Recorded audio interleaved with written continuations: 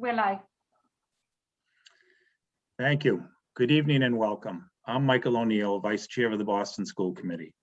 Due to the resignation of Chairperson Alex Alva Davila, and in accordance with our bylaws, I am assuming the duties of acting chairperson. As the first part of tonight's agenda, the school committee will hold an election to select a new chairperson, and we will get to that momentarily. But first, we will begin with the Pledge of Allegiance, and I'll ask all my colleagues to unmute and join me.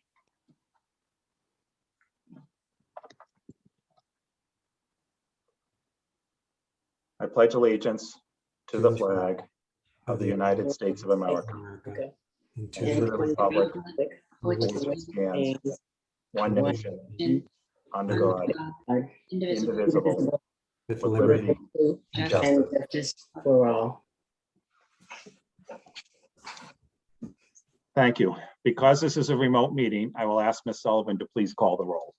Dr. Coleman, Present. Mr. DeArujo, Here. Ms. Lau, Here, I'm present.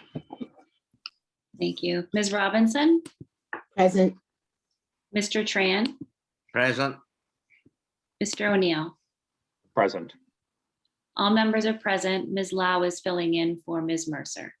Thank you, Ms. Sullivan. And yes, as Ms. Sullivan just said, I would like to welcome our alternate student representative, Tiffany Lau, who is filling in for Zyra Mercer this evening. BSAC, when they elected Ms. Mercer, also elected Ms. Lau and one other as alternates. So we're glad to be able to have a BSAC representative with us this evening. Good evening, Ms. Lau. Welcome, and we're happy to have you here. Tonight's session is being shared live on Zoom. It will be rebroadcast on Boston City TV and posted on the school committee's webpage and on YouTube. For those of you who are joining us on Zoom or at a later date, you may find tonight's meeting documents posted on the committee's webpage, bostonpublicschools.org/school committee, or under the June 16th meeting link. The agenda, presentations, and equity impact statements have been translated in all of the major BPS languages. Any translations that are not ready prior to the start of the meeting will be posted as soon as they are finalized. The committee is pleased to be offering live simultaneous interpretation in Spanish, Haitian Creole, Cabo Verdeano, Cantonese, Mandarin, and Vietnamese, and American Sign Language. After the interpreters finish introducing themselves and providing Zoom instructions, we will activate the interpretation icon, the globe you see at the bottom of your screen. Click the icon once we activate the interpretation icon to select your language preference. Spanish interpreters are Ms. Luz Barrento Longas and Mr. Randolph Dominguez. Would you please introduce yourself and give Zoom instructions in Espanol? Good evening, Chair, and good evening to the rest of the school committee. I will now introduce our interpretation in Spanish. Muy buenas tardes, damas y caballeros. Mi nombre es Randolph Domínguez. Voy a estar trabajando en conjunto con mi colega Luz. Vamos a estar haciendo la interpretación simultánea la noche de hoy. Por favor, para poder accesar el idioma español, deben de buscar en la parte inferior de su pantalla un globo terráqueo. Una vez hayan pulsado el globo terráqueo, van a poder seleccionar allí el idioma español. Aparte de eso, si están utilizando un celular, deben de buscar los 3 puntos en la mano superior derecha de su pantalla y seleccionar allí el idioma español. Estén al tanto de que el símbolo no va a aparecer hasta que no se haya activado el servicio de interpretación. Adelante, Luz. Buenas noches. Good evening. My name is Luz Barreto. I will be your interpreter this evening. Esta noche seré su intérprete de español. Mi nombre es Luz Barreto. Por favor, sigan las instrucciones que ha dado mi compañero Randolph. Gracias. Thank you. Gracias. Haitian Creole interpreters are Mr. Sergio Saint Hilaire and Ms. Nadeg Sully. Would you please give the Zoom instructions in Haitian Creole? Hi, everyone. Good evening. My name is Sergio Saint-Hilaire, Haitian Creole interpreter. C'est un plaisir pour nous avoir après-midi pour nous traduire pour tout ça qu'a fait dans séance ça. Moi pas même seul, moi qui n'a déjà avec moi, m'a pas commencé séance là, m'a fini à 7 heures. À 7 heures au 1 n'a déjà prend et puis l'a fini à 9h30. À 9h30 m'a tourné encore parce que m'a prendre son meeting cap long. Et nous très contents pour nous faire un bon travail pour ni moi ni Nadège et puis nous sommes capables de traduire tout ça qu'on voulait dire. On clique sur globe ou qui en bas écran là, on est capable d'entrer dans la conversation, tout ce que tu as besoin de dire, c'est pour dire. Nous souhaitons, merci beaucoup, bonne écoute.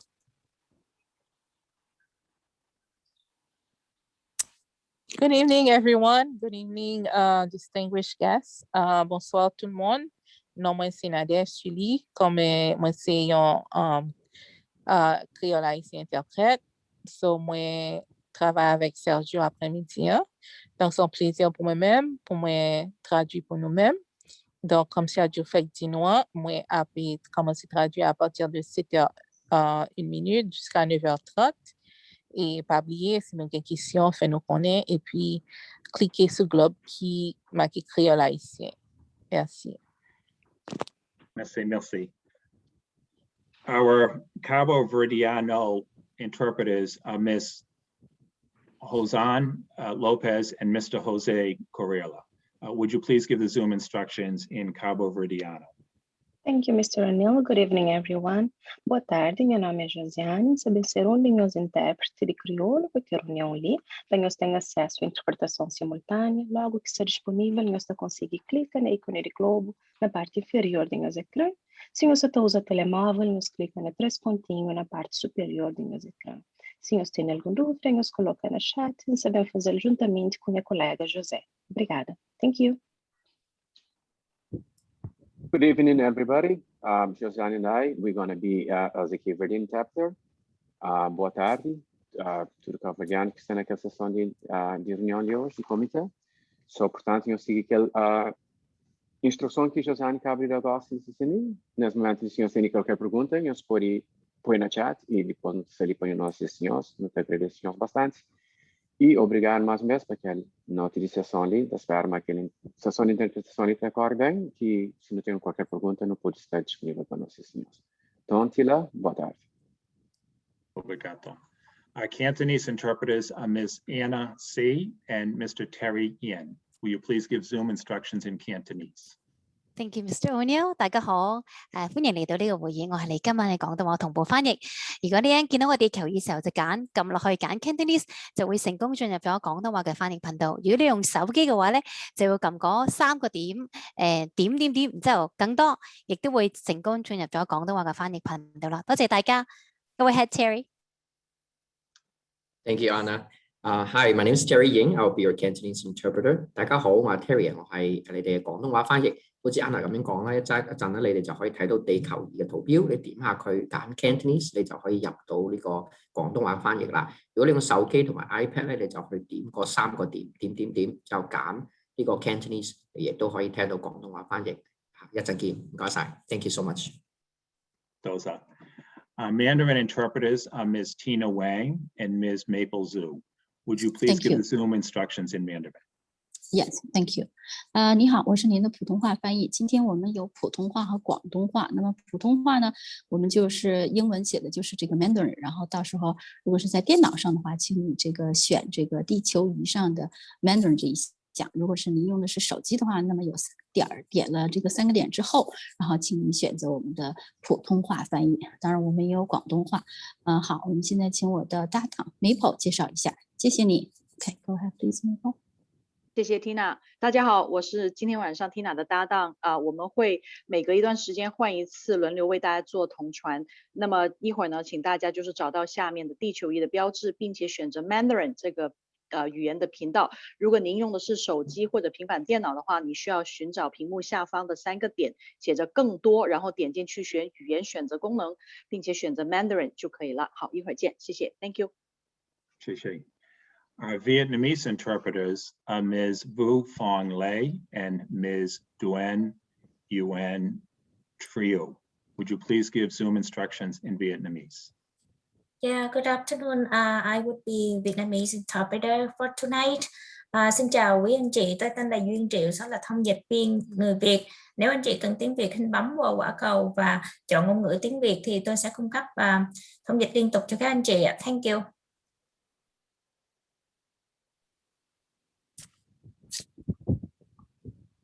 Good evening, everyone. My name is V. I will be your Vietnamese interpreter for tonight. Kính chào quý vị, tôi tên là Vi, tôi sẽ là thông dịch viên của quý vị ngày hôm nay. Xin quý vị nhìn vào màn hình và chọn quả cầu. Khi bấm vào quả cầu thì tìm tiếng Việt để có thể nghe được thông dịch viên nói lại cho quý vị hiểu bằng tiếng Việt. Cảm ơn rất nhiều. Thank you. Cảm ơn bạn. Our American Sign Language interpretation interpreters this evening are Sharon Mendez, Charlotte D. Spinkston, and Andrew Pinkameni. Would you please introduce yourself?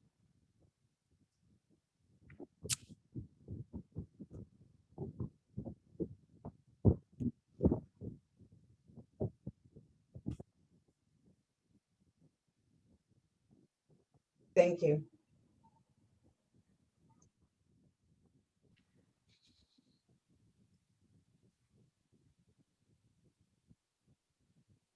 Thank you. We're all set. We're all set? Okay. Thank you all for assisting us this evening. Thank you to all the BPS staff behind the scenes who also provide support for our virtual meetings to run smoothly. We will now activate the interpretation icon at the bottom of your screen. I'd like to remind everybody to speak at a slower pace to assist our interpreters. Thank you to everyone who signed up for public comment. Sign up for both public comment periods closed today at 4:30. Please make sure you are signed on to Zoom under the same name you used to sign up for public comment. You may use the Zoom tools to rename yourself so the committee staff will be able to recognize you when it comes time to call on you. Thank you for your cooperation. As I said at the outset, welcome to this meeting of the Boston School Committee. This is the first meeting of the Boston School Committee since two of our colleagues, Ms. Oliver Davila and Dr. Rivera, stepped down last week. According to our bylaws, as vice chair, I have been serving as interim chair until we elect a new chair, which we will get to momentarily. But before we begin the business of this evening, it is important that we pause to acknowledge this difficult moment for Boston Public Schools and the breach of trust that members of our community feel. It is clear that the events of the past week set back our efforts to cultivate trust with our families and our work to advance opportunities for all of our students.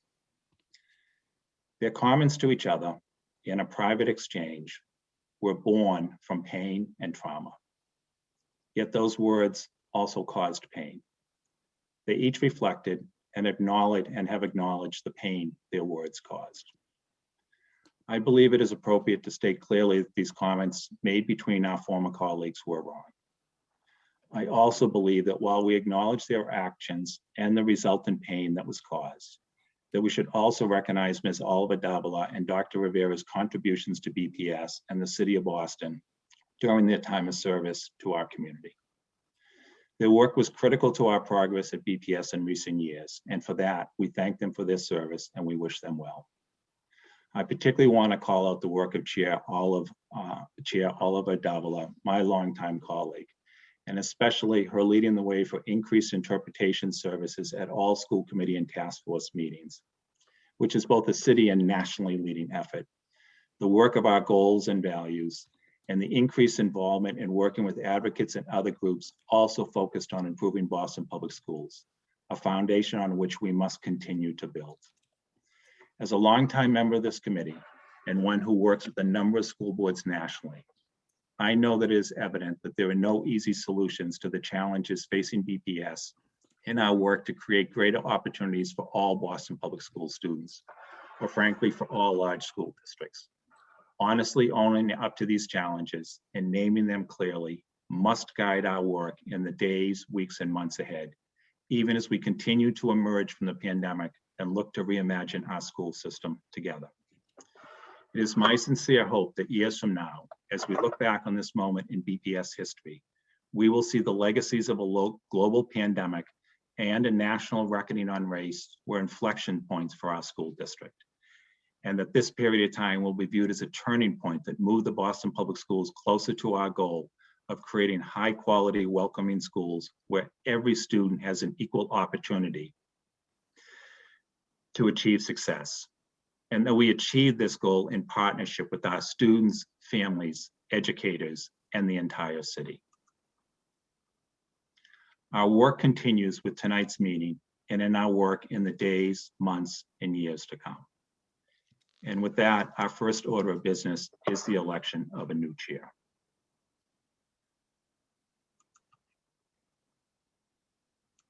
Excuse me for 1 second. At this time, I would like to issue a call for nominations for chairperson.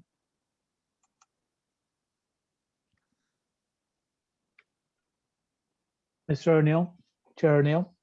Yes, Dr. Coleman.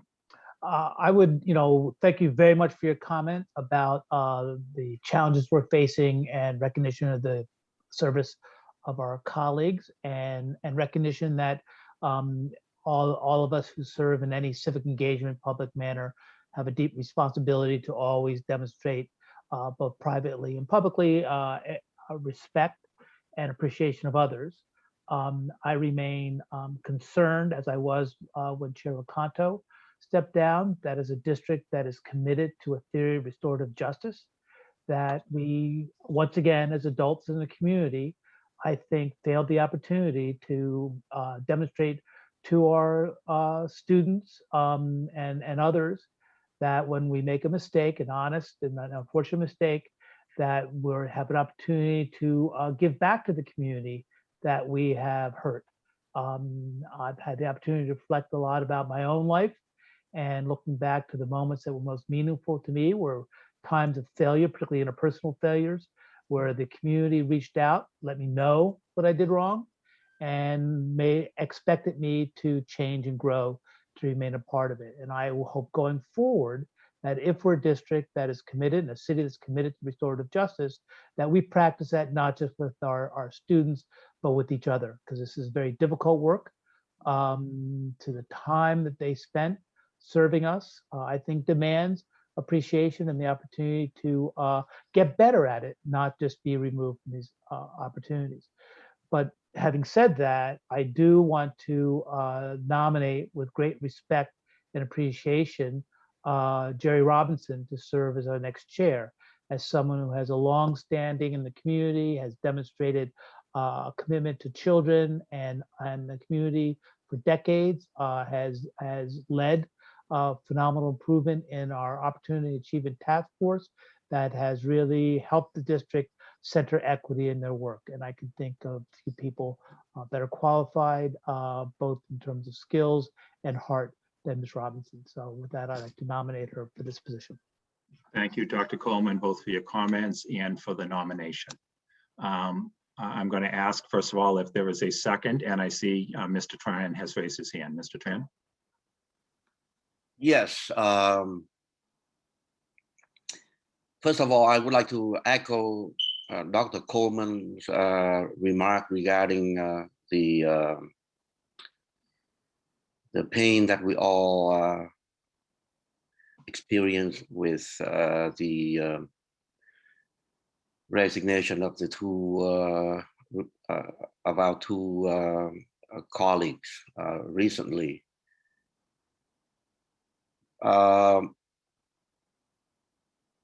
I, for one, was very, very disturbed and distressed by their decision to step down as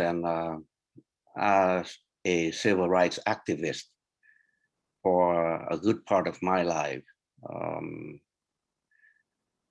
I believe that, and I continue to believe that no one in America, no one in the world has not at least once or maybe several times in their lifetimes made comments that are deemed to be derogatory to other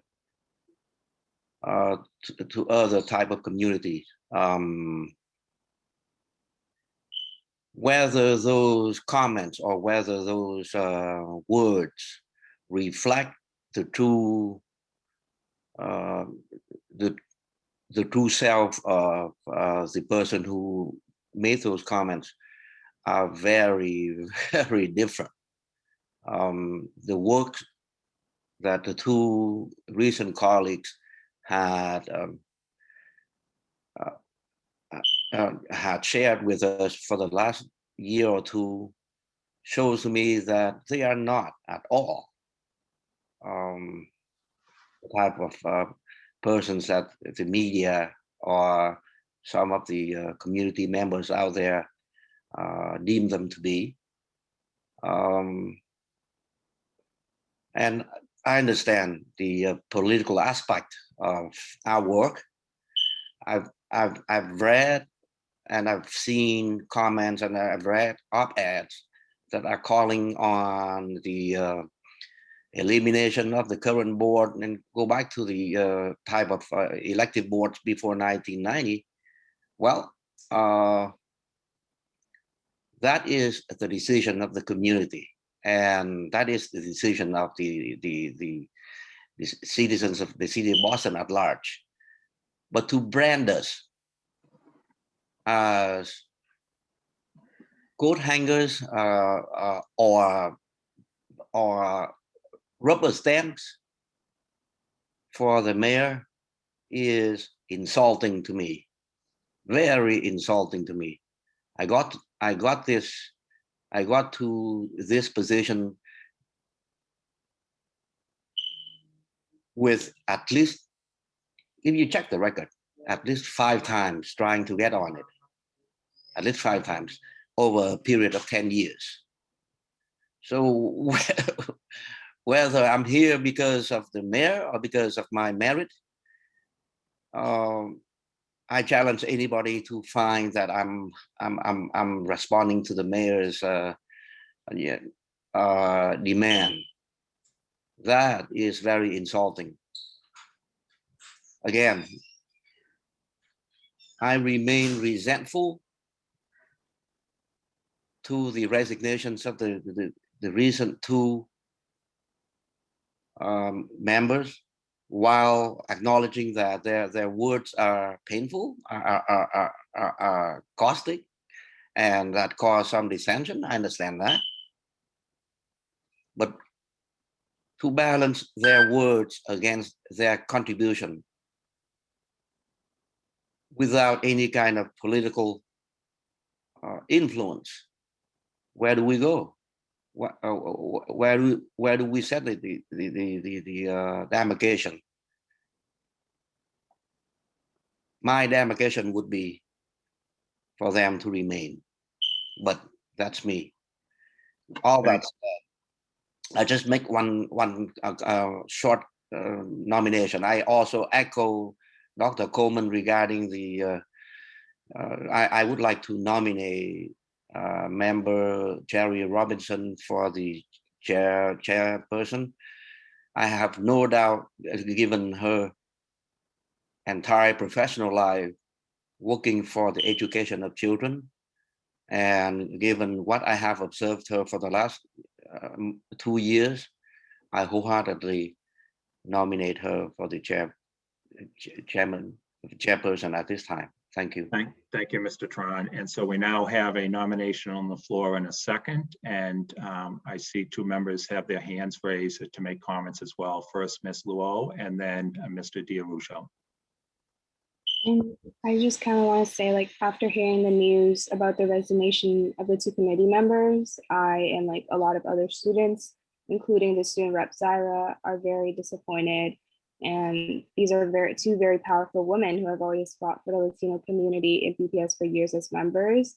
I've had people reach out to me from all over Massachusetts and even someone in Rhode Island with these news and tell me how disappointed they are in the article and like the choice to resign, because they feel as if it is very important to have that representation in our school committee.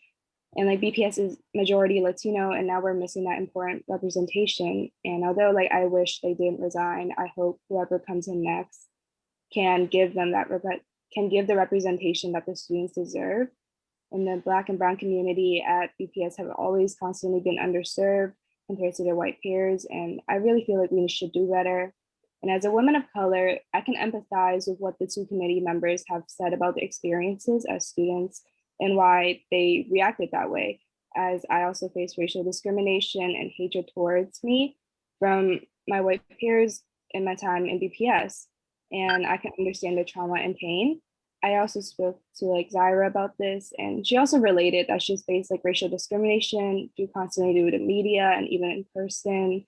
And this isn't just an issue that should just end with the resignation of these two amazing women, but like the conversation should continue on to address the ongoing racism that our students face. And I hope whoever may become the chair next can help with that and continue that on. Well, thank you very much for your comments. I want to quickly say that we were appointed to this position by the mayor after going through a citizens advisory panel. And I do know Interim Mayor Janey has publicly indicated her strong wish to make sure representatives from the Latinx community are part of this committee. It is a very important constituency to Boston Public Schools, obviously, as you point out. And she has asked the citizens nominating panel that sends her finalist candidates to please take that consideration into effect in candidates as they consider candidates for her consideration. And she has made it very clear that that is important to her as well, as it is to all of these members. And so thank you for your comments. Mr. D'Araujo. Thank you, Mr. Chair, and thank you to my colleagues as well for all the comments, especially Dr. Coleman talking about restorative justice, something I very deeply believe in for our colleagues who have resigned. I'm here, because of my predecessor resigning as the fruits of that meeting last year. And I want to just reflect briefly on, I think folks have talked about the restorative piece, and which I deeply believe in, but I also want to talk about just my role as a school committee member and how I view it. I have an ethical and legal obligation to treat every resident of Boston fairly, with impartiality and equally. As we know, under our federal and state constitutions, under the state law that created our school committee, every resident is entitled to a quality education from Boston Public Schools. Whatever your social status, your income, your living situation, your background, you're entitled to our services. And I know that those recent events have really called that fairness, that impartiality into question. And just to share, when a BPS issue comes before me, my first response is, what should a school committee member do with this information? Not what an activist should do, although I'm an activist in the community health space and the Latino immigration space.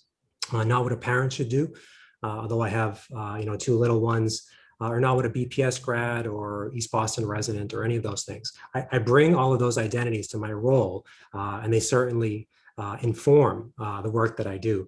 But I start with my government function, with my ethical and legal duties, and I act within the parameters of that role, and that is fairness, impartiality, equality.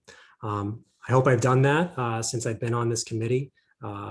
Since February, I've seen that in my colleagues who are here, my colleagues who have resigned.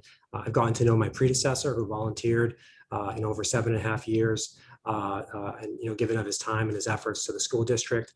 So I want to be part of this effort, especially I'll triple the nomination for our new chair to really build back the trust, build back the confidence. It's not something that happens, as our chair O'Neill said, it doesn't happen overnight. It's meeting to meeting, it's day to day, it's in the work that we do, and it's important work, and I'm excited to get on with it. So thanks. Thank you, Mr. D'Araujo, and I thank each of my colleagues for their comment. It is a commitment we all share, as did our predecessors, and this is hard work that we are doing. And as Dr. Coleman said, we are public service, and we are doing the best we can. We can all always do better. And we are working hard at it every single day, and we want to continue to build the trust with the communities that we serve. And we know that is proven by actions and improvement in the district over time. We have a nomination on the floor, and we have a second and actually a third. Are there any more nominations for the position of chairperson? Hearing none, I would like to close out the nominations for chairperson. Is there a motion to close out the nominations for chairperson? So moved. Thank you, Dr. Coleman. Is there a second? Second. Thank you, Mr. Tran.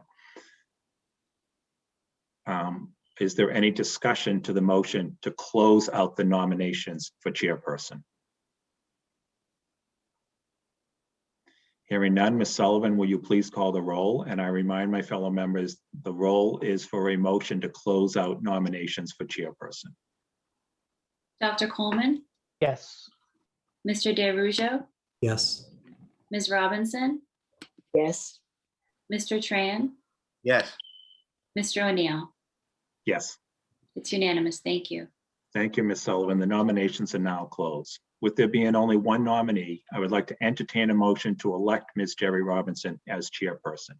Is there a motion? So moved. Thank you, Dr. Coleman. Is there a second? Second. Thank you, Mr. Tran. Is there any discussion to the motion?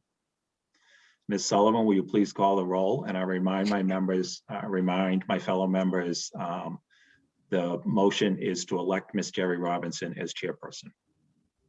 Dr. Coleman, Yes. Mr. DeRujo, Yes. Ms. Robinson, Yes. Mr. Tran, Yes. Mr. O'Neill. Yes. It's unanimous. Congratulations, Ms. Robinson. Congratulations, Ms. Robinson, and may I say it has been an honor to work with you over these years. You are a lifelong Bostonian. You are a graduate of the Boston Public Schools, which is also something that we share. You are a lifelong educator. You are an acknowledged expert in this city, in particular in early education. And as a fellow resource to all of your members, we always turn to you for your advice and counsel on these matters. As you are now chair, I now revert to my role that was elected by members in January to be vice chair, and I am honored to work with you and serve with you in that capacity. And with that, I now am delighted to hand it over to our new chair, Ms. Jerry Robinson. You do look relieved, Mr. O'Neill. I am really happy that we are going to benefit from the leadership of Ms. Robinson. Thank you. Chair Robinson. All righty. Thank you. Thank you, Vice Chair and fellow members of the school committee. It is with great humility that I accept this position. Like many of you, I am saddened by the resignations of both Alex Oliver Davila and Dr. Lorna Rivera. These two women have been and remain extraordinary educators and community advocates, committed to obtaining the best educational opportunities and experiences for all of Boston's children. I am sorry for the circumstances that led to their leaving the committee, and I want to wish them well and thank them for the years of service and leadership they brought to this work. I also acknowledge that the remarks caused pain for members of our community. This is a particularly sad moment for our Latinx community to lose the two Latinx voices at such a critical moment in the work of this committee. Mayor Janey has prioritized the recruitment of Latinx members for the school committee to ensure that the largest number of our students is well represented on this committee, and we look forward to welcoming new members to this work. The work on this committee is at once incredibly difficult and critically important. Ensuring a positive, high quality of life, well-being, and education of all of our children is one of the most important responsibilities of our city and of this school committee. While polls and surveys taken by the district over the past years show strong support and advocacy for our children, we also see division about how people view BPS and how we should approach this critical work, reflecting the deep divisions on so many issues across our nation. This makes our work extremely difficult, especially as we strive to welcome people and voices that have not felt seen or heard. We have heard loud and clear that there is little trust in the school committee. With the support of all of the committee members, I want to state with conviction that we are committed to regaining your trust. Your voices, dreams, and desired outcomes are important to all of us. I promise that this committee is listening and will work to build consensus and meet to the best of our ability the needs of all. Yes, all of our students and families are equally important, and what you say is important. Just as we are committed to becoming an anti-racist school district, we must also recommit to our work to become an anti-racist school committee. We look forward to learning about and participating in the real training that is being offered by the city as part of our work, and to listening more deeply to the wisdom that lies within our community. As Mayor Janey has said, we must begin a new chapter of equity, opportunity, and accountability for the leadership of BPS. After this difficult moment in an already difficult year, I am committed to learning from the lessons of the past so that we can move the school committee forward. Thank you. So now we'll move on to tonight's business. We had hoped to begin tonight with the presentation of citations to our student leaders from the Boston Student Advisory Council, also known as BSAC, and the Superintendent's Youth Cabinet. Unfortunately, the timing didn't work for many of our students who are juggling multiple obligations as we close out the school year. The superintendent and I will work with the students to find another time to recognize their contributions. These students have proven themselves to be true leaders and powerful advocates. We are so proud of them. To those who are graduating, we know that you will go on to do great things for the Boston community. We are going to put their names on the screen now. So each student will receive a citation such as this, which reads, the Boston School Committee extends its appreciation to Sam Drazen, Boston Latin Academy, for providing a strong, consistent voice for his fellow students in the Boston Public Schools. The chairperson and members of the school committee of the City of Boston join with the superintendent of schools in extending their appreciation to Mr. Drazen for influencing and assisting students to effectively form, evaluate, and understand the district policies that impact their daily lives, and wish him continued success in all future endeavors. June 16th, 2021. Congratulations to all of you. Superintendent, would you like to say a few words? I would just like to say how proud I am of all of the youth cabinet and our BSAC members, and also the incredible work that they've done this past year, particularly to be courageous in the work that they've done to share with us the allegations and bring those forward. I want to thank them for their patience and their grace as we did our investigations, and also their willingness to work with us to reestablish BSAC. And so they're all amazing. Some of the seniors I was able to give diplomas to and big hugs, and I'm just so very proud of them. And thank you for giving me a moment to just say that. I can't wait to do it in person. Thank you. Before we move on, we'd like to congratulate this year's valedictorians. The committee traditionally holds a luncheon to celebrate our valedictorians, which we were not able to do this year because of the pandemic. Fortunately, thanks to the generosity of our loyal sponsors, the committee was able to raise funds to provide each valedictorian with a $400 Amazon gift card to help with any expenses they may need as they make that transition to college. Special thanks to the Shaw Family Foundation and our higher education partners for supporting our top students. The BPS communications team has put together a wonderful video showcasing a few of this year's valedictorians. I encourage everyone to take a look at bostonpublicsschools.org/graduations. Congratulations to the class of 2021. We'll now move on to the approval of minutes of the May 26, 2021 school committee meeting. At this time, I would like to entertain a motion to approve the minutes as presented.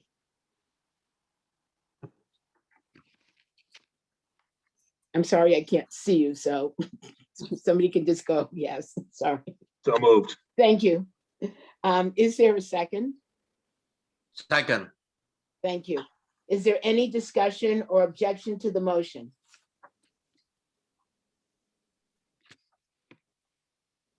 Hearing none. Ms. Sullivan, will you please call the roll? Dr. Coleman, Yes. Mr. DeRusso, Yes. Mr. Tran, Yes. Mr. O'Neill, Yes. Ms. Robinson. Yes. The minutes are approved unanimously. Thank you, Ms. Sullivan. We will move on to the superintendent's report. I present to you our superintendent, Dr. Brenda Cassellius.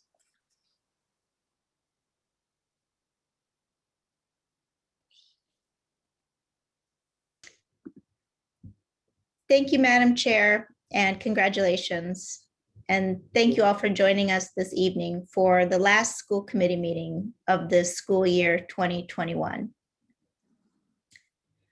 As you all have said, this has been a painful few weeks for Boston Public Schools, on top of what's really been a really difficult and challenging and painful year for so many, in which racial reckoning and urgent calls for justice were at the center of a lot of discussion and at the center of many of our decisions.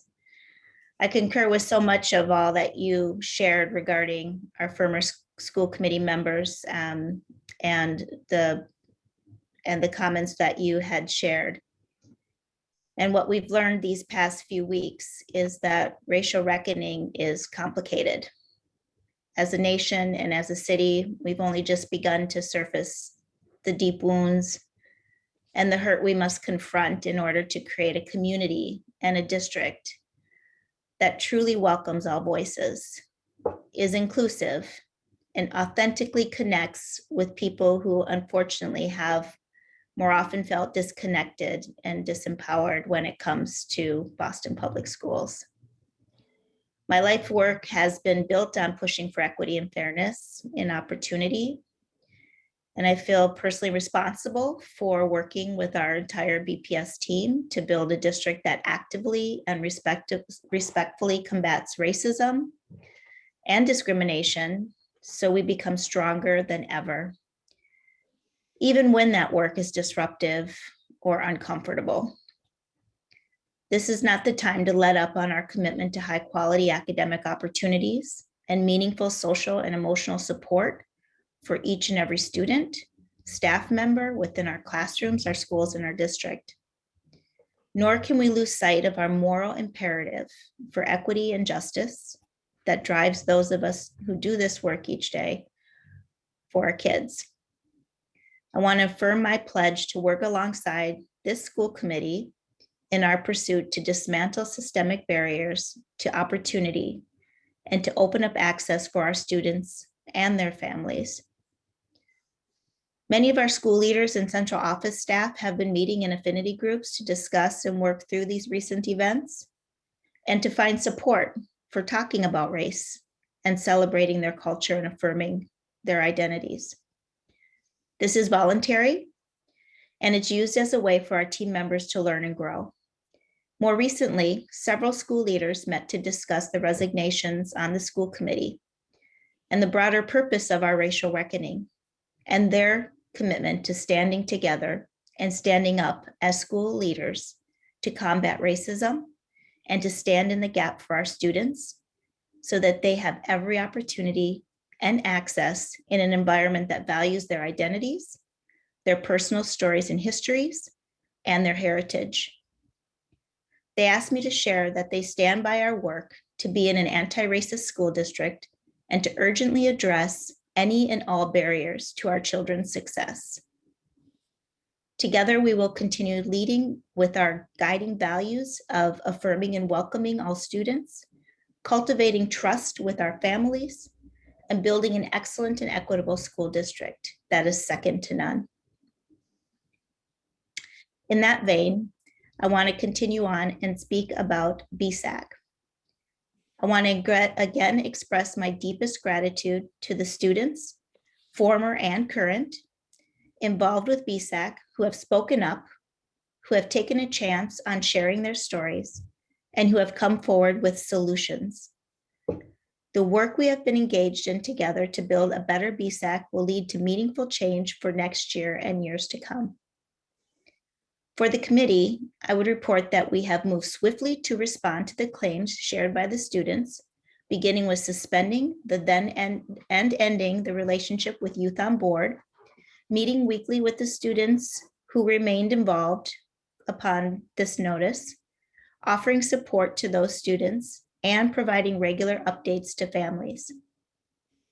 I have directed that any use of reference to RC be fully discontinued, and we have instructed that all counseling provided by our schools or our partners be only offered by licensed professionals.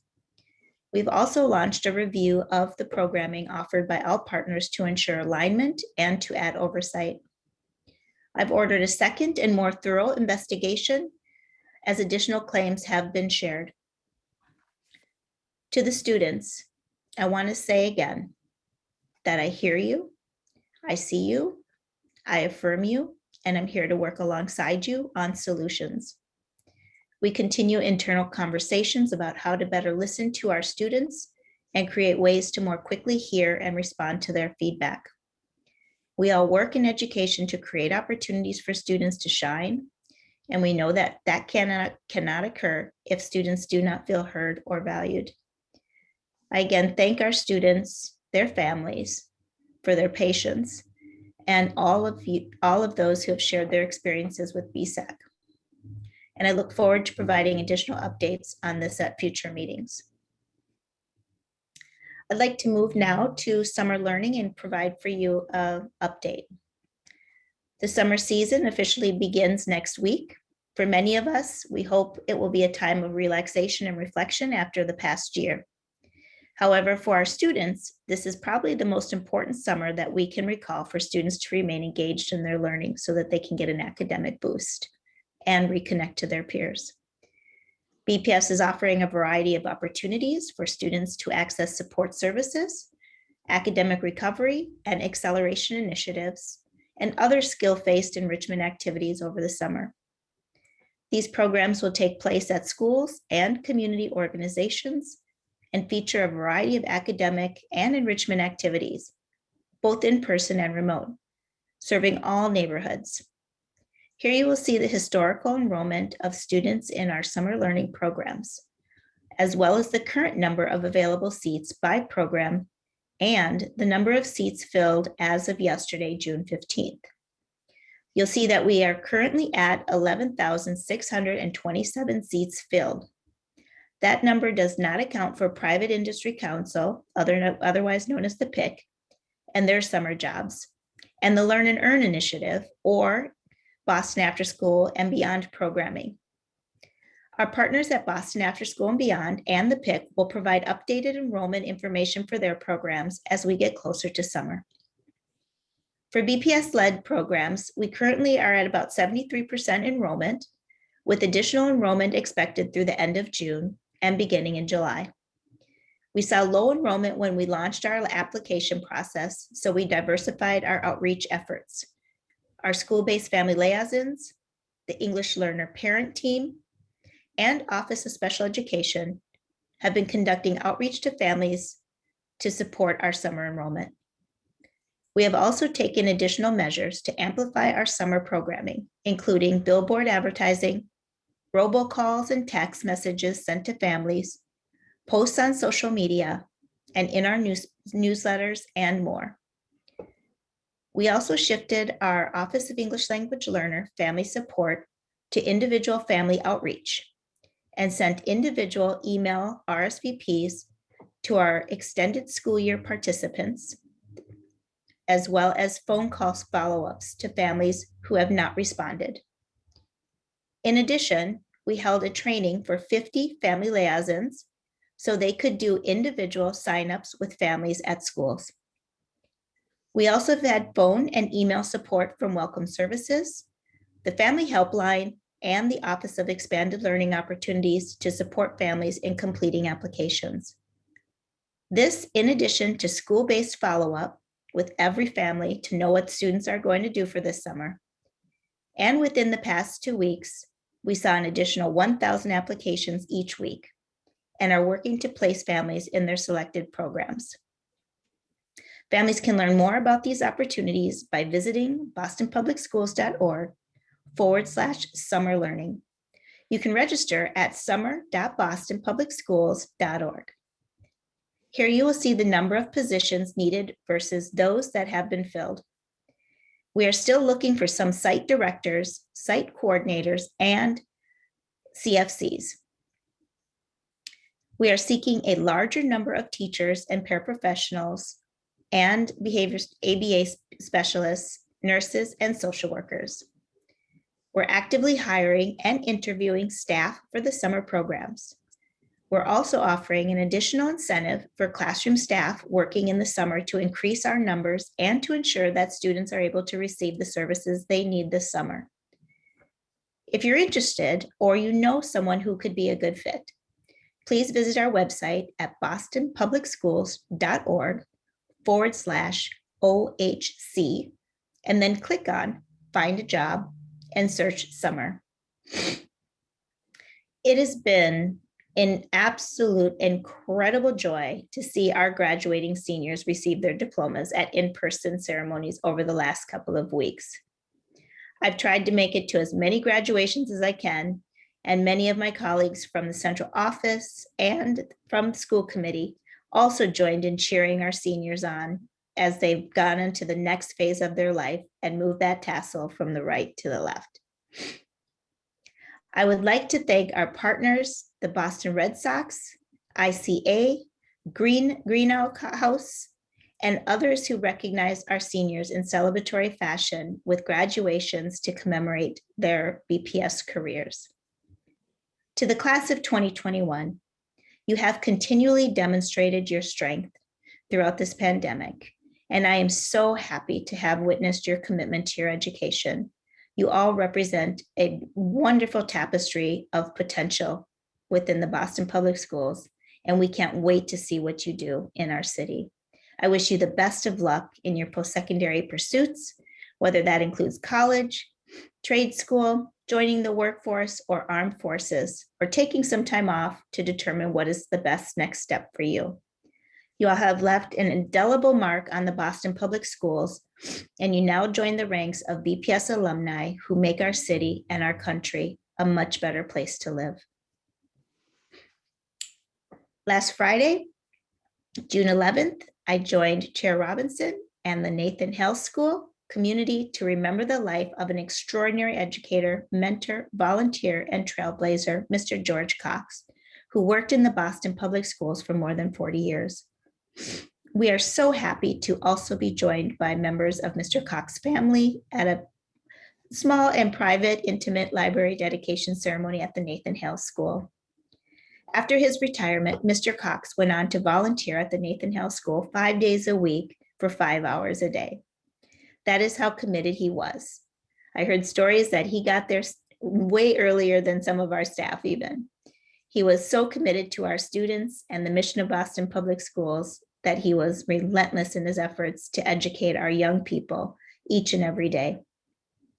Although his passing occurred more than a year ago now, his loss continues to reverberate throughout our community. We miss him daily, but his memory will live on forever etched in our hearts. The Hale School celebrated his life by naming and dedicating their library in his honor. My hope is that the library will house as many amazing memories as Mr. Cox created in his lifetime for all of us. We will continue to memorialize his indelible legacy and contribution to our BPS children and educators, the city of Boston, and the many lives he touched in Boston Public Schools with the dedication of this library. Yesterday, I joined Mayor Janey and many members of the BPS community and the Chinatown community for a groundbreaking event to celebrate the start of construction for our brand new Josiah Quincy Upper School building in Chinatown. It was wonderful to be at such a boisterous in-person event, joined by so many of our wonderful students, both from the Josiah Quincy Upper and Elementary schools. The students at the Josiah Quincy Upper School and all Boston Public Schools deserve access to 21st century learning environments that will foster their intellect and their talents. The new JQUS building will further support our high school redesign work to increase rigor, close opportunity gaps, and advance equitable learning experiences for all our students from preschool to career. The Quincy School will participate in the International Baccalaureate Program, which provides an English biliteracy curriculum and inclusive programming for our students who speak multiple languages. Many of our students who attend the Quincy are of Asian descent and are bilingual. I am so excited for the members of the Chinatown community who have advocated for many years for this beautiful new facility. This facility is a beacon of healing and hope for the community. I hope and look forward to seeing this project grow, and I can't wait for the grand opening celebration in just a few years. I want to just mention a few wellness awards. On June 2nd, BPS held its 14th annual Wellness Summit hosted by the Office of Health and Wellness. A highlight of the summit is a special award ceremony to honor schools' excellence in school wellness. The awards celebrate innovative, collaborative, and shared leadership approaches to create sustainable, healthy, whole school environments that advance students' healthy development and readiness to learn. I was pleased to be able to attend the event and honor 9 schools with an Excellence in School Wellness Award. These schools demonstrated a laser focus on uplifting and supporting school wellness in various areas of policy. Congratulations to these schools and thank you for your work this year. We also awarded 5 schools with a certificate of recognition. Individual awards recognize the varied work that occurs throughout the district to support the district wellness policy. The awards recognize schools that found creative ways to adapt to the challenge of this year and to attend to the health and well-being of students, staff, and families. We also celebrated the Food and Nutrition Services super sites for their outstanding work during this school year. The Food and Nutrition Services staff at these schools distributed over 6 million meals. They went above and beyond their usual duties to ensure that students and families received the nourishment they needed throughout the year-long public health crisis. Congratulations to all these schools for your work this year. Thank you for your caring and your dedication to our children and their families. And thanks to our Office of Health and Wellness for honoring these schools. We will receive an update from the Office of Health and Wellness during our next meeting. I'm going to switch now to just give you a brief update on our ESSER Commission and our ESSER work within the broader community. As we continue to engage our community to discuss our incoming federal relief funding, we've met with parent groups, students, school leaders, families, and various partner organizations to discuss how to approach this once-in-a-lifetime opportunity. We've held multiple community meetings, including one last night, and we'll host a few more on June 23rd, June 29th, and July 6th, leading up to our 30-day public review and comment period.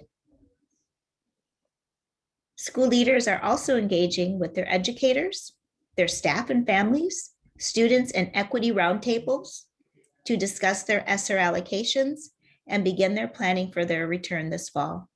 A strong recovery for students and also reimagining our more equitable and excellent programming at their schools.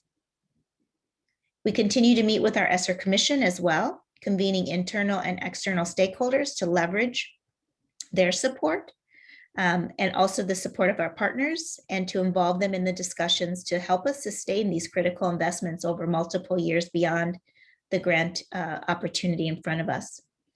We're excited for this historic opportunity, and my team and I are committed to ensuring the federal funding is leveraged in such a way that directly supports our students and our educators, also provides improvements in our facilities, and provides direct support for mental health and wellness for students and our adults in our community, and then the professional development and support for our school teams. Information on our upcoming community meetings and our commission meetings is available at bostonpublicschools.org/federal relief funds 21. Just have a few updates for you, brief updates.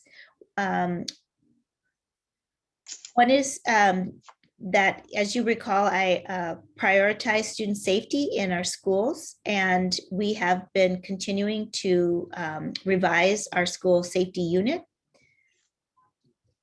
We also are, we took some work and worked with our information sharing policy to ensure we limit the types of reports that were written and how they were shared. We hired Chief Coakley Grice as our new Chief Safety Services Chief. And this committee and my team have been engaged with this work, and I've been updating you on our reforms to our school safety division. Recently, Governor Baker signed legislation in January, and the state released guidelines in late March, and we've worked with our city partners and state and local agencies that have been impacted by the changes of these new laws. We continue to communicate with our BPS stakeholders, as well as community partners, on strategies to redefine the role of our school safety officers. I really want to commend all of our officers for their commitment to our students and schools. Many of them are graduates of our schools and have dedicated their careers to their work. They are mentors to our students, coach sports teams, and contribute in many ways to school communities. With the new legislation taking effect on July 1, Deputy Superintendent DePina and Chief Coakley Grice have been working with our officers and their union on a transition plan to ensure we are able to keep our team in place as a resource in schools while in compliance with the new state law. I will present an update on this at the meeting on June 30th, but wanted to note today that the partnership to enact this law in a way that represents the important role of our school safety team in a respectful manner remains a top priority for me and my team. I'd also like to provide a critical update to you and the public on our learning model options for next school year. BPS remains focused on bringing the current school year to a close and launching a successful summer of learning, enrichment, and engagement. But at the same time, we're also simultaneously planning for the 21-22 school year. The current planning includes a return to full-time in-person learning for all students and staff, with the plan of bringing back our students in grades 1 through 12 on Thursday, September 9, and students in pre-K and kindergarten on Monday, September 13th. On May 27th, the Massachusetts Department of Elementary and Secondary Education, otherwise known as DESE, issued the following update on COVID-19 guidance for fall 2021 school reopening. It stated, for the fall, all districts and schools will be required to be in person, full-time, 5 days a week, and all DESE health and safety requirements will be lifted. This includes all physical distancing requirements. We will collaborate with the Department of Public Health to issue any additional health and safety recommendations over the summer. Given that federal, state, and city guidance continue to evolve, it is too early to definitively confirm the health and safety measures that will be in place around mask wearing and COVID-19 testing this fall. But for now, the goal is to work with our families, educators, and school leaders to ensure we're ready for the new school year in September of 2021. Boston Public Schools submitted a letter of interest to the Department of Elementary and Secondary Education to pursue an option for virtual school after reviewing feedback from a family survey where there was some interest expressed. Given the short nature of the timeline that was set by the state and the need to focus on this school year and the next one, BPS is going to take additional time to determine next steps in pursuing a virtual option for students. We want to take the time to fully develop a proposal with our students, families, and educators and work on those next steps. In the meantime, we will communicate with families to review feedback on the request for a virtual school option for the fall. Finally, as mentioned, this is our final school committee meeting of the school year. It has been one of, if not the most challenging year in many of our professional careers and personal lives. I mentioned in my check-in with staff on Monday that I'm in awe of all that we've accomplished this year. The communications team put together a year in review video that I'd like to show you now to close out my report. And Xavier, can you play the video?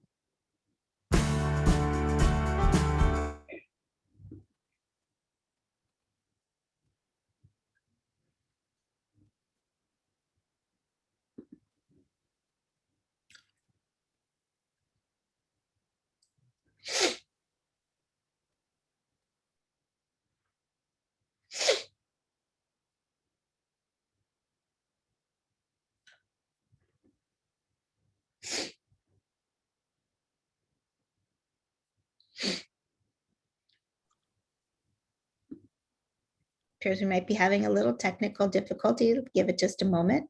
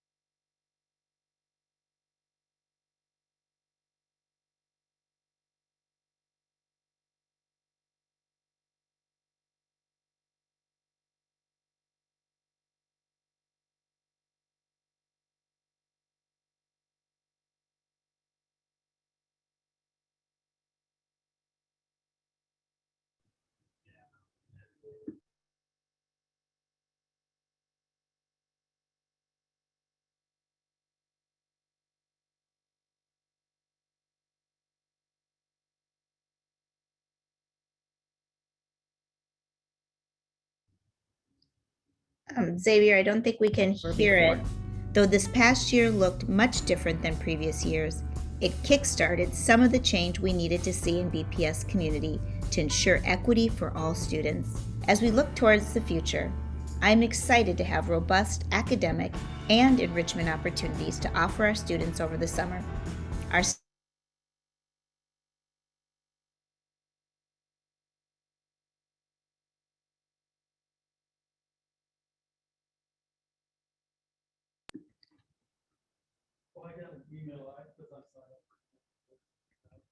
I don't know, maybe we can come back to it, do we think? And, oh, I think you have to go to the start now. It kickstarted some of the change we needed to see in BPS community to ensure equity for all students. As we look towards the future, I'm excited to have robust academic and enrichment opportunities to offer our students over the summer. Our staff will work with students to ensure they are prepared to return to school in the fall. Additionally, we'll spend the summer developing rigorous curriculum and providing our educators with professional development to ensure their readiness for the fall. As we reflect on some of the many accomplishments of the BPS community over this past year and look ahead to what the next year holds for us, we must continue to remember the strength of our community. There is so much hope for the future, and I cannot wait to see what we accomplish together next year.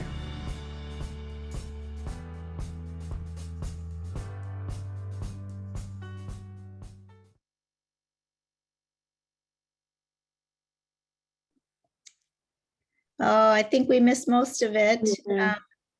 we'll have to make sure that we send that around to you all and post it on our website for everybody to see. I want to thank our communications team for putting that together. It is quite inspiring. It's only 2 minutes.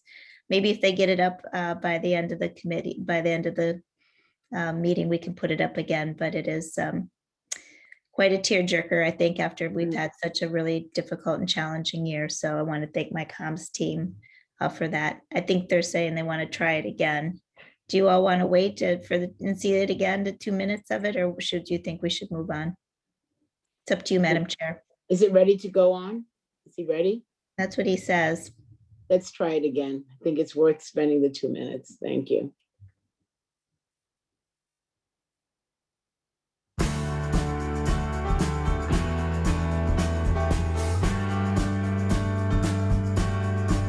Every child who attends Boston Public Schools deserves an excellent education and equitable access to opportunities that will help them learn and thrive. In the midst of unprecedented challenges from this past school year, our commitment to our students and families never wavered. The entire Boston Public Schools community met the challenges of the past year with tremendous patience, flexibility, and grace. Even when responding to a crisis, we kept our priorities in focus and kept students at the forefront of every decision we made. Whether it was providing more than 6 million meals to students, creating new ways to help students learn, or providing 55,000 Chromebooks to our students to ensure they were technologically prepared, the past year has provided a runway for continued progress and transformation for BPS and demonstrated the adaptability, innovation, and resilience of our community. The professionals in our schools and central office know that the work they do can change the trajectory of a student's life, laying the foundation not only for a better future for our students, but for our entire city. Our students are incredibly gifted, and our work to help them reach their potential is just beginning as we continue to ensure that every student in every classroom has the opportunity to achieve their dreams. Most recently, BPS celebrated its highest graduation rate on record at 75.4% in 2020. Additionally, BPS extended more invitations to exam schools to historically underrepresented and disadvantaged students than ever before. Though this past year looked much different than previous years, it kickstarted some of the change we needed to see in BPS community to ensure equity for all students. As we look towards the future, I'm excited to have robust academic and enrichment opportunities to offer our students over the summer. Our staff will work with students to ensure they are prepared to return to school in the fall. Additionally, we'll spend the summer developing rigorous curriculum and providing our educators with professional development to ensure their readiness for the fall. As we reflect on some of the many accomplishments of the BPS community over this past year and look ahead to what the next year holds for us, we must continue to remember the strength of our community. There is so much hope for the future, and I cannot wait to see what we accomplish together next year.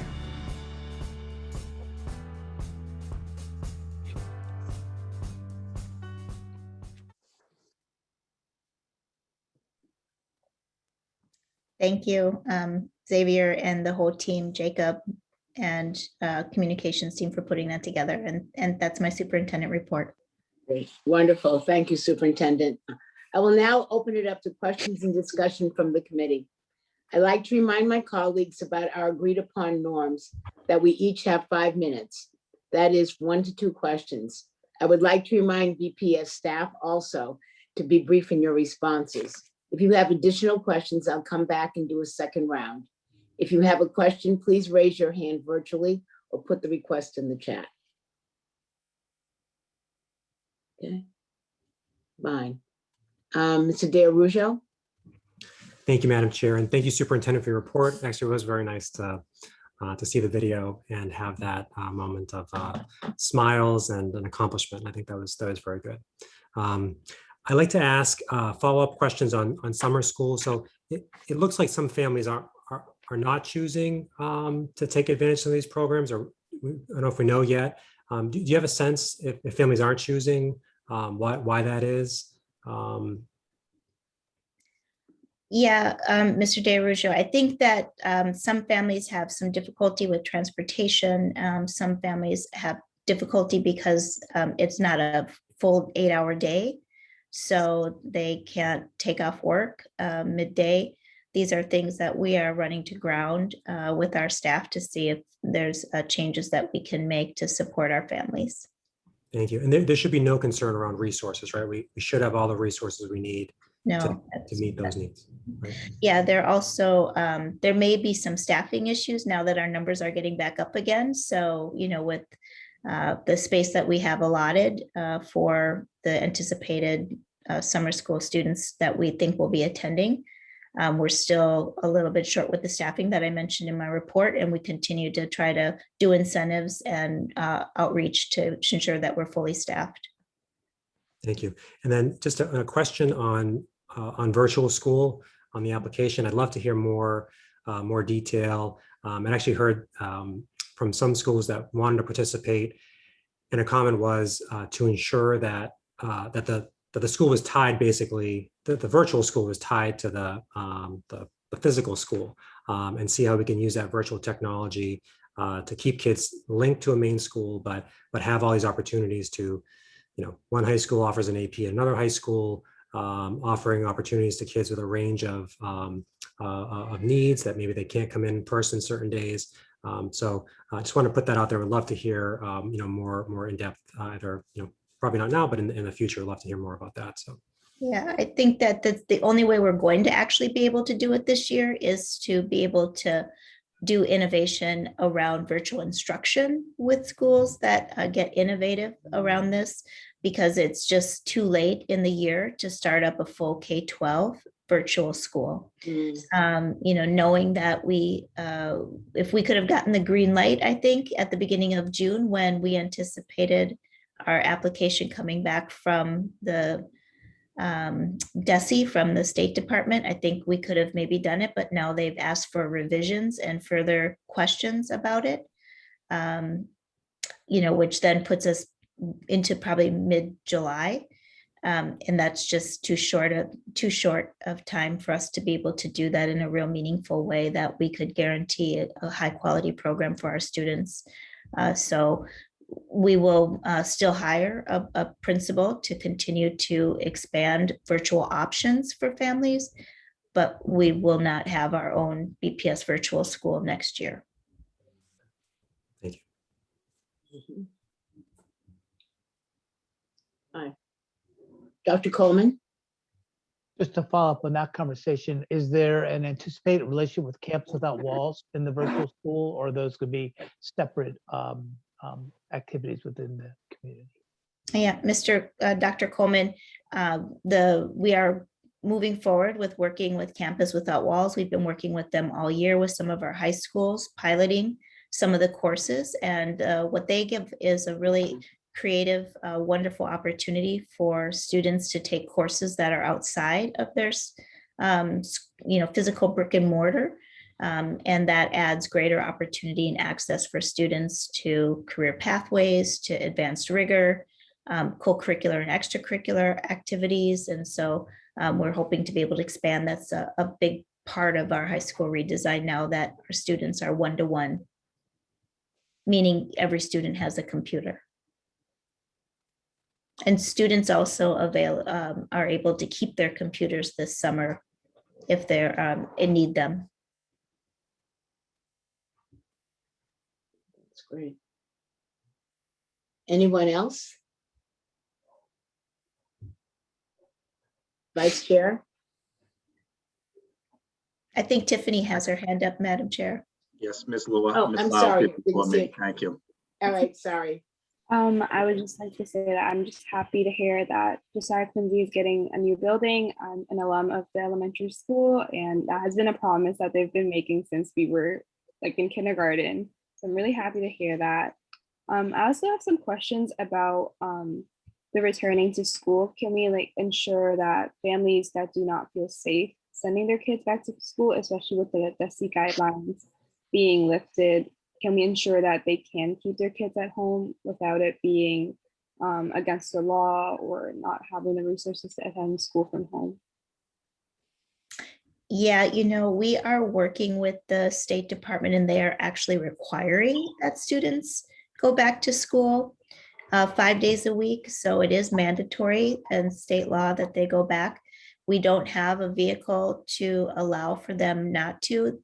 And I don't anticipate that will change unless there's some change in the health index of the community around COVID or any new variants. So right now there are no options other than going back to school. We will work with some school leaders around what Mr. De Arugio was talking about in really small, limited cases where there is comorbidities or health problems for the students or their families, where they would then have virtual instruction. But we're working through that now, and we'll have to bring back more information to families on that option if we're able to get that up and ready to go by then. I have some concerns about classroom space because I attend a school where each classroom has around 30 kids in a very small room. So I was wondering, with the return to school, is there a possibility of using other facilities to ensure that kids are not extremely close and that they can have enough space without feeling unsafe due to COVID? Those are really good questions. We will follow the guidance of the state and our Boston Health Commission, which has now lifted all restrictions of occupancy in the classrooms and no social distancing. We are well below 1% positivity now in the city of Boston. So we anticipate that it will be safe for students to be able to come back to the classroom. And so we're going to go back to our usual capacities because that's what we're being told by health professionals. It is safe to go back. What you're bringing up is maybe making sure that students understand the health index currently, and that we do more information sharing with students prior to coming back to school so they can feel comfortable. So that's a good point. Yeah, that's helpful. Yeah. Maybe the students can help with that. I'm sorry, I'm sniffling. I've got a little cold. Okay, all right. Mr. O'Neill. Thank you, Madam Chair. And Superintendent, thank you for your report. I just have a couple of quick comments. One is, thank you for your statement about the BSAC students, both the current leadership and those who chose not to remain, but all of them together had the courage to come forward and share concerns about practices, and you cannot correct what you don't know about, and their courage in coming forward and sharing in that is admirable. And I extend that both to the current leadership of BSAC, current membership of BSAC, as well as those who chose not to stay. And I thank all of them for their courage in doing that. And also thank the students who are working to revitalize BSAC. And I did have the opportunity to join a number of them as they're working on their new bylaws, since I've done a bit of work on governance and was able to talk through with them some ideas and appreciate the effort they're bringing to that. Second, speaking of working on governance, I do note that the Council of Great City Schools has put out guidance on the federal funding and items for district to consider. I know that you have shared it with your team. We have shared it with school committee, and I believe it has been shared with the ESSA Commission. And anyone in the city who is interested in that guidance, you can find it at CGCS, which is Council of Great City Schools.org. And this is guidance for all school districts. It's a 120-page document. It was done by a task force of national leaders. Superintendent had input into it as well, as did I. And this is advice for school boards, for superintendents, for senior leaders, and it breaks it down by all the individual categories to consider. It is advice on items to avoid, but also questions to ask. And I think will guide some of the discussions that we have later as the commission grinds up their recommendations to you, and you work to provide recommendations to the school committee. I did also, I was so excited to be able to see you in person several times this past week, as I was at a quarter of the graduations you were at, or even less, but delighted to spend time with you, and I'm particularly delighted to spend time at the graduations. And I have to speak to him for a moment, because two things struck me. One, how school leaders and students shared how they survived the pandemic, and including how many of our students were working 1, 2, 3 jobs, and to help their families survive the pandemic. And so the enormous strain that this has put on our students, many of whom were doing their classes at night, watching tapes of classes, that type of thing, to still move forward with their education and to ultimately graduate, and to really understand, in the firsthand stories, the impact to them, to their families who became teachers as well, and to our teachers who were also helping their families as they were remote teaching their students as well. So enormous thanks to all involved in the district, and that really comes clear in the graduations. And I particularly have to call out the BINCA graduation, the Boston International High School graduation. Every year, and I try to attend that one quite often, and every year they give an award to a student who they think exemplifies perseverance. And this year they gave that award to every single one of their graduating students, which, by the way, was the largest graduating class in the history of BINCA, I believe.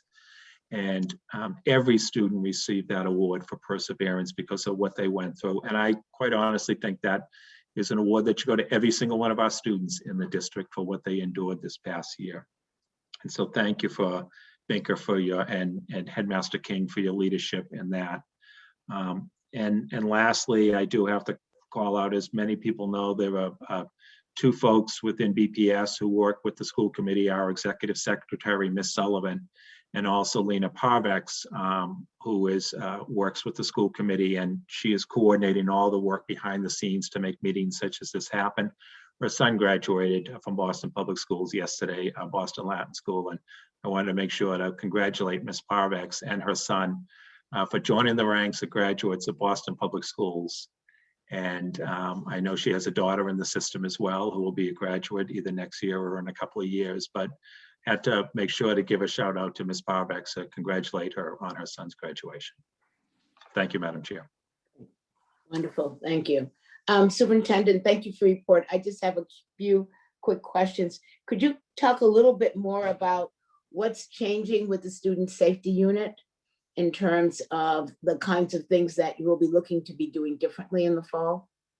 Yes, I can, Ms. Robinson. So one is, they were called police officers before. So it's most likely we'll be changing their name to something different because they will no longer have policing powers for most of them. There may be a small portion of them who will meet the requirements under the new state law. But we're still working through some of that. They will be trained differently in restorative justice and crisis management and de-escalation. And so that will be really important. And it's most likely they will be ununiformed. So some of those other changes will be coming, and we will bring forward to you the final recommendations. We're working with the union leadership on that now actively. Wonderful, thank you. My other question is about the summer programming. And you were saying some families are not signing up because of transportation concerns. I thought transportation was going to be able to be provided for most, or if not all, programs. It is provided for our students with disabilities to that, but not to all students. And so that is something that we are trying to resolve actively. But because of the way that we do our bus contracts and our bus bidding with our bus drivers, we don't have that currently. Okay. And is the goal still that every family will be contacted by classroom teacher or someone to make sure that there is a veritable project program for each child this summer? That is our goal, and that's something we've asked all of our school leaders to do with their teachers, as a end of year check-in to make sure that they've all have a summer plan. All right, Thank you. That's all of my questions. So if there is no further discussion, I will now entertain a motion to receive the superintendent's report. So moved. Thank you. Is there a second? Second. Thank you. Is there any discussion or objection to the motion? No. Not, Ms. Sullivan, will you please call the roll? Dr. Coleman, Yes. Mr. DeRujo, Yes. Mr. Tran, Yes. Mr. O'Neill, Yes. Ms. Robinson. Yes. The superintendent's report is approved unanimously. Thank you. We'll now move on to general public comment. Ms. Sullivan?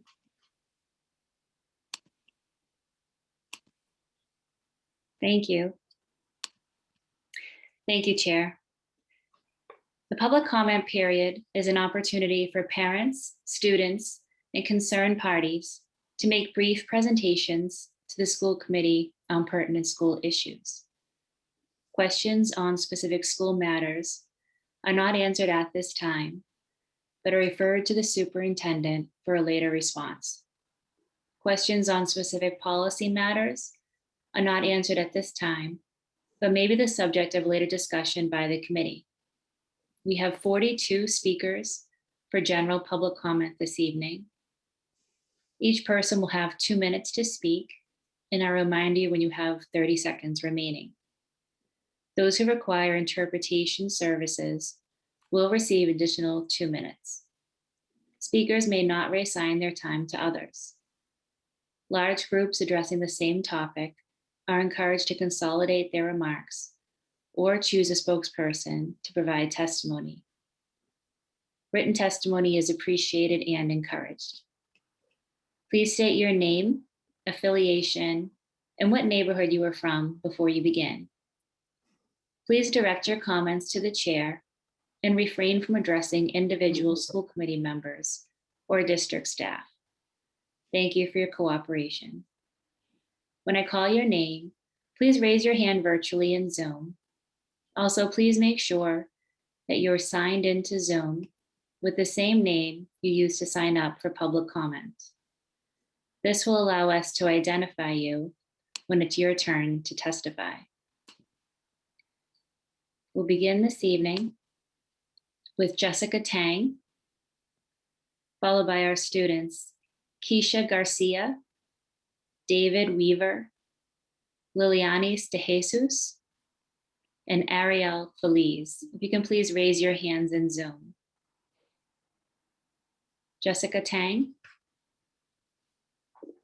Thank you. Good evening. Jessica Tang, President of the Boston Teachers Union, Dorchester resident. I'm joining you all here this evening to share several priorities. First is to share that this past week, our members overwhelmingly approved of our initial contract bargaining package after an extensive internal community engagement process, including over 45. Jessica, could you slow down just a little bit for the interpreters? Sure.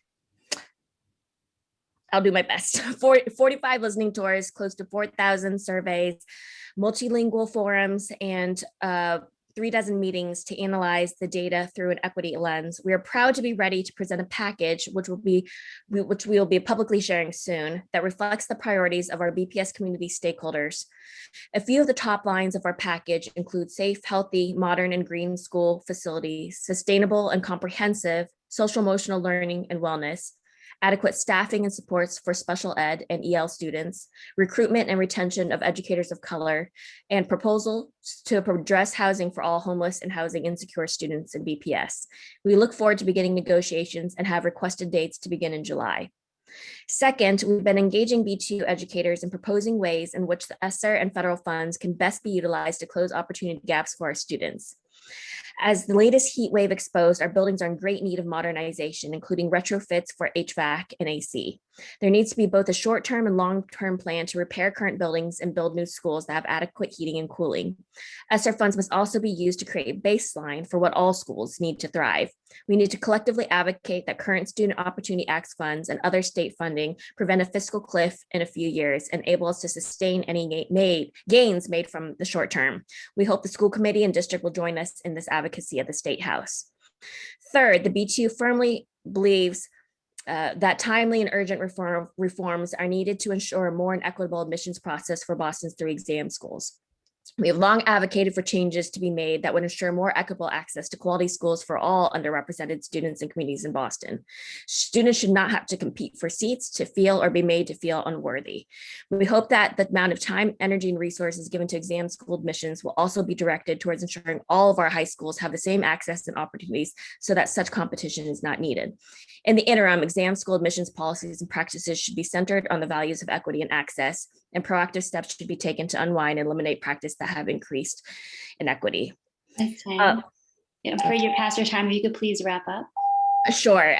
Last, we are concerned about the lack of accountability for principals that are abusing autonomous and school powers. And we are specifically citing an example of the Baldwin School, where over 100 parents have signed a petition to reinstate teachers, almost half of them that were let go without any good reason. And we believe the motivation is retaliation for speaking up and asking questions. And we really are asking for intervention. It has a chilling effect on advocacy. Lastly, just thanking everyone. This is an incredibly challenging year, and that's an understatement. And so we greatly appreciate students, educators, and families, and all BPS staff who've persevered and worked with us this year to fight for safe, healthy, and quality schools for all. And wanted to thank the school committee, including Dr. Rivera and Alex Oliver Davila as well. Thank you. Thank you. Our next speaker is Keisha Garcia.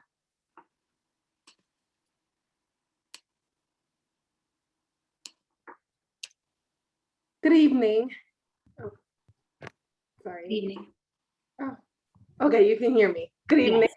My name is Keisha Victoria Garcia, and I am a single parent to a child in Boston Public Schools, an alumni of Sociedad Latina, and a Dorchester resident. I am here to speak on behalf of all Sociedad Latina alumni. I have known Alexandra Oliver Davila for 7 years and have had the pleasure of working alongside her as a current staff member at Sociedad Latina. Alex took a chance on me as a young Latina mother who came into Sociedad Latina with only a completed GED. She has invested in my career journey through Sociedad Latina's programs by offering me and many others resources to apply to college, mentoring support and incentives for good grade promotions, and flexibility in work schedules so that I can support my family while working towards a higher education. She believed in me even when I didn't, and today I am proud to be at the managerial career level that I am. As you can see, I can attest firsthand to the great work that Alexandra has done for our community. Alexandra has worked tirelessly from all angles, specifically on creating more inclusivity for youth of all races and ethnicities in BPS. The current policy that Alexandra was working towards, offering more accessibility to marginalized students and to have a simpler structure for applying and being accepted into charter schools, is a great effort that I 100% support. 30 seconds. It is completely heartbreaking for the scandal of a story that we find ourselves in, that's being framed by the media and elected officials. An attack on 2 strong, powerful, and influential Latina women is an attack on all of us. We as a city have a lot of growing, healing, and changes to make. We cannot continue to silence Boston's Latino community, but most of all, we cannot continue to attack those working for a more inclusive, equitable, and culturally diverse Boston. Thank you. Thank you. Our next speaker is David Weaver.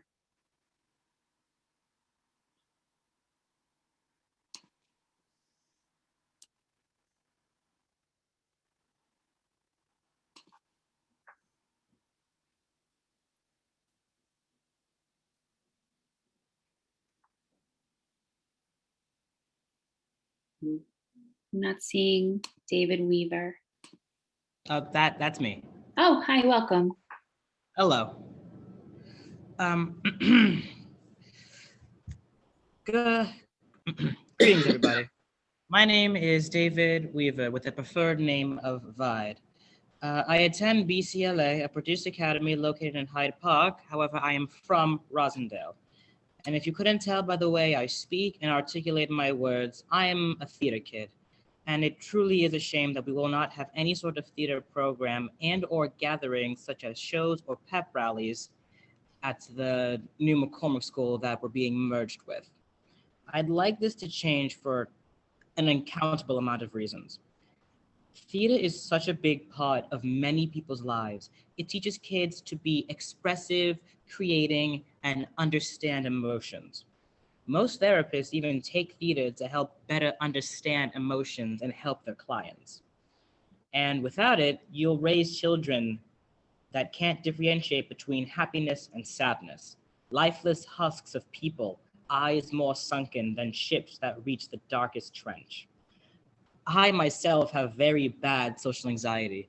It even took me a lot of courage to come up here and talk. But the more and more that I interact with theater, it's helped me deal with this problem. And with due time, I'm sure it will completely erase it. So I ask you, school committee, would you rather raise children with a passion more burning than a fire, or raise adolescents without as much emotion as a corpse? Thank you for your time. Thank you. Our next speaker is Lilianis de Jesus.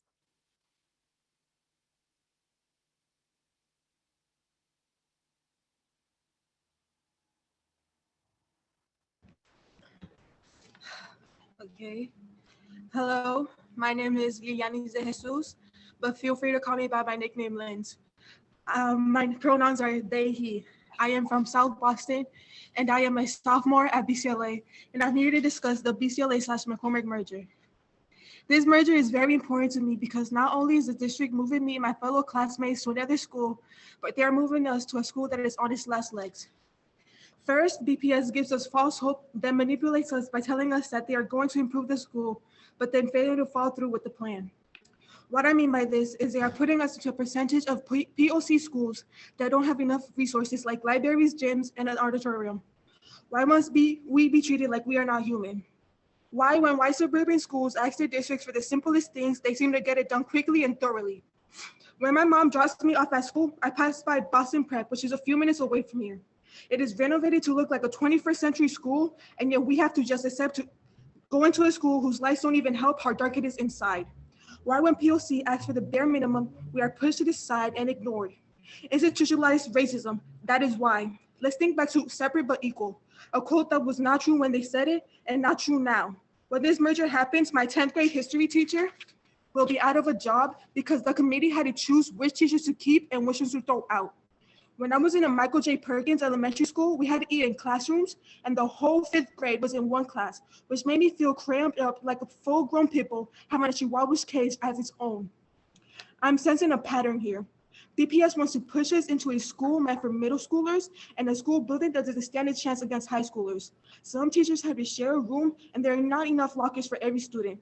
We won't even have an auditorium, and the students that are into theater won't be able to have fun and participate in what they're interested in. All I ask is that BPS listens when we tell them what's wrong and to give us what we deserve, which is a 21st century school, one with enough space for classroom and libraries and a theater, one where each teacher has their own room and students have after school programs to choose from. We want a school where there are endless possibilities. We want to finally have a school that can make our hopes and dreams come true. Thank you for your time. Thank you. Our next speaker is Ariel Feliz. There's no one signed in under that name in Zoom. Ariel Feliz. So our next speaker is Kasim Saeed, followed by Amy Ene, Daja Broncero, Maria Isabel Rojas, and Jaylin Chen. If you can please all raise your hands virtually in Zoom. Kasim Saeed.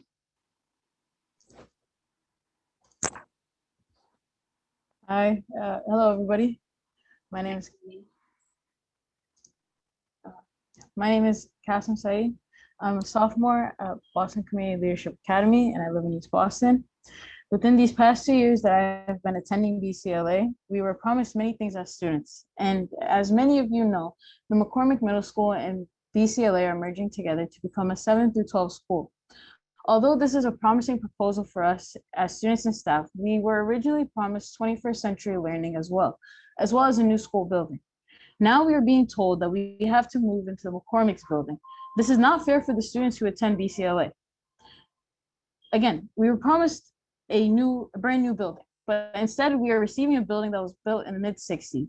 I know that in the upcoming 2021 through 2022 school year, I won't be attending classes in the McCormick building, but I will be in its first graduating class of 2023. The legacy we have built for years should not be left in a 56-year-old school building. And as I say this, I know I am not only speaking for myself, but for the students, staff, and parents as well. This issue needs to be addressed because aside from the already aging building of the McCormick, which will eventually lead to more funds being used to fix problems that it has, students will also lose motivation, being that they were promised a new environment to continue their education in. Once entering the McCormick and seeing the size of the actual school, it is visible that it isn't suitable for high school, especially when the plans are to add in 2 extra grades. The McCormick originally consisted of 3 grades, and altogether, the middle school has a student population of 371 students in that building. Now imagine the high school being added, which has 474 students. That will total out to about 853 students. Comparing the building we are currently occupying and the McCormick, it is very clear that the McCormick is smaller in size, meaning the classrooms have to be shared with meaning that the classrooms have to be shared, and it's damaging to our education since it'll feel almost suffocating moving around such an area. The library at this location is also the same size as one of the bigger classrooms in our original Hyde Park location, or maybe even smaller, which will mean not many students can have access to the library.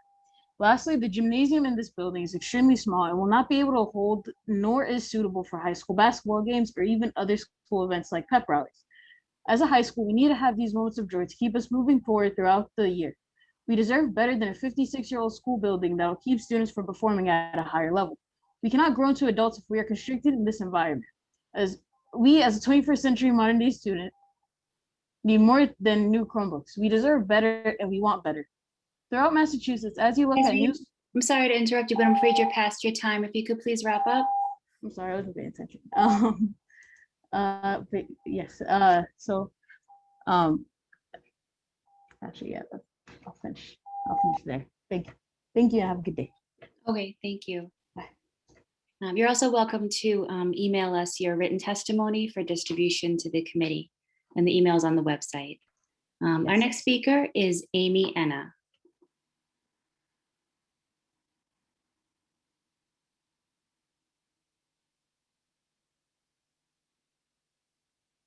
Hi, my name is Amy Enna. I'm a current student. Hi, my name is Amy Enna. I'm a current 10th grade student at Boston Community Leadership Academy, and I'm a Dorchester resident.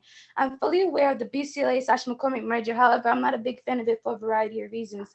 First, I'm just disappointed at the efforts made from BPS. According to former Mayor Walsh, $1 billion was supposed to be invested in modernizing Boston public schools, and he relied on Bill BPS to do so. In his 2019 State of City address, Walsh insisted Bill BPS is going to transform the way we plan, build, and renovate school faculties, leading to more opportunities for Boston students to reach their full potential, prepared for 21st century success. This was said in 2019. It is now 2021, and Bill BPS is not being held accountable to the highest standards Walsh has set. What needs to be done for the district to fulfill the promises that were made to us? Do you, members of the school committee, believe that we are truly being given what was promised? According to former McCormick student Jaden Desjardins, the school needs improvement. He described the school as a prison and says the windows look like as if they're prison windows, the bathrooms are in poor condition, and the school is small compared to other schools. How do you expect students to do well, let alone want to be there, if the school resembles a prison? Also, there are not enough classrooms for teachers to have their own rooms. Most teachers will be sharing. Where will all these kids go? We're talking about grades 7 through 12 here. On top of that, the school isn't even getting remodeled. I've seen the big, beautiful, well-invested schools in Massachusetts, like Hobson High School, Sturgis Charter Public School, Sharon High, and Nedham High School. I just want something like that in a neighborhood that isn't predominantly white, so I can at least say they're not forgetting us. Secondly, not only will I be moving to a different school my senior year, but there's no guaranteed benefits for me. UMass is right next door. I work very hard so that I'm able to take some classes and get college credit, but there's only hope for a partnership, and the extent of the partnership has not been clarified. Unfortunately, hope is not enough. I need guarantees. expertise. The new school dream was sold to us in 2017 to talk about the 21st century school building, the funding to reach our full potential, the expansion, and none of that has taken place. We bought it just to be utterly let down, so I'm no longer in the mood for dreams. I don't want broken promises, I want action. I want to feel like I don't have to go to a private school or medical school just to succeed. According to Boston Real Estate Times 2017, BPS interim Superintendent Laura Perel announced through letter the beginning of community planning and engagement process around significant updates to build PPS and the district 10-year education and faculty master plan, which calls for additional school grades, reconfigurations, and expansions in construction of new school buildings. May I repeat, reconfigurations, expansions, and construction of new school buildings. Meanwhile, we're going to be forced into an old building that could barely fit 6 through 8. Excuse me, Amy. So can I just interrupt one quick second, Madam Chair? I know our students have a lot to say. I want to encourage them to submit their comments in writing. Add a new wing so that there could be more room for classes. We don't have to share auditorium with the elementary school. Make something that kids feel comfortable and care about. Make something that kids will feel comfortable and cared about and safe in. In addition, let's find a way to make the partnership final so kids after me can have the advantage to build their future. Thank you for your time. Thank you. Thank Yes, you. Superintendent? Yes, and I want to remind our students and our speakers that we are doing interpretation for our virtual audience in 10 different languages and also ASL. And so if you guys can speak at the pace I'm speaking, I know there's urgency because there's only 2 minutes to speak, but if you could summarize your comments in a way that everybody can hear that, because it's so important for us to hear your comments, and then submit in writing if you do go over your time limit. I also want to say, BCLA students, I commit to meeting with you soon, and we'll talk about what's going to be happening on your Build PPS plans with you and your teachers. Thank you, Superintendent.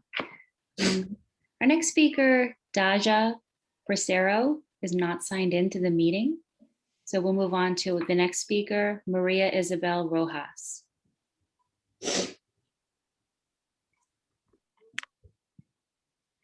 Hello, everyone. My name is Maria Isabel Rojas. I'm a sophomore at Boston Community Leadership Academy, and I'm here to advocate for the injustice I see with the McCormick merger and my school. There is a lot wrong with this merger that me and my other peers agree on. We did not all get the chance to vote on if we wanted this merger or not. BPS district just went in and made the decision for us. BPS does not realize how much the thought of this merger messes up our mental health, but not only mine, but my peers too. But the main issues I'm going to speak on are the lack of space provided, such as teachers sharing classrooms and just the disorganization in all of this. I will be one of the first groups to experience this in 2023, my senior year. Senior year is the year that matters most out of all of our K through 12 years. It is the year we realize that we're now adults and are preparing ourselves for our future and big jumps into adulthood, such as college, working actual jobs, and getting ready to live on our own, not relying off our parents for anything.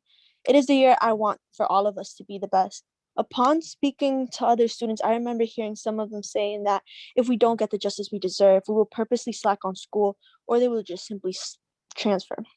We are scared of what is going to happen next, but not only for that, we are upset and stressed. We are not feeling heard. The district originally promised us that this merger would provide a new modern building for us when Boston Community Leadership Academy and McCormick merged. Then they switched up their own words and said they would fully renovate the McCormick building in a presentation given to us by the school district on May 22, 2019, called McCormick and Boston Community Leadership Academy merger for 7 through 12. On slide 4, in their exact words, it states the McCormick building will be fully renovated as a 7 through 12 high school. The definition of renovate is to restore something new with something old. To restore something old with something new. To show how the disorganization in all of this, a slide from the students in the McCormick would be learning at the Ivy Ring while the building was being renovated. This matters because it just keeps proving my point that BPS is not organized at all. If they were organized, they would have stayed with their initial plan instead of constantly switching it up around. Furthermore, in an article, the Bay State Banner asserts BPS officials have not specified whether they will be building up, building on the school's parking lot or just adjusting in the school yard. Boston Public Excuse me, Officials Maria have. Isabel.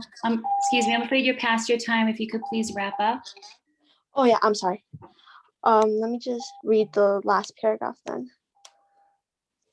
I know there are a lot of kids. I also want to talk about how the sharing the classroom issue, because there's a lot of kids who have that certain relationship with one staff member in the building, and if they don't know where the staff member is located, they could have issues such as like not being able to be open with them and stuff like that, if you know what I'm referring to. I'm just trying to like simplify my whole paragraph instead of just reading all of it, which was just really me talking about that relationship you have with that one staff member.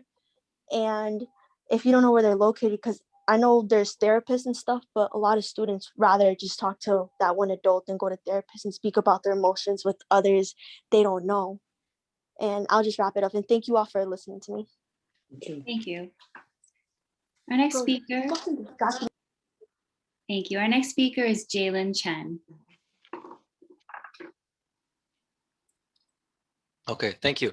Good evening, Boston School Committee members. My name is Jialin Chen, and I'm a freshman at Boston Latin School. I live in West Roxbury. Today, I'll be presenting to you my thoughts on the proposed measures for evaluating students using GPA, along with other alternatives, in admission for the exam schools. The goals of exam schools are to give high-performing students a chance for better education and opportunities in middle and high schools. They don't ask for who this person is, where they come from, but rather how hard they're willing to work to achieve their goals. The problem now is how well these students are selected. GPA, as previously discussed in those task force meetings, is unable to fully measure a student's performance in relation to others. Other ideas, like the idea of recommendation letters, are unpractical for the thousands of students looking to apply to exam schools. There are simply too many to write, organize, and evaluate, making it practically impossible in the city of Boston. So the most practical way for the exam schools to figure out who has the better academic records and achievements is through a standardized assessment, probably through math and English. Standardized tests are used throughout the world for this reason in many professions and countries. If a person truly wishes to excel and perform well on these tests, they can.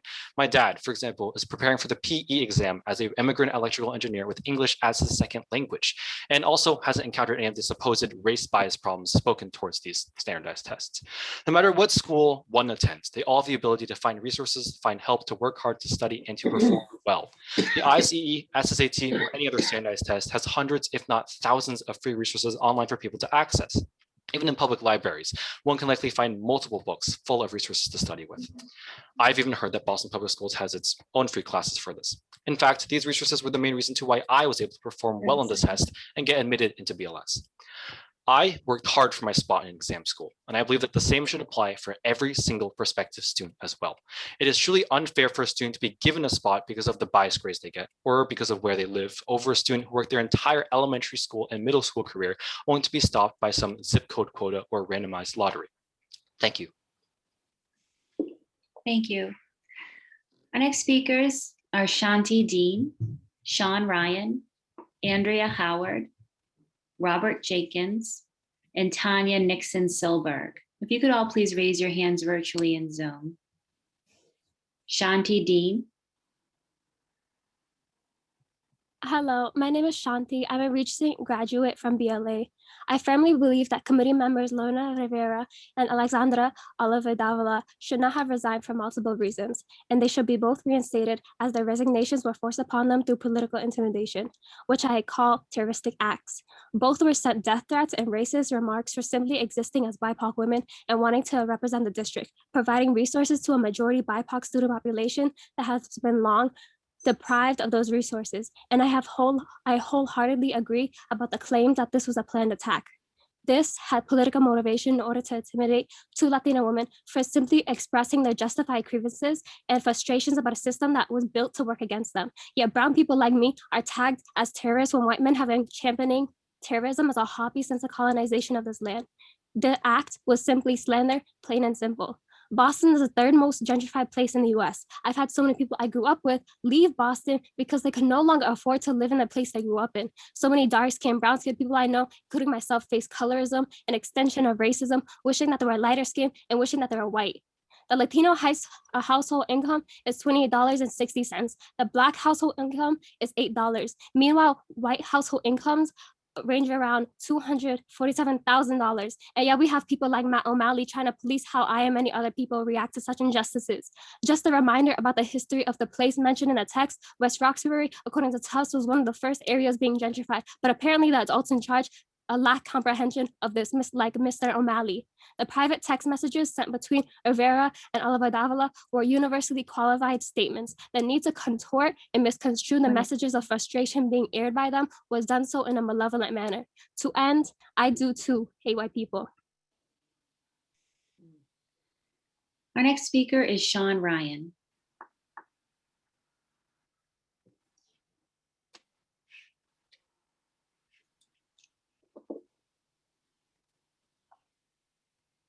Good evening, members of the committee. Could someone confirm that you can hear me? Yes, good evening. Thank you kindly. I'm a graduate of the Latin School and a resident of Roxbury. And the purpose of my public comments tonight is that I believe we've reached a point now where nobody's interests are being served in the current debate regarding the Latin School admissions process. I hope that there are Latin School alumni out there that are equally as concerned as I am and who are now willing to explore other options in order that we may be able to preserve the Latin School and preserve the best of its traditions, especially its tradition of offering the best classical education available to students in Boston who might not otherwise be able to afford such an education. So to the extent that the BPS continues to control the Latin School, and to the extent that the school committee continues to formulate new goals, new policies with regard to the admissions, I hope that they'll keep in mind that Latin School has a long history of helping people from every Boston neighborhood, regardless of background.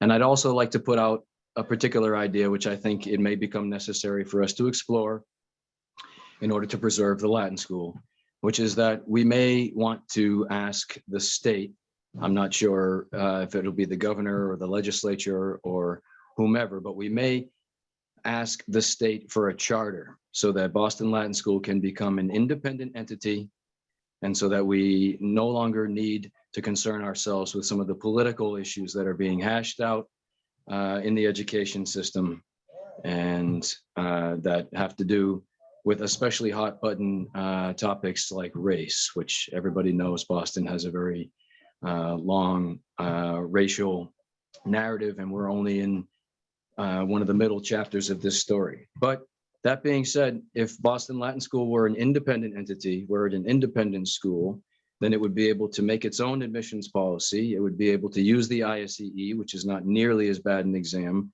as people. Mr. Ryan, I'm afraid you're past your time. If you could please wrap up. So yes, if there are any lawyers out there who'd like to explore this possibility, Latin School should be an independent school, and then we can preserve the best of its traditions while making sure that it serves social justice ends. Thank you kindly. Good evening. Thank you. Our next speaker is Andrea Howard. Thank you. My name is Andrea Howard. I am a resident of Brighton, and I am the director of the West End House. And I think my comments will pale in comparison to the tremendous job the young woman did speaking in defense of Dr. Rivera and Alex Davila. So I will be brief and thank her for speaking with far greater clarity than I certainly can. And just want to echo the dismay with Dr. Rivera and Alex resigning from the school committee, and the bowing to white fragility and the failure to stand up courageously to acknowledge the racialized trauma that is experienced by so many people living in Boston. And I want to thank them for their service. I think we are in a far worse position without their leadership.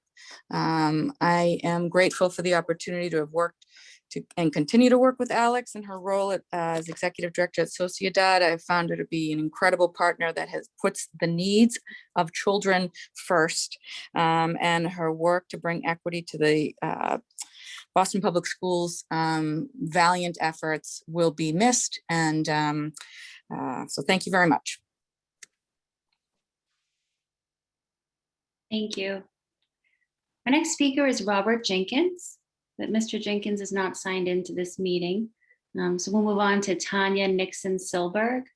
She'll be followed by Michael Heischman, Ababami Docanto, Bernie Wilkinson, and Jess Madden Fuoco. If you could all please raise your hands virtually in Zoom. Tanya? Yes, hello. Good evening, everyone.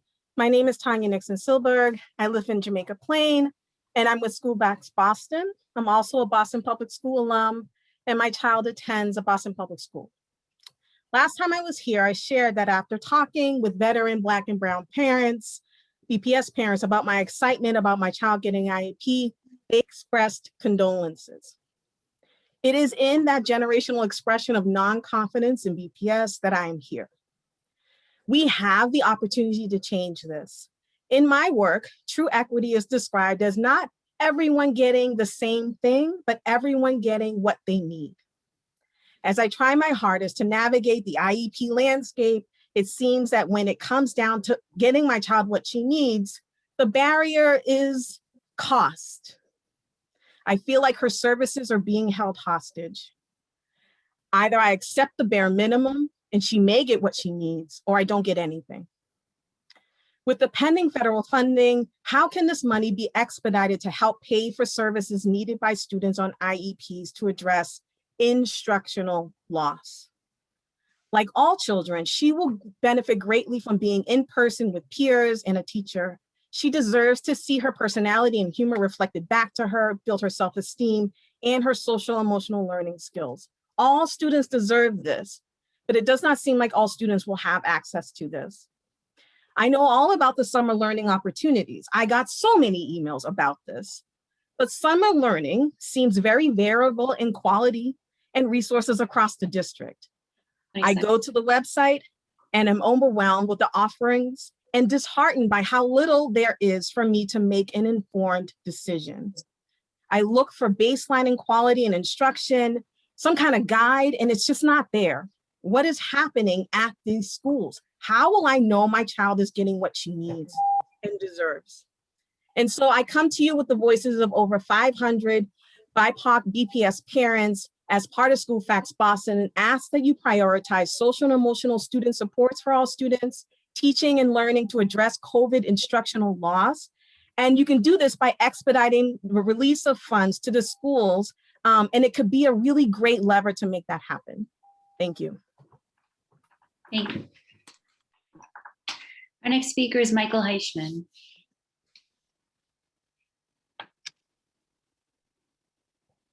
Mike Heischman, boss at Dorchester, Beja. Who has not said something in private that they would not want to be heard in public? Last October, there was a very long school committee meeting. The major item was the exam schools. Chair LaConna was caught saying something that was racist, and he soon resigned his position. That was just. This month, somebody leaked details of a private conversation between Dr. Rivera and Ms. Oliver Davila that took place at the same meeting last October. Their private chat was a complaint about white privilege. They said nothing that was incorrect, wrong, or racist. Who leaked this information and why? Why was this information leaked now? At today's meeting, the issue of exam school admission is once again on our agenda. These two Latino voices and votes have been removed from tonight's meeting. This is why the information was leaked now.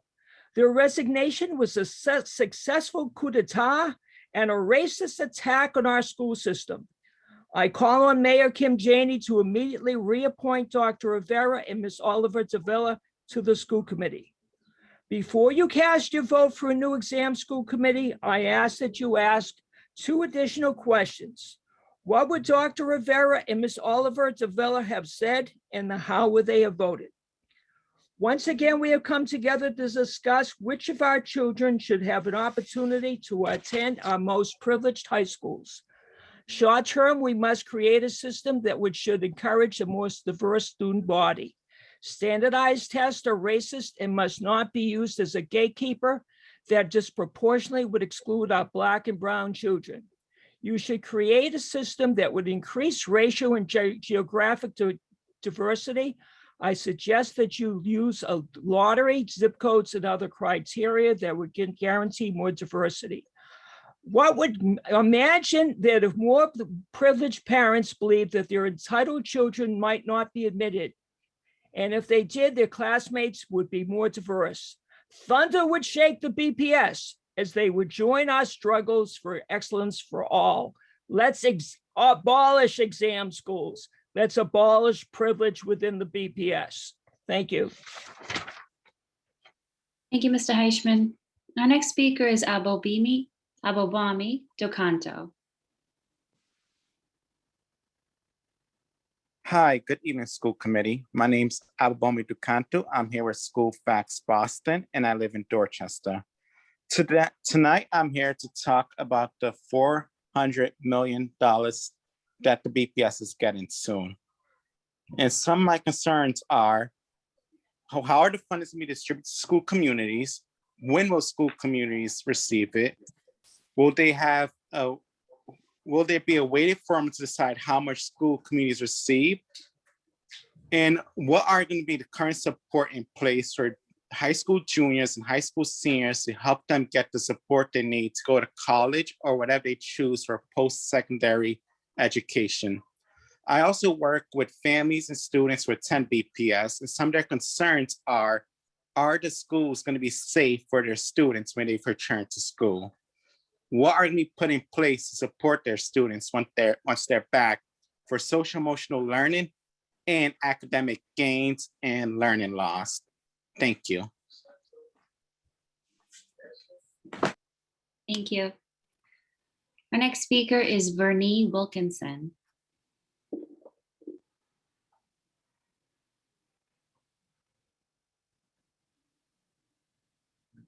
Hello, good evening. My name is Vernee Wilkinson. I'm with School Facts Boston.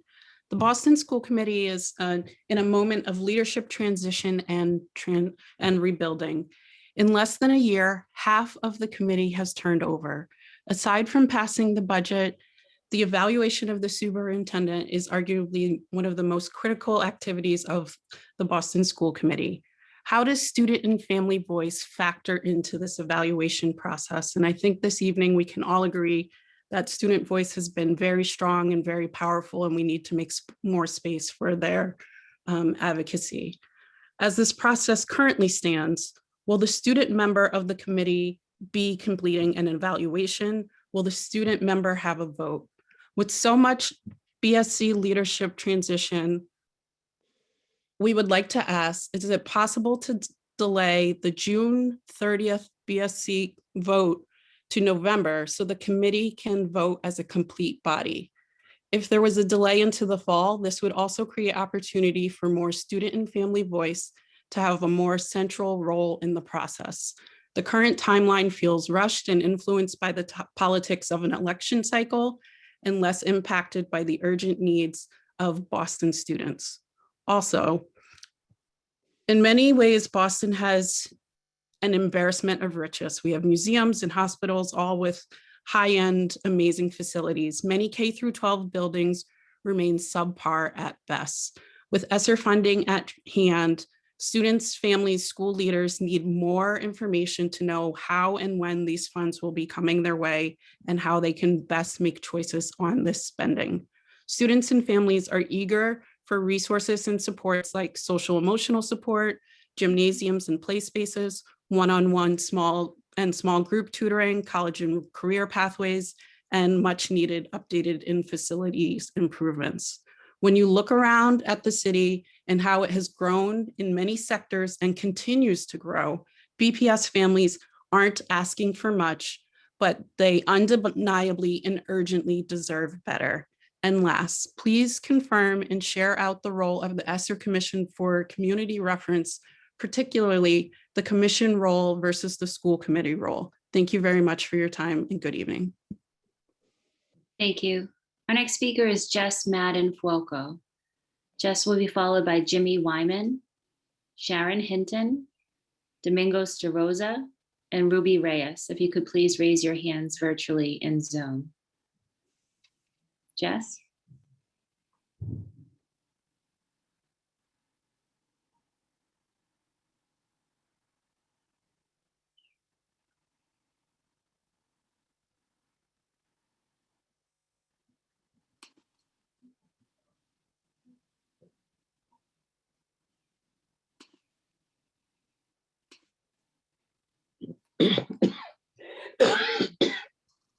Okay.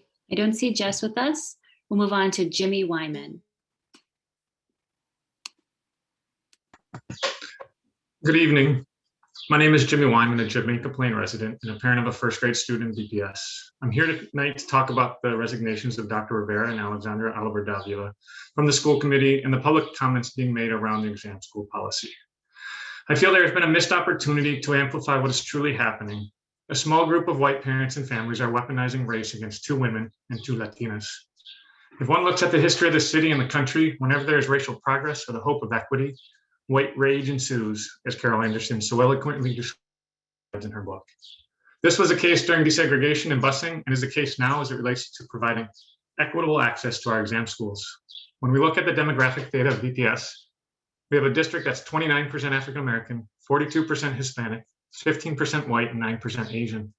Compared to the demographics of BLS prior to this past year, it is 45% white, 29% Asian, 8% African American, and 13% Hispanic. And even if you include the average enrollment of all exam schools, white representation in the exam schools is more than double their representation in all of BPS.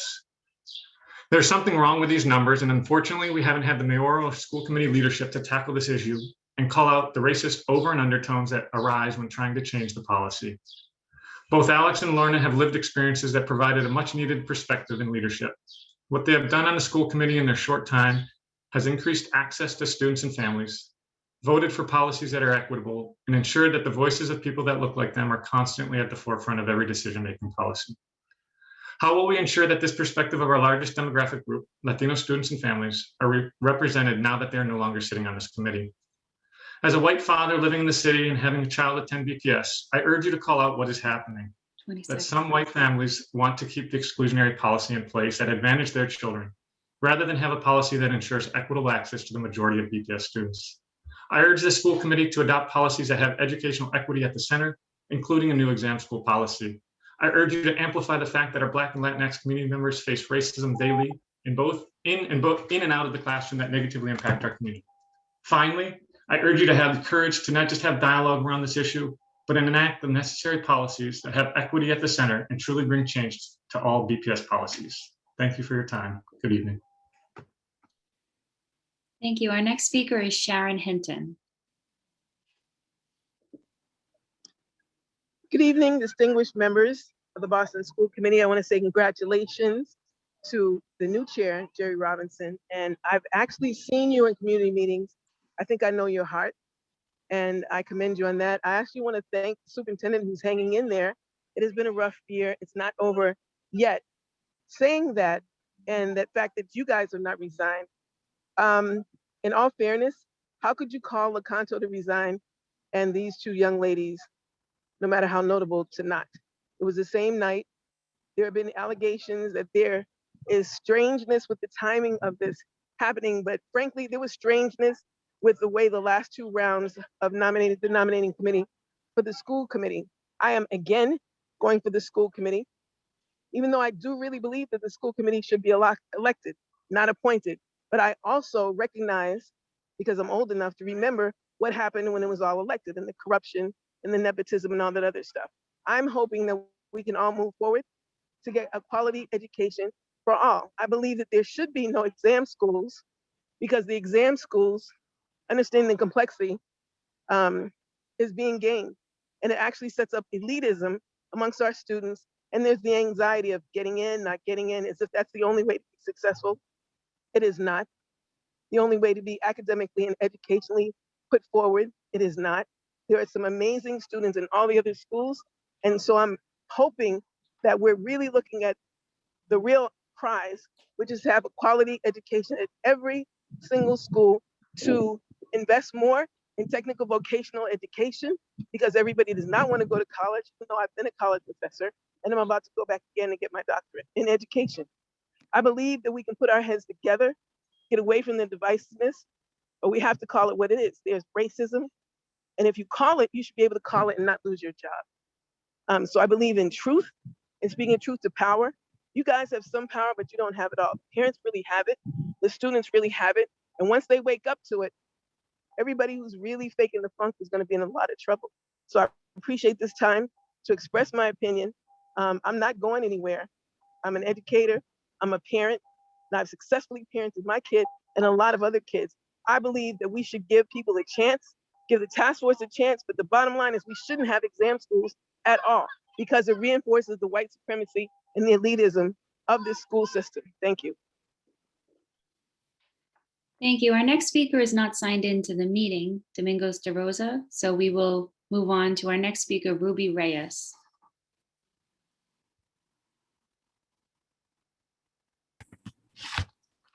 Good afternoon. My name is Ruby Reyes, and I'm the director of the Boston Education Justice Alliance and Dorchester resident. Racism is front and center on your agenda again tonight. Dr. Lorna Rivera's absence is a glaring result of the racism that she personally experienced, but also from her work on this committee. She voted against the decision to gift the McCormick Communities Fields to the Dorchester Boys and Girls Club. The decision was passed with only 3 votes and was clearly a political favor. Dr. Lorna Rivera also voted against adding graduation requirements of the Mass Corps. The pandemic is not over, and BPS families are trying to figure out how to recuperate. Guidance counselors had caseloads of 500 to 600 students before the pandemic, so the work of finding resources to meet these additional requirements will fall in the laps of students and families. Her resignation is a telling indicator of the culture of racism that permeates throughout the school committee and broader central office leadership. The exam school issue has generated racist microaggression targeted at Black and Latino families, coded in neoliberal phrases like, will there be rigor? Hernani de Araujo needs to recuse himself from any discussion about exam schools as a trustee of the BLS Association. Given BLSA clear support of standardized exams that were birthed by the eugenics movement and weren't part of BLS until 1963, there is a clear conflict of interest. BEJA supports doing away with exam school testing process in place of a more just system, and we support opening the current exam schools to all students. Meanwhile, Black and Latino families have had to fight for special education services and resources. Many families are still not being offered compensatory services or being denied, when we know that these families have been the hardest hit by the pandemic. Another racially charged issue is police in schools. The new state law gives Dr. Cassellius decision-making over determining if Boston police will stay in schools. Her decision could be an anti-racist decision that would ensure there are no loopholes that could possibly get another child deported, or she could just decide to make things just better, but still racist.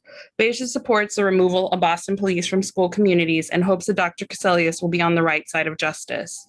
The pandemic has unmasked and unashamed racism of BPS and Greater Boston, but it does not have to continue. The work of being anti-racist as an institution requires leadership dedicated to prioritizing equity, not political favors. Thank you. Thank you. Our next group of speakers are Lucia Columbaro, Rachel Meiselman, Kamani James, Sherry Kelleher, and Lauren Margarita. If you could please raise your hands virtually in Zoom. Lucia? Hello, can you hear me? Yes, good evening. Good evening. My name is Lucia Columbaro. I'm a Dorchester resident and a member of the Boston Latin School class of 1992. My classmates and I attended BLS during the only period, the 25 years from 1972 to 1997, in which representation of students of color, specifically Black and Latinx students, was at its highest in the school's 386-year history, thanks to affirmative action. This past Monday at the Exam School Task Force meeting, Professor Tong highlighted the aim of justice for the work around the exam schools. This aim was questioned by Mr. Contampasis and Ms. Scarrett, who suggested that we not complicate things with such an aim, and who sought ways to go around it in their recommendations in defense of Boston Latin School in particular, and the exam schools in general. The problem is that justice in the exam schools, specifically their elite nature, cannot coexist. This is because exam schools are the linchpin of systemic racism. Systemic racism is a euphemism for white privilege. Specific evidence of this relative to the work of the task force is that in the task force original proposal, it clearly illustrated that white students make up only 16% of the school-age population of the city of Boston, while the expectation of seats allocated to white students after the implementation of their proposal was 32% of the seats. They get twice as many seats as their numbers. This is white privilege at the systemic level. Why didn't any of the vocal white families complain about this? Instead, they co-opted the Asian student allocation to distract from their advantage. Systemic racism is the categorization, ranking, and assignment of privilege and access of opportunity for people. The design of American education is the categorization, ranking, and assignment of privilege and access to opportunity for students. It is the same system, the same approach. It has nothing to do with healthy human development, free from harm and artificial barriers. There can never be merit in such a system. Boston Latin School, like elite private schools, guarantees this system makes sense. On Monday, I listened to the body of brilliant thinkers spend 3 hours on how to refine the categorization, ranking, and assignment of privilege and access to opportunity for students. That is to ensure white privilege and systemic racism, not on how to achieve justice. Excuse me, I'm afraid you're past your time. If you could please wrap up. At this moment in time, because of the glaring privileging of white students, as the numbers show, Boston Latin School is no longer the ladder to opportunity it could claim to be when I attended. Thank you. Thank you. Our next speaker is Rachel Meiselman. Hello, can you hear me? Yes, good evening. Good evening. So my name is Rachel Meiselman. I am an alumna of the Robert Gould Shaw Middle School and Boston Latin School, a very proud alumna of both schools. The Boston Public Schools is the oldest public school system in the nation. It was founded in 1647. The city of Boston is firmly situated in the top 5 global destinations for higher education. Now, without knowing anything about the state of BPS, one would assume that our students would be found throughout the student bodies of these prestigious universities. That is sadly not the case. The truth is that BPS is on life support and our students are increasingly adversely impacted by gross negligence. There's talk about having difficult conversations. Well, I would like to initiate one. The activities of the school committee and the superintendent are absolutely disgraceful and run counter to the ideal of building leaders of tomorrow. The committee organized the Exam Schools Admissions Task Force to engage with and listen to families. Yet this body, particularly Ms. Sullivan, work against many families of all colors, of all socioeconomic backgrounds.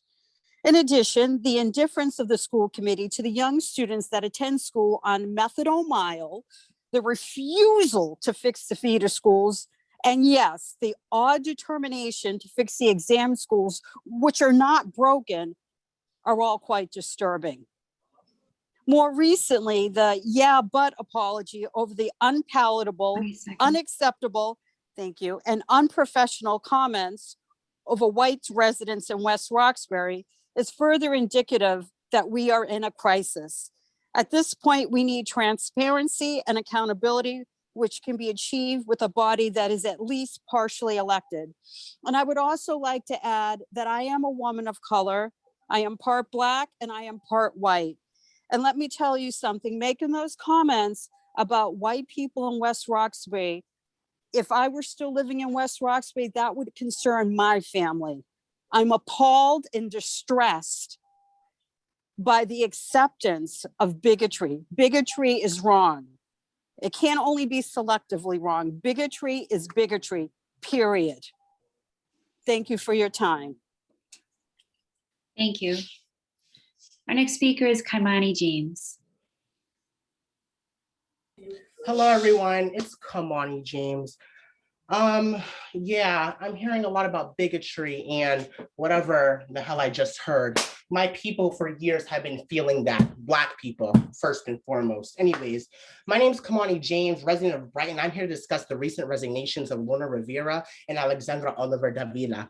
Let me start by saying that I cannot believe we even have to have this conversation in 2021. This is pathetic. And white people, both politicians and otherwise, should be disgusted with themselves that they even called for these two Latina women to be reprimanded and their character smeared, all because they expressed their feelings towards the racism and hurtful remarks they receive from white people. Saying I hate white people is not racist, period. Is it prejudice? Yes. Racist? No. In order for white people to experience racism, they'd have to have socialized power structures against them, which they don't. White people are the creators of those socialized power structures, and they're specifically designed to oppress Black people and keep them from making their way into positions of power, let alone create change. To scream reverse racism is ignorant as hell and only exemplifies how you lack the metacognitive skills and basic common sense to understand racism and power dynamics in American society.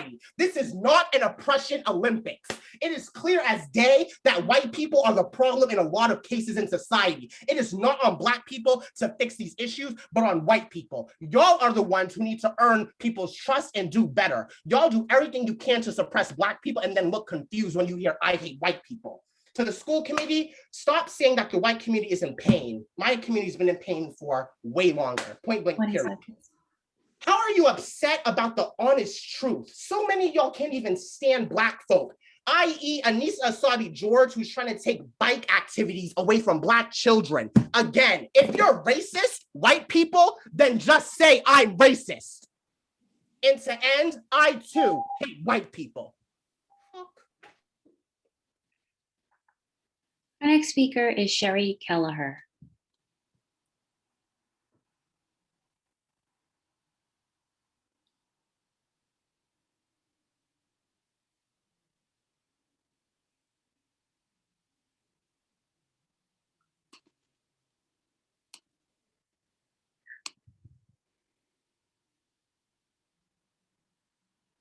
Sherry Kelleher, could you unmute, please?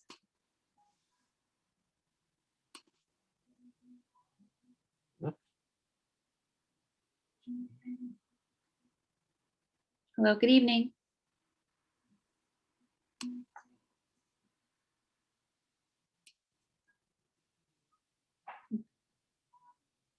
Okay, let's try Lauren Margarita.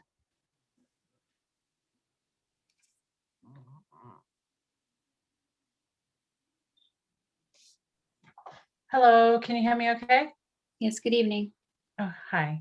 Hello, Chair Robinson and school committee members. My name is Laura Margarita. I live in Rosendale, and I'm a member of the Boston Coalition for Education Equity, and I'm also the parent of a Boston Latin Academy student and a 2020 graduate.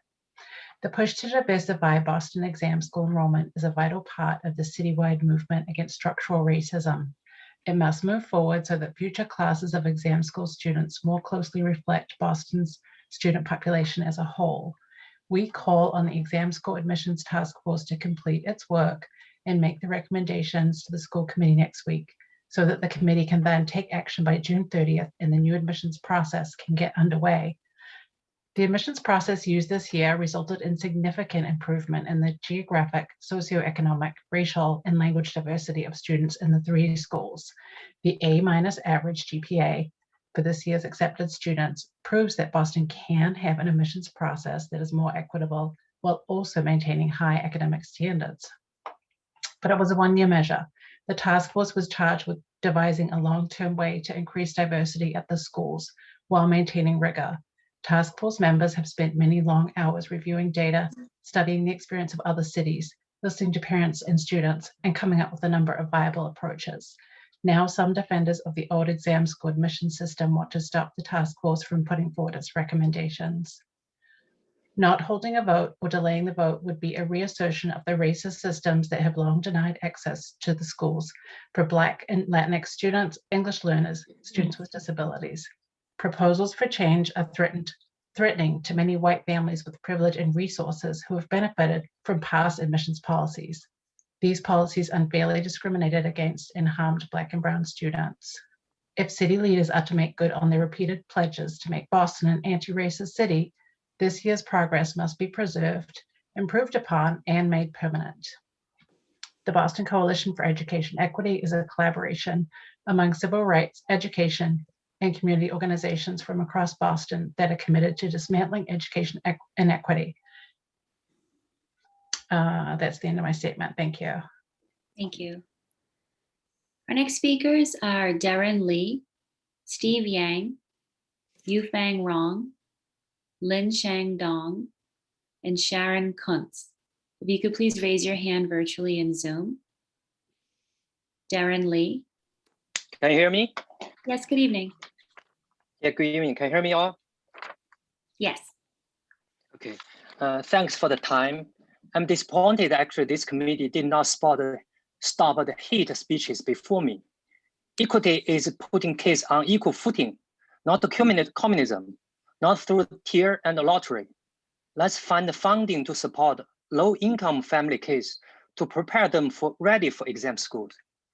The root cause of less African American and Latin American representation in the exam schools are because sixth graders are falling behind on education, not because of exams, not because of hardworking kids has privilege. The question is who is responsible for that and how to fix it.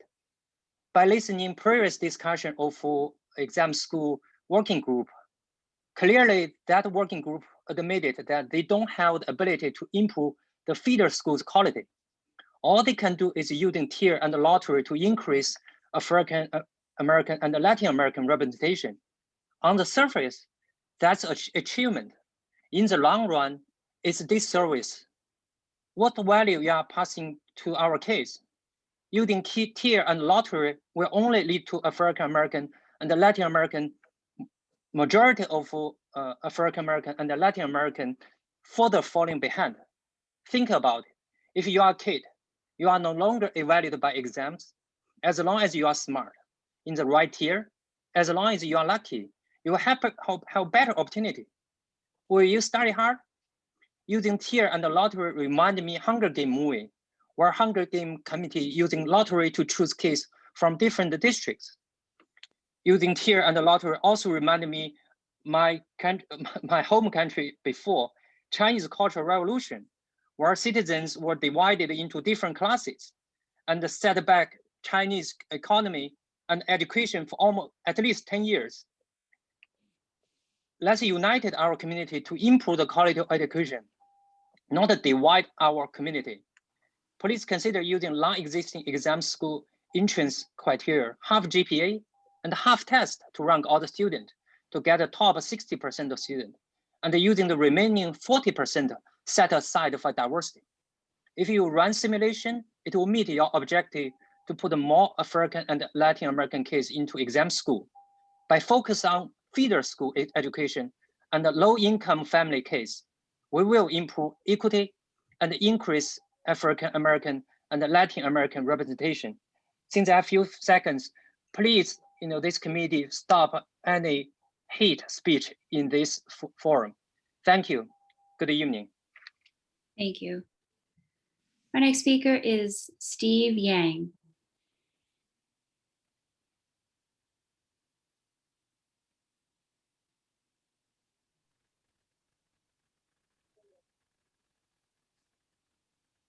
Hello, can you hear me?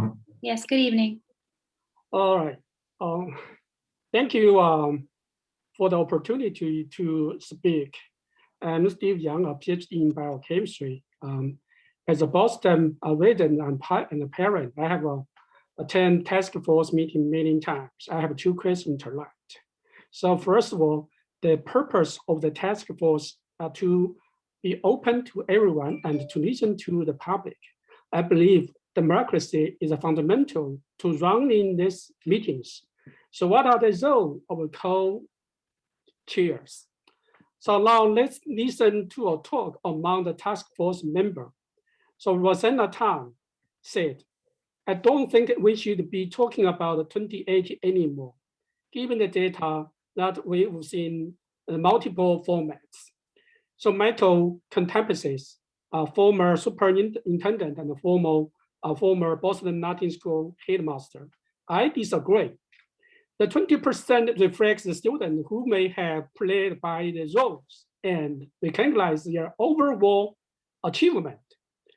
Tanisha Sullivan, president of NAACP Boston branch, said, "So you are saying that you believe that the brightest and the most versatile students in the city of Boston are overwhelmingly white?"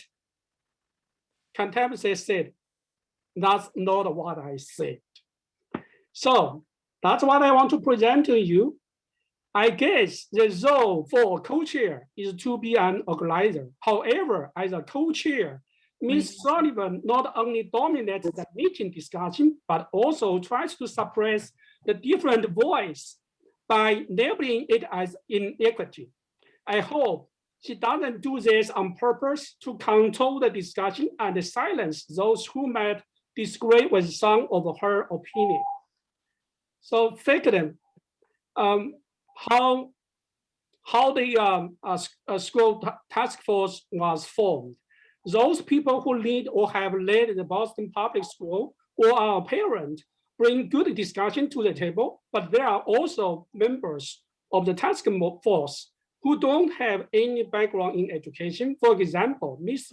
Rosanna Tom, graduate from— Mr. Yang, I'm afraid you're past your time. If you could please wrap up. Okay. Okay, just 1 second.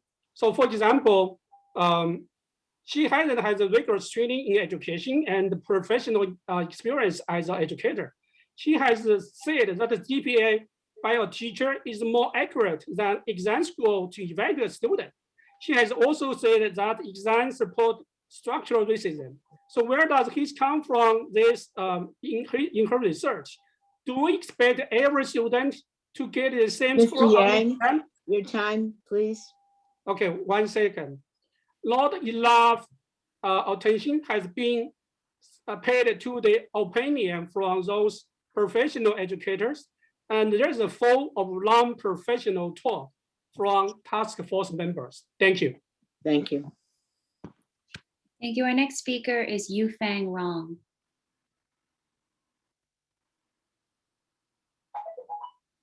Good evening, Superintendent and School Committee. My name is Yufang Rong. I'm the parent of a BPS student and I live in West Roxbury.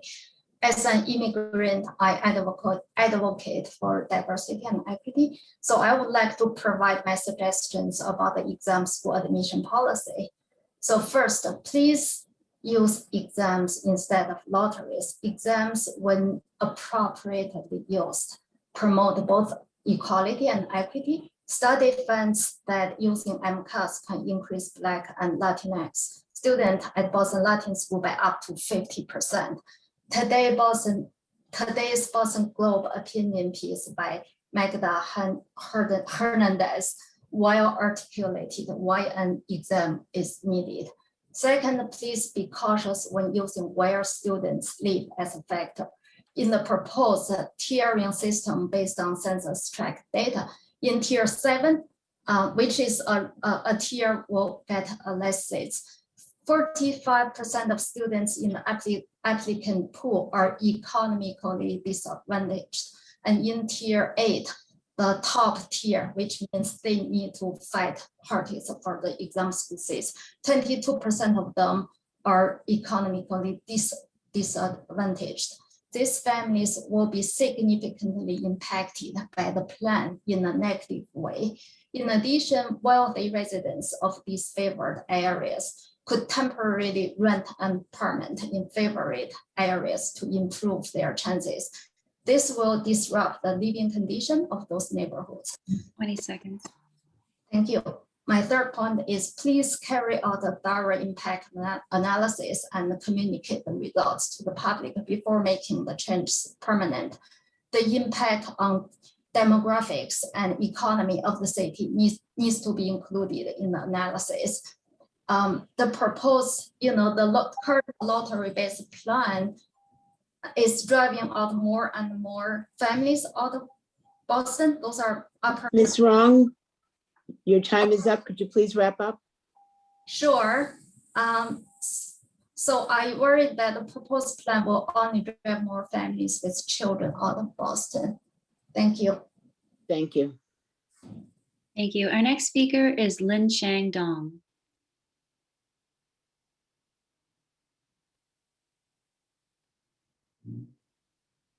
Hello, everyone. My name is Lin Cheng Dong. I'm a resident in West Roxbury. I have two children in Boston Valley Public School. My comments will focus on exam school admission standards. A few months ago, our family adopted a beautiful dog. We named him Mike. Almost every morning, Mike and I went to a nearby park to play fetching game. We did very well for the first few months, few weeks. I threw the ball and he ran up the ball and caught it and returned to me. Then I gave him a treat as a reward. After a few weeks, things totally changed. A senior man, clearly he's also a dog lover, even though he walks alone without the dog. Give Mike treats whenever he met Mike. I guess his treat tastes much better than mine, because as soon as the man show up in the park, even still far away from us, Mike doesn't listen to my instruction anymore. Our fetching game was totally ruined by this gentleman. So if we want to have a dog who can play fetch, we only give him a treat when he does the job correctly. Same thing is happening here in our current education system. We have to reward hardworking students in order for them to have correct value system in their mind. 20 years later, the current students will become our doctors, nurses, firefighters, soldiers, pilots, and leaders. I hope they all get their job according to their training, qualification, not by their zip code or skin color. Thank you for your attention. Thank you. Our next speaker is Sharon Kuntz. She'll be followed by Karen Ayello, Stuart Wang, Peggy Wiesenberg, and Tom Song. If you can please raise your hands virtually. Sharon? Yes, hi, can you hear me? Yes, good evening. Good evening. Thank you for the opportunity to testify. My name is Sharon Coons. I live in Roslindale and my kids are in elementary school in BPS. My kids are still little, and it's very possible that if the exam school system were to stay as it is, we'd be able to muster the resources for private tutoring, test prep, and other advantages that many folks around here use to help their kids get into the exam schools. Not to mention the well-documented fact that current standardized tests unfairly advantage white students. But regardless of what it means for our family, we don't support a system that enables people with privilege to hoard that privilege on behalf of their own kids, and that perpetuates a system where Black and brown kids get less access to the best that BPS has to offer. That's why I think it's crucially important, both morally and in practical terms, that a permanent system be put in place for equitable distribution of seats. Further, I think it's indefensible that of something like 18 Boston high schools, only 3 are considered as places where kids can get a top quality college preparatory education. That's where we should be placing our focus, rather than arguing over how kids are admitted to these so-called top 3. Because as long as we have a system in place that can only offer a top quality high school education to a small percentage of BPS students, that system will always be unfair and it will always waste talent of Boston youth. Finally, I want to speak out in support of Lorna Rivera and Alex Oliver Davila. I think their resignation from the school committee was a loss. I sat through some of these meetings, including the one in October, and the commentary that was meant to be public was racist. And I didn't see any attempt at balance or refutation by the committee, much less outrage on behalf of the Black and Latinx kids who were being disparaged. I too felt angry and frustrated, and it wasn't my kids or my culture being denigrated. I think it's frankly a bit ridiculous for white people to talk about the pain of racism when copious research has shown the impact on mental health and physical health of systemic and overt racism on people of color. I see my time is up, and in conclusion, I just think it's wrong that a private venting of justified frustration led to these loss of these women from the school committee. Thank you. Our next speaker is Karen Aiello.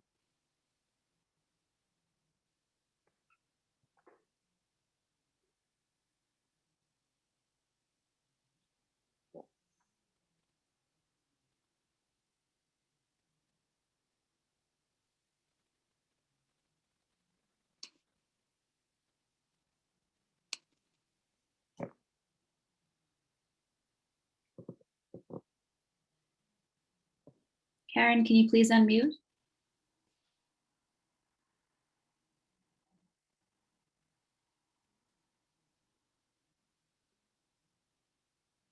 Sorry about that. Can you hear me? Yes, good evening.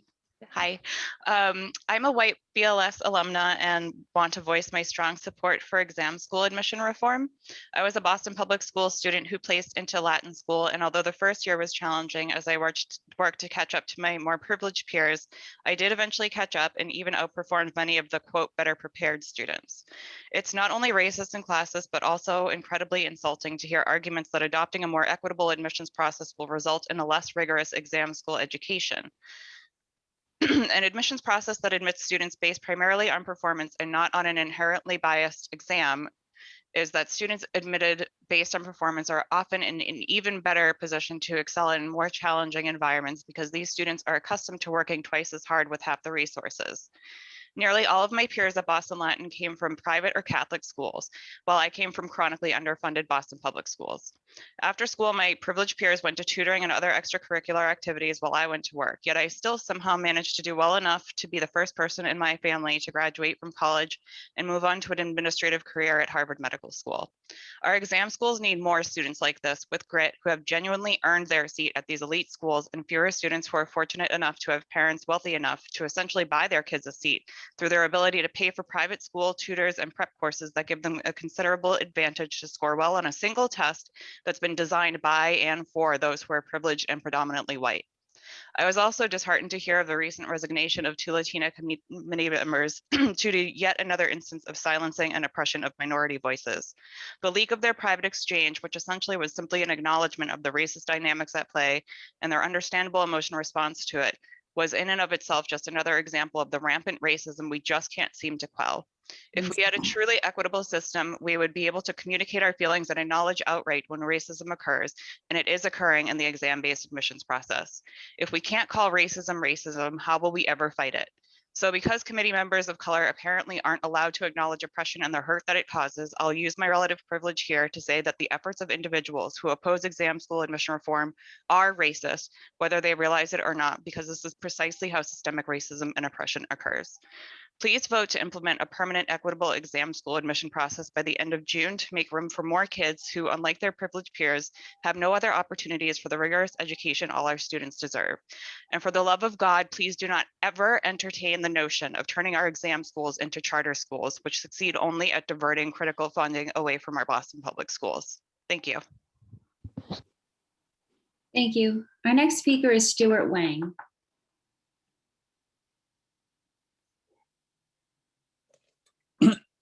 Can you hear me? Yes, good evening. Okay, good evening. Yeah, I'm a resident in West Roxbury.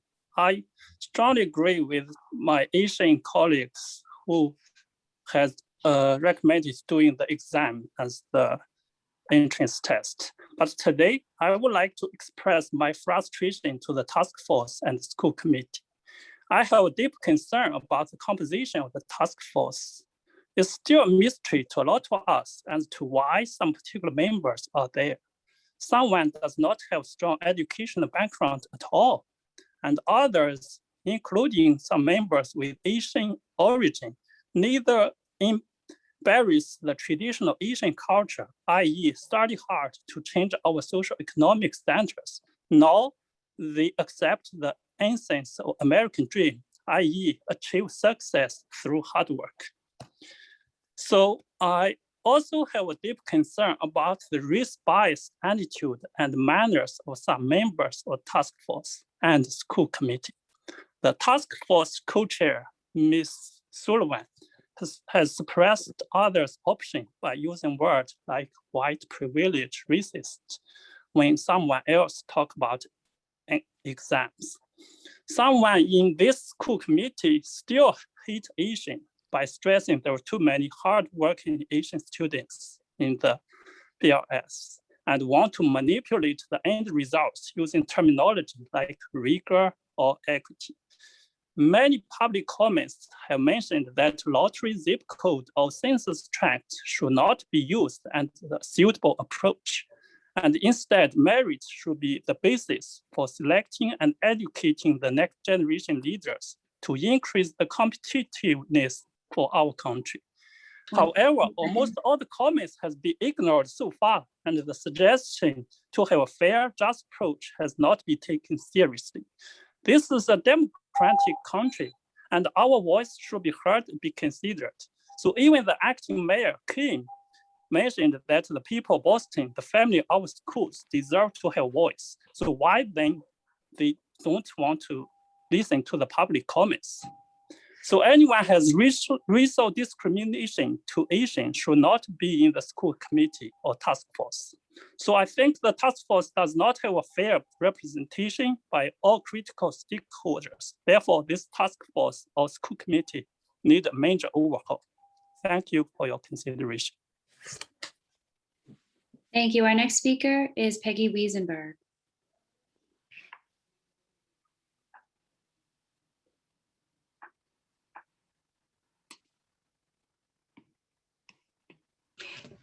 Good evening. Congratulations to Jerry Robinson. I urge the committee to adopt a test blind policy for admissions to the exam schools that does not consider MAP or any other standardized test scores for admission. I support a weighted, qualified lottery for groupings of census tract tiers, option E in your materials, for 100% of 7th grade seats for selection of applicants with a qualifying GPA for school year 2022-23 and beyond.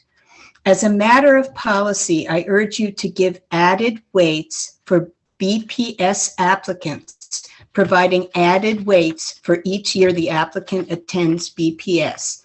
I urge you to direct the task force to explore portfolio process for selection of qualified applicants for 9th and 10th grade seats.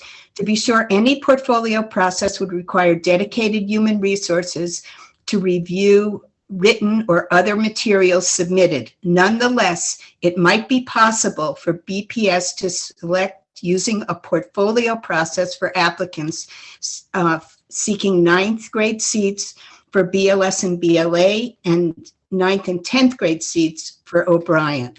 A portfolio process for the upper grade seats is distinct from the 7th grade seats, would be more manageable administratively and more fair for youngsters who are late bloomers and who might not have qualified for or taken the test. After a policy is adopted, it's imperative that you not just do an analysis, but that you make public annual evaluations of diversity of invitations and admissions, and that you review the admission systems periodically. Thank you. Bottom line, I want to, like others, urge BPS to prioritize investment in high quality schools for all students across the system. Thank you. Thank you. Thank you. Our next speaker is Tom Song. He'll be followed by Yu Hong Jia, Rachel Young, Sarah Granfield, Ayomide Olamuyiwa, and Shirley Chen Wang. If you can please raise your hands virtually in Zoom. Tom Song. Hello, good evening. Can you hear me? Yes, good evening. Okay, great. First, thank the committee member and the superintendent for the great effort during this so difficult time. My name is Tom Song. I'm a parent of the Boston Public School student. I'd like to have quick comments about the Boston exam school entrance change. I guess the previous lady mentioned they want to improve the educational quality to give all opportunities. So I guess the most important thing probably to improve all the school, not only the 3 exam school. We know the distribution of the 3 exam school does not represent our racial diversity of our city. It is a fact and remind us how bad the inequality is. But how we can solve the issue? In my opinion, there are 2 ways, right? One is to improve the education quality for all the family, particularly for the low income and the minority family. It's not easy to take time, dedication, and effort. The other way is just to change the rule of the admission. Boom. Now we don't see the ugly number again. Kind of trying to solve a poverty issue, right? We could either improve everybody's income and living standard, which is hard and take efforts, or we could just lower the poverty standard so the problem is solved, right? But we all know it does not. It's just to make us feel better. In fact, I think it's not only does not solve the problem, it could make the problem even worse. I'm afraid the next year somebody will come back, tell us how good the ratio is now. They are perfect, they are beautiful. So the inequality must get improved. So, but we all know without putting serious effort, we just cover the problem. By covering the problem, we could let the low income and minority family further fall behind. We always tell our children, when we run into the problems and try to pick up a solution, pick up the right one. Don't pick the one because it is easy, but pick one it could get the problem resolved. I'm sure by using zip code lottery and recommendation letter, we can make the combination as complex as we can, and we can make the number as beautiful as we want. But the bottom line is our children's education quality won't get improved. So I will urge our committee member to make the right decision. So not pick one because it is easy or popular. Picking one can get the problem resolved, even if it's hard and takes some time and effort, because this is for our children, for their education. It is their future. It's also our future. It's worth the effort. Thank you. Thank you. Our next speaker is Yuhong Jia. Hello, can you hear me? Yes, good evening. Good evening. My name is Yuhong Jia, and I live in West Roxbury. I'm the parent of 2 BPS students, as well as a teacher working in a private school. I was surprised to see the hate messages and the bias against Asians from some of the school committee members. Since the exam school task force was appointed by the school committee and not voted by the Boston residents, I am wondering if some of the members are biased as well. Another surprise I had was a statement by some of the task force members saying that the exam is racist. As an educator, I use the test to evaluate my teaching and students' learning. The Massachusetts Department of Education is using the MCAS to evaluate the students' learning. So technically, this would make us all racist. In my opinion, if the test I gave did not cover the curriculum and was not culturally appropriate, that would certainly be biased.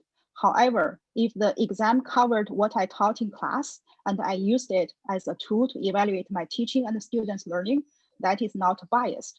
I believe that funding the unbiased evaluation tool for exam school admission is a responsibility of the task force in order to make sure that the students admitted have the preparation to be successful there, since the curriculum is rigorous. I experienced the Cultural Revolution happened in China. At that time, the college entrance exam was canceled so that the college education was not just the privilege of rich people, but the unprivileged working class could go to college. However, many who entered didn't have the necessary knowledge to be successful in college. Additionally, there was corruption and the manipulation of the system, which harmed education overall.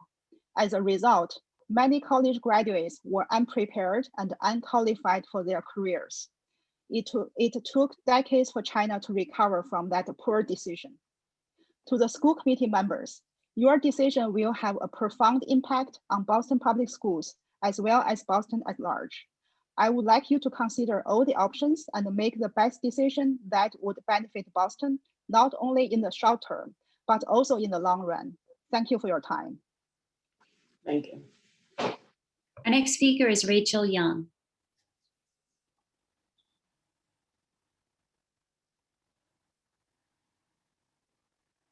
Hi, good evening. Can you hear me? Yes, good evening. Thank you. Thank you for having me this evening. Congratulations to Madam Chair. And then I also wanted to congratulate Ernani. As it turns out, my husband went to high school with you. So on a personal note, he just wants to say hi. And his name is Bill Young, if you don't remember him. So my name is Rachel Young. I'm a parent of the Sumner in Roslindale. I'm testifying tonight about shortcomings for their before and after care program. Some 200 kids use our before and after care program, and we're served by 3 different institutions: the Boys and Girls Club, the Roslindale Community Center, and our in-house aftercare program. 2 of these programs are heavily subsidized, which means that we inadvertently segregate our kids by class and also race. I spoke about this issue in March in front of the committee, and I've had several follow-up conversations and meetings with BPS, including talking with the ombudsperson, Monica Roberts, and Liz Sullivan. But almost 3 months later, unfortunately, there's really little to show for these efforts. There are a few actionable items that I'm hoping the committee can help advance this evening. The first, the Family Council put together a survey and submitted it to BPS to be distributed through BPS. That survey has not been distributed yet, and it'd be great if that could be distributed as soon as possible. The second is, we have an in-house program at the Sumner. In other words, it's staffed by BPS employees, but we don't have access to the cost of that program. In other words, we have no idea what revenue we're taking in and what we're spending on the program. One would assume because this is a BPS program, BPS has access to that information, but requests for that information have not been honored. And then lastly, we've been discussing the idea of having scholarships or a sliding fee scale or vouchers in order to make ends meet, because we'll be taking on 300% more students in the fall, and of those 100 will be high needs. In other words, their family makes less than $26,000 a year. We have no way to pay for those children's school or aftercare program, I should say. We need help, technical support from BPS in order to make that happen. And that requires follow-up meetings and intensive conversations and meetings with BPS. I know I've taken up your time.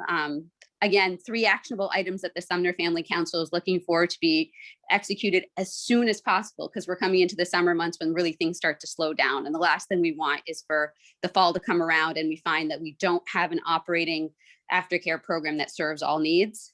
One is to get our family survey out on the street so we know what the needs of families are. 2 is to find out what the cost of our in-house program that's run by BPS is. And 3 is to get ongoing technical support from BPS administration concerning vouchers, scholarships, or sliding fee scales. Thank you very much. I appreciate it. Thank you.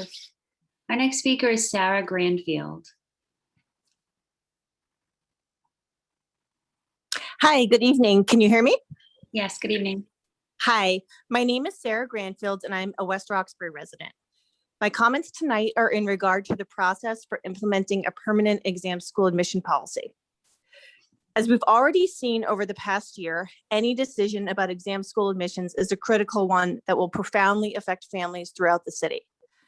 This matter is too important to be left solely in the hands of a small number of unelected officials. Any permanent change should come only after a full and fair democratic process that ensures that every engaged stakeholder has the opportunity to have their voice heard by decision makers who are actually accountable to the residents of Boston.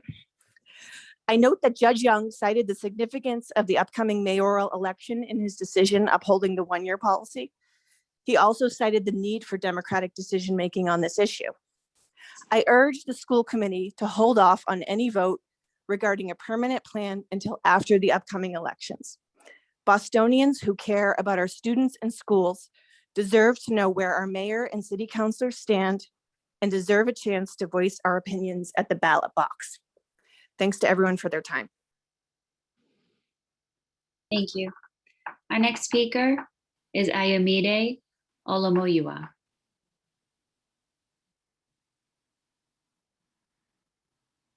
Hi, can everybody hear me? Yes, good evening. Evening. My name is Ayomide Olomuyiwa. Some of you may know me as the former student on school committee for 2 years and thus a BPS graduate from OB.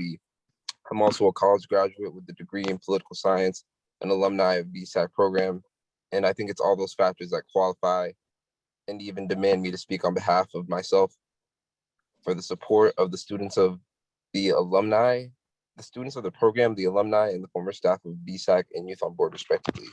who I don't think get stated enough, that we were in no shape, way, or form additive to the psychological, emotional, or financial abuse or misappropriation, as none of the articles or even the BPS seem to want to clarify. I'm here to stand by the students who are affected by the combination actions and lack thereof of Jenny Sazama, RC, reevaluating counseling, and as it were, BPS. Former Chairwoman Davila said that she wanted to align the BSAC program and uplift young voices as the main motivation of the committee. And by extension, I would assume so of the superintendent. And I'm here to ask you to do all of that. As you heard tonight from teachers, parents, and most importantly, students, they're all telling you the same thing before I've had the opportunity to. And nothing's going to change long after me unless BPS does something. It's clear to us that hearing just hasn't been getting the job done. My last point is that I've already said this. My last point is just to reiterate what I've already said, but in the language that BPS chose for its logo: focus on children. Instead of calling them children, though, I would refer to them as young adults, young people, or my favorite, youth, young people, or my personal favorite, young adults. I would want people like Sam DePina, Monica Roberts, and Veronica Marion to put some respect on them and put a lot of faith in students, because I believe that they're not the focus at times. And pretty words, when it's professionally convenient or lucrative, that's not doing it for the kids. So my focus and my plea is for you guys to just follow your word and just do right by the students. Thank you for listening. Thank you. We now have a speaker who will be using Cantonese interpretation services. I will now turn off the interpretation icon. Interpreters and the public will all be in the main room.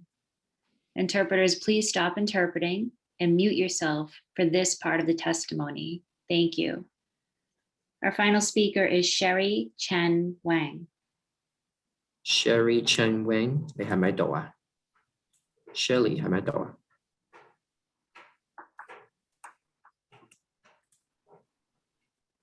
？Shelly， 你可唔可以打開個咪啊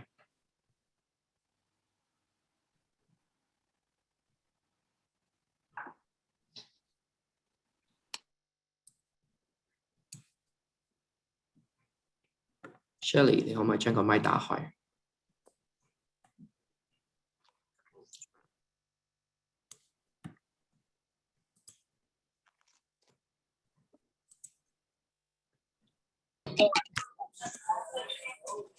Hello?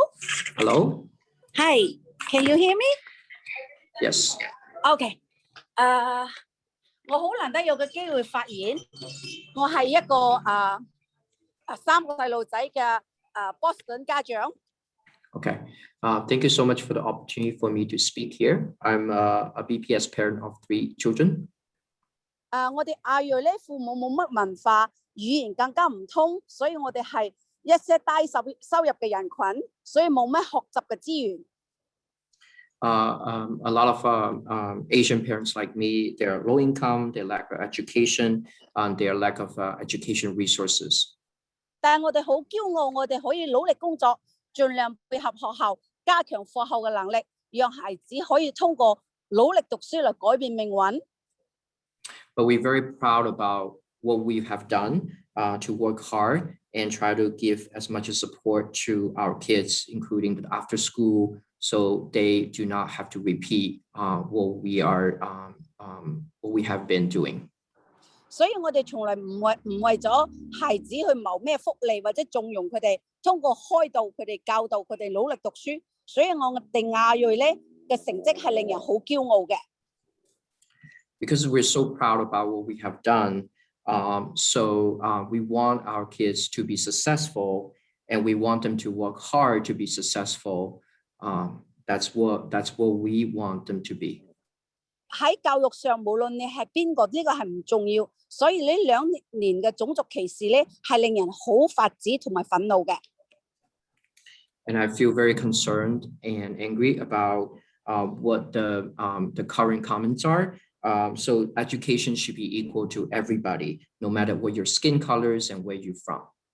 唔好介我直接嗰個 Miss Solomon 咧，佢嘅責任重大，佢應該咧唔好淨係為咗增加Dorchester 啊、Roxbury 啊其他學區入學率而減少唐人街70%嘅配額限制。So to respond with Solomon's idea, so she should be responsible for providing equal education opportunity instead of increasing opportunities for students that are coming from Dorchester or Roxbury and decreasing students coming from neighborhood like Chinatown. 我哋亞裔係好努力嘅，我哋唔想希望我哋孩子嘅機會俾人哋剝削去咗。We are working hard, parents, and our children is also working very hard. We don't want to we don't want to have our opportunity to be abused. 我希望各位成員憑住自己良心去表達自己正確嘅立場同觀點，唔好貨為一個人點樣去決定所有嘅體制。So we want to urge the school committee to vote consciously, and also do not, because of somebody's comment, to change the entire system that could affect other people's opportunity of education. 我哋曾經想過用遊行示威去抗議呢個不公平，所以咧我哋希望我哋得到公平公正嘅對待。We also considered to protest in the past, so we want the school committee to make the decision that's equal to our education system. 咁樣先係正確嘅教育理念同埋方針。This should be the value for what we all be holding. 多謝。Thank you.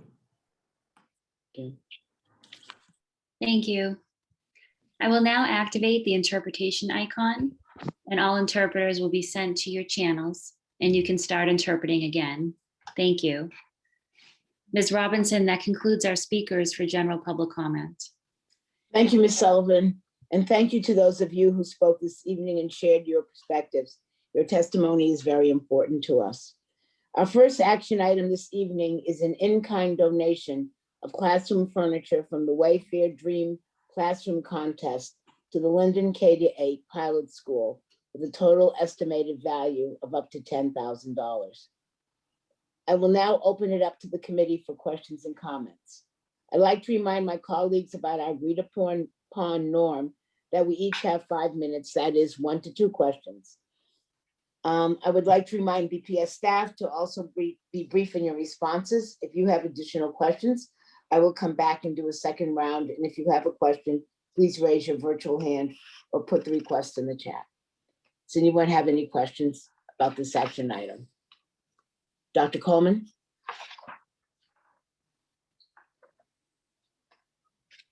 Thank you, Madam Chair. You know, I'm going to support this. I think donations are great, but one of the things it lists up is that we need, and not next week, not in 2 weeks, not in 2 months, but sometime during the coming year, some kind of understanding and analysis of how contributions come into our system and get distributed through the system, and what's our, I'll call it our equity compensation for that. Because we know some schools will draw for a whole host of reasons. They'll draw philanthropic support and attraction, and that's fine. I don't want to eliminate that because it's supportive. But then how do you respond to this? Universities deal with this all the time. You know, the engineering school is going to get a lot more money than the School of Education, but then we have to think of some ways to make that equitable, and would like to, over the coming year, as we move towards maybe towards budget, to have a sense of how we manage that. Because I'm not fully clear about how we do compensate equitable compensations. Yeah, I would agree with you. Thank you. Are there any other questions? If there are no further questions, I will entertain a motion to approve the in-kind donation as presented. So moved. Thank you. Is there a second? Second. Thank you. Is there any discussion or objection to the motion? Hearing none, Ms. Sullivan, will you please call the roll? Dr. Coleman, Yes. Mr. DeRusso, Yes. Mr. Tran, Yes. Mr. O'Neill, Yes. Ms. Robinson. Yes. The motion passes unanimously. Thank you. Our next action item is grants for approval totaling $45,578,367. I will now open it up to the committee for questions and comments. Are there any questions? None? Okay. If there are no questions, I will entertain a motion to approve the grants as presented. Is there a motion? Thank you. Is there a second? Second. Thank you. Any questions or objections to the motion? Hearing none, Ms. Sullivan, will you please call the roll? Dr. Coleman, Yes. Mr. DeRusso, Yes. Mr. Tran, Yes. Mr. O'Neill, Yes. Ms. Robinson. Yes. The grants are approved unanimously. All right, thank you very much. So our first report this evening is the renewal of TransDev transportation contract. Before I pass it on to the Transportation Director, Devarin Stanislaus, I would like to invite the superintendent to give any opening comments. Thank you, Madam Chair. I'm going to turn it right over to Ms. Stanislaus, who can just speak to the yearly renewal of the transportation contract with TransDev.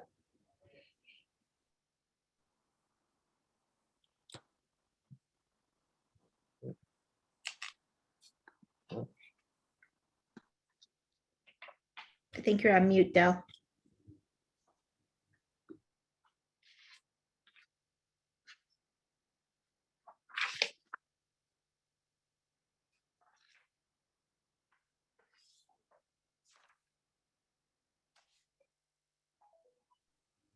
Del, I think you're on mute.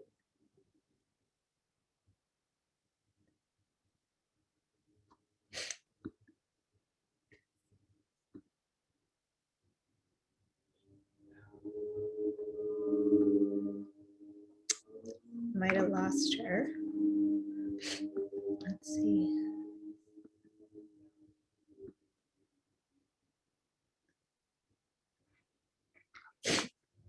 Let me give her a second. I think she might have lost her internet.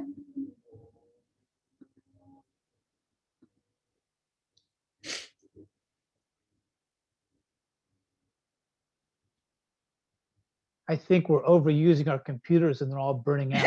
So yeah, I certainly see this. My own computer started acting really funky all the time.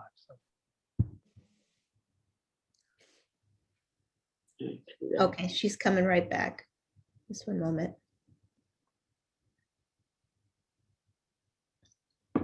Maybe we can take this moment, Madam Chair, to give our interpreters just a bit of a break. Thank you.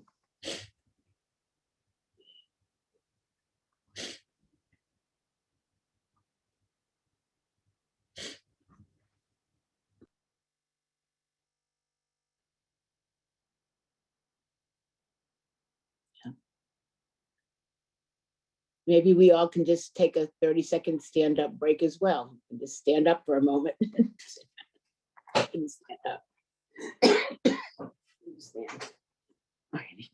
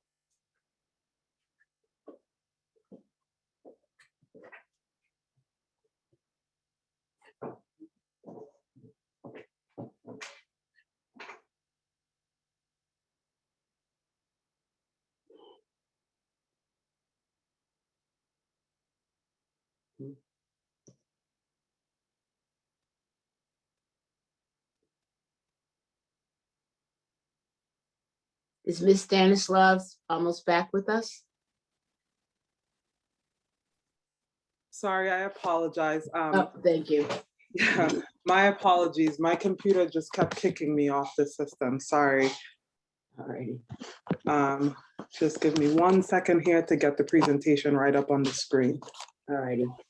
Thank you. You're welcome.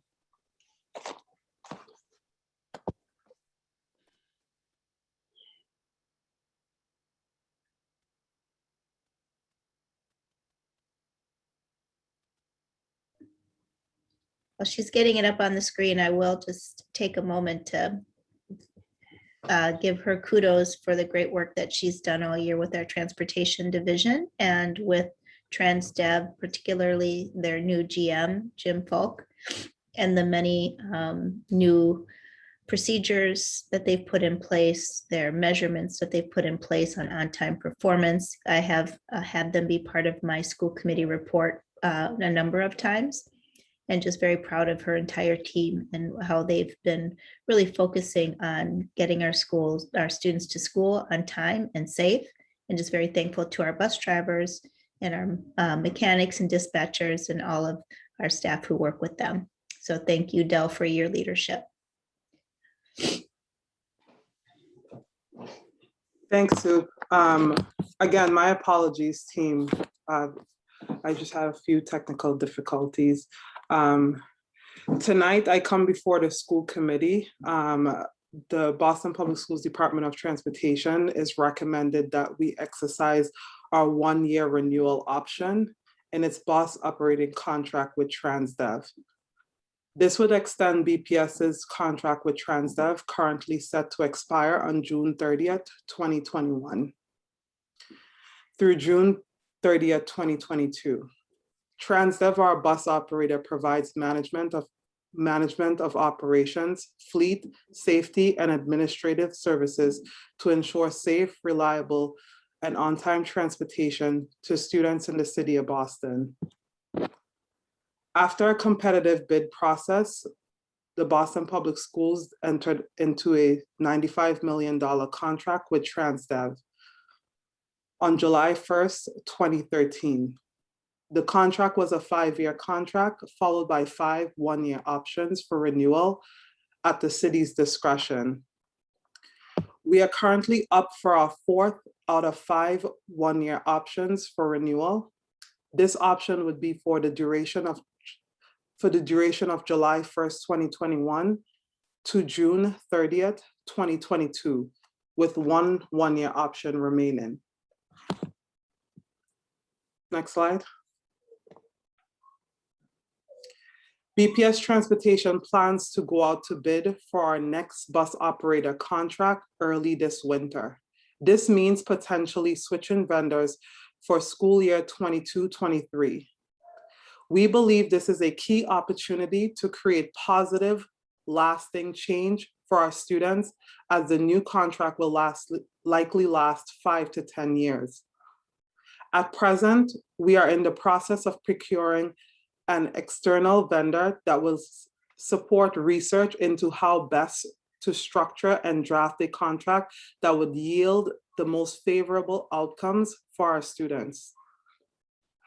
The work done by this external vendor will assist in overhauling multiple portions of the existing contract based on lessons we have learned over the last 7 years. In the interim, we are asking for approval to extend the current contract with TransDev for 1 year, which will take us through the coming school year. It is in our best interest of our students and families not to switch bus operators, as the public health pandemic is just starting to resolve.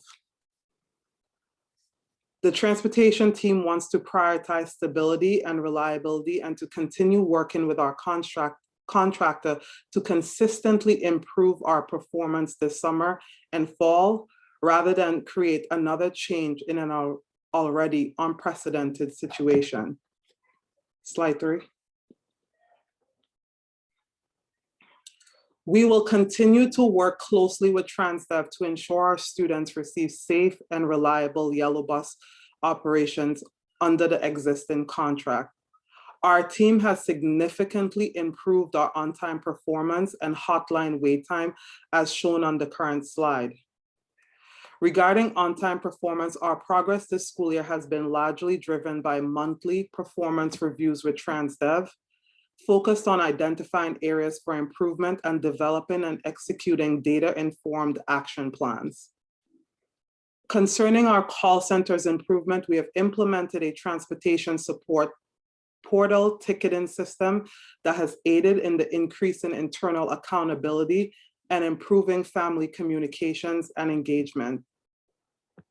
We recently developed our language queuing capability and new online chat feature, which have improved family access and engagement. Thank you.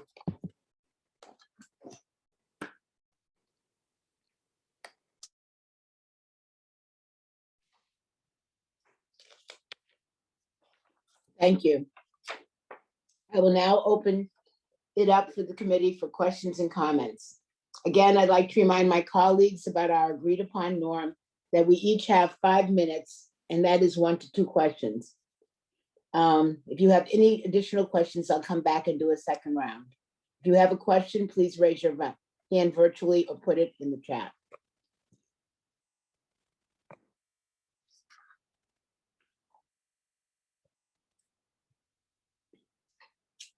Any questions?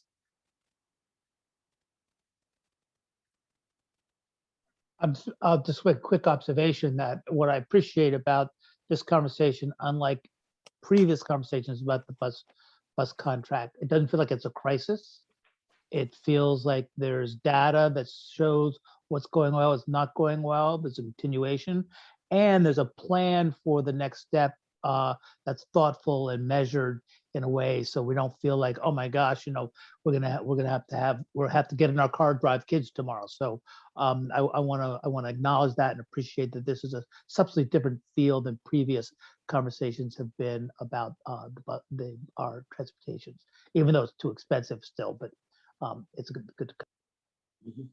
Yes. Thank you, Dr. Coleman. Mr. O'Neill. I want to echo what Dr. Coleman said. You know, when we look at our transportation budget, obviously people say, wow, it's so big, they're shocked by it. And it's important to understand a couple of things. One, BPS is required by state law to provide transportation for charter and private and parochial schools. That is not a BPS decision, that is a state law requirement. We have to provide the same level of service we provide for our students. And then also there's a lot of door-to-door students service for students with disabilities. So even as we look to build quality schools in every single neighborhood and, you know, hope that families choose schools closer to home, there's still an inherent big transportation budget for BPS because of those other requirements. And I want to applaud the work the transportation department has done working with Transdev and our bus drivers and our monitors in the past year as we slowly phased our students back to in-person. I know it was an enormous amount of juggling on behalf of transportation. And I just want to make sure you know that as a committee member, I deeply appreciate the work that you have done. And also I echo what Dr. Coleman said. In the past, you know, it is clear that in a couple of past years, if we put the contract out to bid, we would have a substantial cost increase in front of us. And the benefit of having this long-term contract, there have been bumps with Transdev, there's no question about it, but transportation has been able to work through it. And you know, if we had gone out to bid, it would have been difficult. So hearing that you are working on a plan to ultimately go out to bid, but also think through, you know, ways that you're going to do things differently and that you're going to have a process over the coming year to do that is very thoughtful to hear. So I just wanted to thank you for the work that you've been doing on behalf of our students, because transportation for them is so critical. So I support this approach of, you know, the 1-year renewal and the work you're going to be doing to think it through differently next year. Wonderful, thank you. Thank you, Ms. Neal, and thank you, Dr. Coleman. If I can take just 1 second to also just appreciate my team on this platform. The transportation team has worked extremely hard during the pandemic to consistently pivot to ensure that we provide safe and on-time transportation to our students in the city of Boston. And I really, really want to commend my team on this platform for a job well done. Thank you. Agreed. May we also call out your communications team, the ones that are at the answer center for when parents call in. Like many school committee members, we have stood there and visited that room and seen the operations center and how hard, and the fact that you get support from other parts of BPS at peak times when school first starts, et cetera. But enormously hardworking team and really dedicated to solving parents' concerns. So thank you to that group as well. Thank you so much. Thank you. Thank you for your report. The committee will look forward to taking action on this recommendation at our next meeting. Our next report this evening is an update from the Exam Schools Admissions Task Force. You'll recall that last fall, the committee approved a one-year exam schools admission policy due to the pandemic. The committee established the task force to develop a set of recommendations for a permanent admissions policy for Boston Public Schools exam schools. The task force has been meeting regularly since February, and tonight the committee is pleased to welcome co-chairs Tanisha Sullivan and Michael Contompassis, who will present an update on potential areas for consideration. First, I'll invite the superintendent to give opening comments. I would really like to thank both President Tanisha Sullivan of the NAACP, Mr. Michael Contompassis, former head of school and superintendent within Boston Public Schools, for their unwavering commitment and dedication and many, many hours to trying to listen to the data and find a fairer way forward for our students to be able to access our 3 exam schools equitably and throughout the city of Boston. I want to thank them first for their participation in the temporary policy that we have in place, and then second, for their recommitment to seeking a permanent solution. This isn't easy.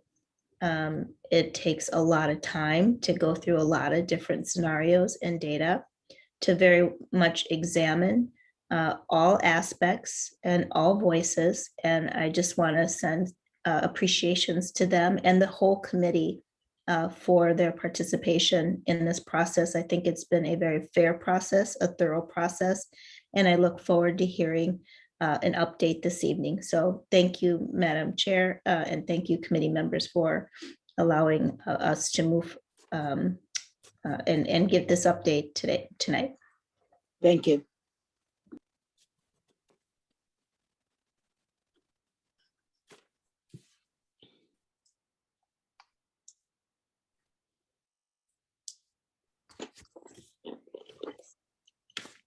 Good evening.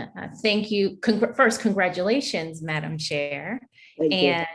And thank you for the opportunity to share with the school committee this evening. We also want to thank, of course, those our fellow Bostonians who are with us tonight as well.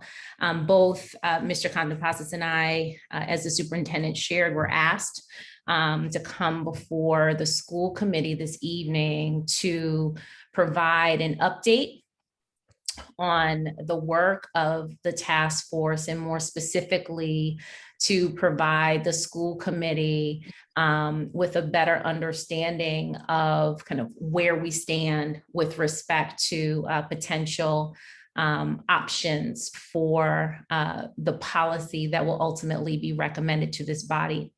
In so doing, we are entering in many respects another phase of this process that will, from this point forward, include, of course, school committee members. And Mike Contemplasis and I will talk a little bit about kind of what that will look like going forward. I do want to begin with our charge. Just as a reminder, the charge of the task force, building upon the work initiated by the Superintendent's Exam Schools Admissions Criteria Working Group, the Boston School Committee Exam Schools Admissions Task Force is charged with developing a set of recommendations for the admissions policy for Boston Public Schools exam schools. The desired outcome is to expand the applicant pool and create an admissions process that will support student enrollment at each of the exam schools, such that rigor is maintained and the student body better reflects the racial, socioeconomic, and geographic diversity of all students K-12 in the city of Boston. The task force shall consider use of the new NWEA assessment and other factors and leverage learning from a full review of the implementation of the school year 21-22 admissions criteria, as well as a thorough review of practices in other districts. As part of our charge, I just want to pause here for a moment and just note that as part of our charge, you have asked us to develop an admissions process proposal where, quote, the student body better reflects the racial, socioeconomic, and geographic diversity of all students K-12 in the city of Boston, end quote. We wish to offer at this time our understanding of that charge to confirm that it is your understanding as well. Specifically, we do not believe that you are asking us to ensure that each exam school actually reflects the racial makeup of the city. Indeed, in reviewing our interim admissions process, the federal courts did not either.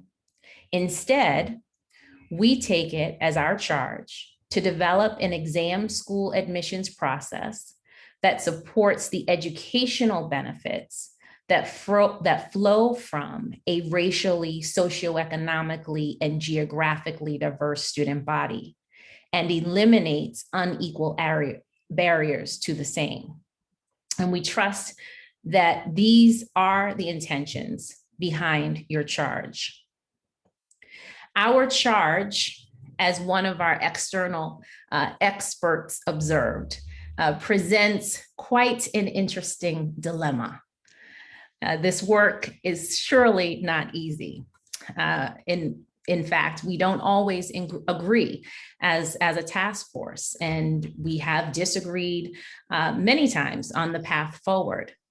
But both Mr. Contemplasis and I have truly tried to create a space where debate is not stifled and where members can be comfortable sharing their best thinking and perspective based on research, based on data, even if it is an alternative path or perspective. This is rooted in a belief that wrestling with the tension that can exist from having different perspectives as it relates to this particular question and many others will produce the best possible recommendation. So yes, this has been a challenging process, but it has also been incredibly rewarding because this is what democracy looks like. This is what inclusive governing looks like. So we thank you for the opportunity to serve and look forward to moving through this process with you. Finally, it is true that Boston has and has been blessed with some of the best schools in our country, and that includes our exam schools. But the task force also believes that we cannot talk about 3 schools within the district in a vacuum. We must work to increase equity and excellence in all of our schools. And you will see that our recommendations, both preliminary and we believe the final recommendations, will reflect that belief. With that, please allow me just to run quickly through our intended agenda for this evening. As I just shared, just revisiting our mission or our charge, if you will. We'll also take a moment because I think it's incredibly important for people to know who the members of the task force are, folks who are dedicating, contributing a significant amount of volunteer time. We want to make sure that we appropriately acknowledge them and their work. We will also provide you with just an overview of our meeting schedule so that you have a better understanding of how and when we've been meeting, who's been attending those meetings, and the types of conversations we've been having.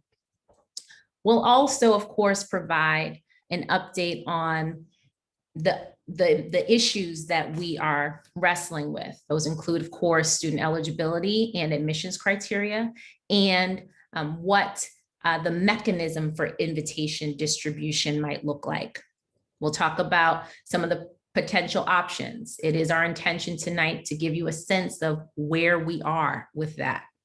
And of course, kind of moving forward, some of the recommendations, concrete recommendations that we know we are likely to present to you, which includes annual review of the policy and also some investment in recommendations. So with that, I do want to recognize members of the task force. As you know, Mike Contompasas is my co-chair, having served as the former head of school at Boston Latin and former superintendent of the Boston Public Schools. As was shared, I am Tanisha Sullivan. I am the current president of the NAACP Boston branch, and I'm also the former chief equity officer for the Boston Public Schools. Pastor Sam Acevedo, who is the co-chair of the Opportunity Achievement Gaps Task Force for the BPS. Acacia Aguirre, who's a parent of a student at the John D. O'Brien. Samuel Chernow, who is, well, actually now a graduate of Boston Latin Academy. We're very proud of Simon. Matt Kreger, who is with the Mental Health Legal Advisors Committee of the Supreme Judicial Court. Dr. Tanya Freeman Wisdom, who is the head of school at the John D. O'Brien School of Math and Science, and also in O'Brien graduate. Katie Grassa, who's the principal at the Curley K-8 school, and also an alum of Boston Latin School. Zena Lum, who's a parent of a student at BLA. Zoe Nagasawa, also a former student, now former student of Boston Latin School. Very proud of Zoe and her work as well. Rachel Scarrett, head of school of Boston Latin, and Dr. Roseanne Tung, who is an independent researcher based here in Boston, and Tamara Waite, who's a parent of a student at the Philbrick Elementary School. Sorry, I'm having lighting issues. I do want to, again, thank, on behalf of Mr. Contompasas and myself, want to thank the task force members for the many, many hours, that volunteer hours that they've contributed to this effort, both debating, researching, this particular issue, listening to community voice on this issue, all in an effort to make the best recommendation to this body, a recommendation that will be grounded in data, that will be grounded in research, equity, and best practices. We also want to acknowledge and celebrate that in developing our policy recommendation, the task force members come from different backgrounds and experiences across our city. We have parents, students, educators, property owners, advocates, researchers, and other stakeholders. Of our 13 members, the vast majority of them have deep experience with our exam schools, the personal experience with our exam schools.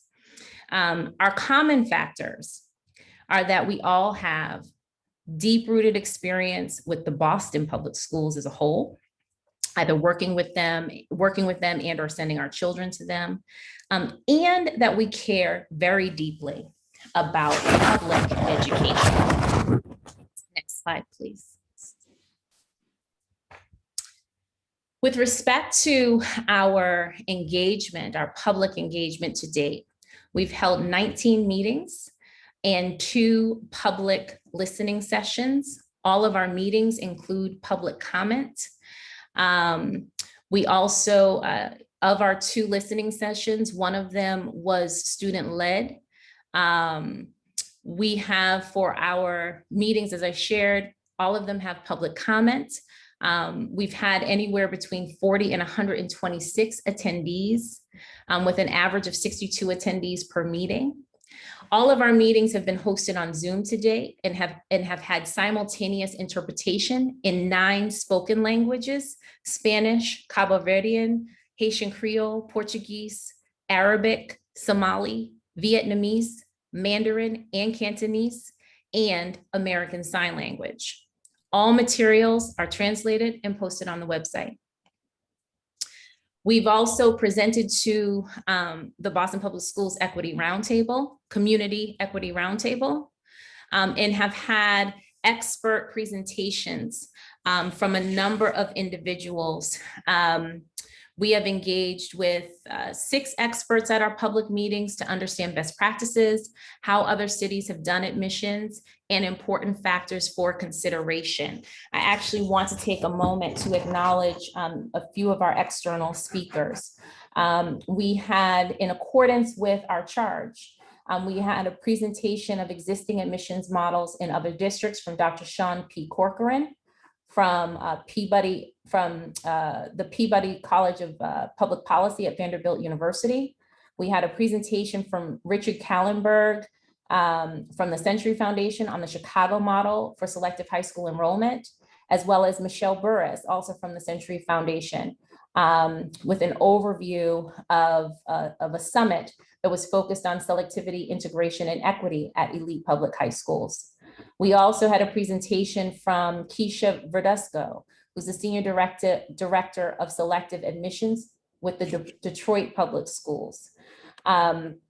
Dr. Lori Shepard joined us from the University of Colorado Boulder with a presentation on the use of tests in selective school admissions. And we also had a presentation from Chris Minnick, who's the CEO of NWEA, and his senior team on the MAP growth assessment. We want to thank all of those who have contributed their expertise in providing us with information, much needed information, research, and data to help inform our decisions. Those presentations, of course, along with the public comment and the experience and expertise of our task force members, has been incredibly helpful.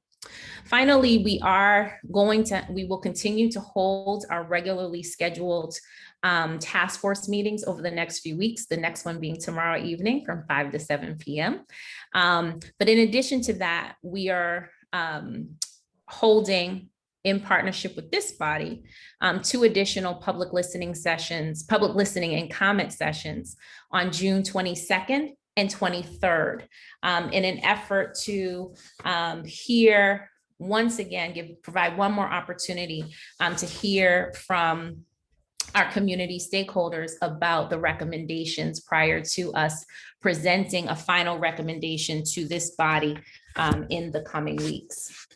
With that, I want to turn it over to Mr. Contompasas to provide an update on the decisions that have been made by the task force, because we have made some decisions already, and also to provide you with, again, an overview of the proposed potential proposed policy solutions that we will bring before this body in the coming weeks. Mr. Contenpasas. Thank you, Ms. Sullivan. And there we go. Let me begin, first of all, by also adding my congratulations to Chairwoman Robinson. Our goal is twofold right now. What are we trying to achieve? We're trying to develop a series of recommendations for exam school admissions process that A, maintains rigor, and B, increases geographical, socioeconomic, and racial diversity. How will we do this? We're doing this by looking at and considering issues around eligibility and issues around invitations. We want to be very clear from the beginning. No decision on a final recommendation has been made. These are the factors we're considering, and we'll do more engagement following this meeting before a final series of recommendations are made. The next slide, please. Throughout the rest of this presentation, we'll be talking about eligibility, and we will be talking about invitations. As you can see from looking at step one, we have tried to give you an indication of what happened prior to the pandemic year. Secondly, what happened in school year 21-22 when we offered and recommended an interim solution, and what we are currently discussing for school years 22, 23, and beyond. As you can see, and you will see as I go through the slides, there's a lot of TBD. As you can see, we have not yet reached consensus on the final set of recommendations. But let's look at what the task force has been considering under eligibility. And there are a number of potential options. One of them is assessment. The other is looking at grades. We have had discussions around adding educator validation. Or, as has been mentioned, as I was listening to the general comment, perhaps a student portfolio. We also will be talking about a high poverty indicator, and I will say more about that as we move along. Going over to step two, we look at the processes for invitations. And as you can see again, we've given you school year 2021. We've given you the process we used in the interim, and we are looking at potential options for school year 22 and 23 and beyond. What are those potential options for inviting students? One of them is to use straight rank. Another is to use a qualified lottery. By qualified, I mean we will have determined what the entry point or the threshold will be, as we did with the interim process, where we selected a B or better to determine that threshold. We have been talking at length about census tracts and whether they give the use of census tracts may be more viable than the zip code process that we utilized in the interim process. We still are looking at zip codes as an alternative. And we are looking at something that we have borrowed from the Chicago school system, a series of tiers which we will divide the invitees and their families into using a series of socioeconomic determinants. May I have the next slide, please? Again, who is eligible? And this is step one. We've again given you 2021. We've given you 21-22. And we are going to give you our best thinking around what we would like to do in terms of a recommendation for school year 22-23.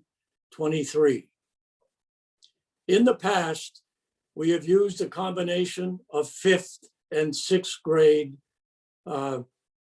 scores, recognizing that our students, particularly in BPS, may have had a difficult year in terms of consistency in instruction, having to do remote first and then coming back to school at a later date. We have discussed this at length, and we have come up with a consensus that moving forward in school year 22-23, we will use the first 2 terms of 6th grade for all applicants, regardless of where they may now currently attend school. Obviously, they must be Boston residents to be considered for eligibility purposes. We have also expanded the core subjects that will be included in the 6th grade beginning this coming fall. Whether the school is on quarters or trimesters, we will use the first 2 terms or the first trimester.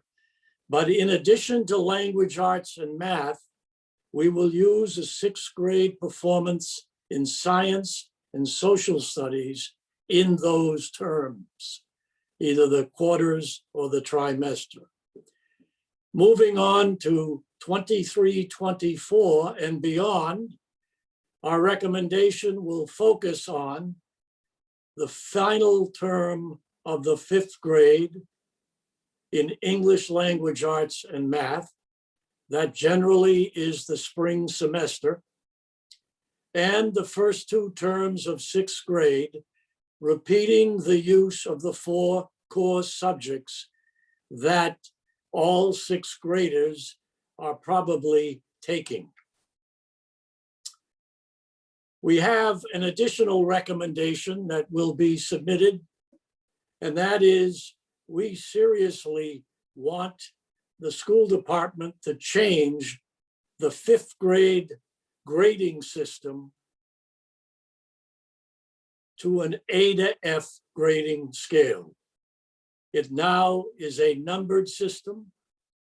We feel it'd be better continuity and easier to understand if indeed, and fairer for that matter, if the students in grade 5 were converted to a letter grade system.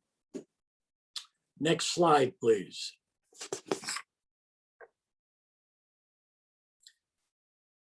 We have been seriously discussing a high poverty indicator. We have not yet reached consensus on this, but what we have been discussing is the following.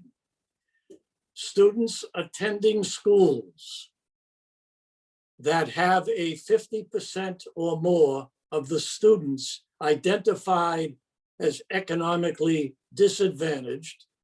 And this pertains not only to BPS, it includes the charter schools, it includes the parochial schools, and it may also include an independent school. For those students that fall within that category, we are considering a recommendation that after they become eligible for the pool by whatever mechanism we come up with as a final determinant, they will receive an additional points, 10 points in the invitation process. Next slide, please. This sort of reinforces what I mentioned earlier. We have been talking about educator validation, verification of grade level performance as we requested in the interim process. We are also looking at qualitative measures that might be feasible around portfolio options to include an essay, a writing sample, or some other qualitative measure. Obviously, this presents, if recommended, if we reach consensus, puts added burden on how these options will be evaluated. Next slide, please. The options for eligibility, as Ms. Sullivan mentioned, we did review the NWEA MAP exam. We did look at MCAS. We are looking at growth as a possible variable for eligibility. We are looking at the use of an achievement measure versus a growth measure. And we are looking for a potential phased recommendation regarding the use of the assessment. Next slide, please. When we talk about who is invited, we give you 5 options. We have not reached consensus on any of them. The first is to use a straight rank citywide, the straight rank census tract tiers. And again, we have not settled on how many tiers, but whatever the tiers, the number, they will all have similar determinants that will place families in those tiers. We are looking at a similar distribution as we did with the interim report of 20% being straight ranked citywide and 80% straight ranked in the census tract tiers. Option B, straight rank citywide, 20%, straight rank census tract tiers, and I put down to be determined, and a qualified lottery in that census tract tier. And you can see we are debating the feasibility of option B, but have yet not decided on what to add in terms of the percentage, hence the to be determined.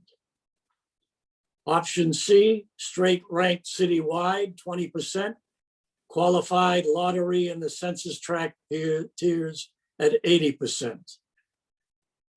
Option D is a straight rank census tract tiers for 100% of the population. And option E is a qualified lottery in the census tract tiers for 100% of the qualified invitees. Mr. Condon-Passos, I just want to just make a note here for folks. It should say census tract / tier in each of those. There Thank is, you. right? And just that point of clarification for folks. Right. Thank you. Next slide, please. Moving forward, we are recommending the following. We're recommending an annual report be made to the school committee to assess the wellness of the schools, the school community, as well as looking on an annual basis at the student admissions data. When I say looking at the wellness of the school community, it means to develop a survey that will go out to students, the parents, the stakeholders in those 3 schools to review how everyone feels in the building regarding what's gone on during the year. And that's why we've called it a wellness report. We also feel very strongly that there should be a full policy review during or after a 3 to 5 year period. We think this is extremely important because it will give the district an opportunity to look at the outcomes of what the recommendations lead to, but also will send a message that a review is being made so that the implication is that this is not necessarily a final process. And for a variety of reasons, we think it makes a lot of sense to look at the outcomes of the recommendations we make, to assess the return on investment, if you will, of those recommendations. We think it will also be valuable in terms of some of the legal questions that may come up, in a sense that it will probably help that a periodic review is being implemented.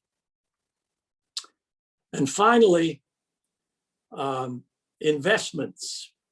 If you remember, the school committee voted on the interim process to provide appropriate support both before and during the school year for the invitees who will be attending this year. And while we know they're academically prepared for the exam school content, it may require more time to get acclimated to the pace of exam school study. I want to thank the school department for beginning to implement that at the 3 schools by providing the resources that will ensure this summer that at all 3 schools, an orientation program will be held. We also want to remind the school committee that there was a second recommendation. And I'd like to rephrase that a bit because we think this is equally as important. And that if you remember, we recommended that the school department ensure that an academic acceleration initiative in math and English language arts be available to all students in every elementary school in BPS, beginning as early as 4th grade. We have discussed that recommendation and will be probably recommending that as well.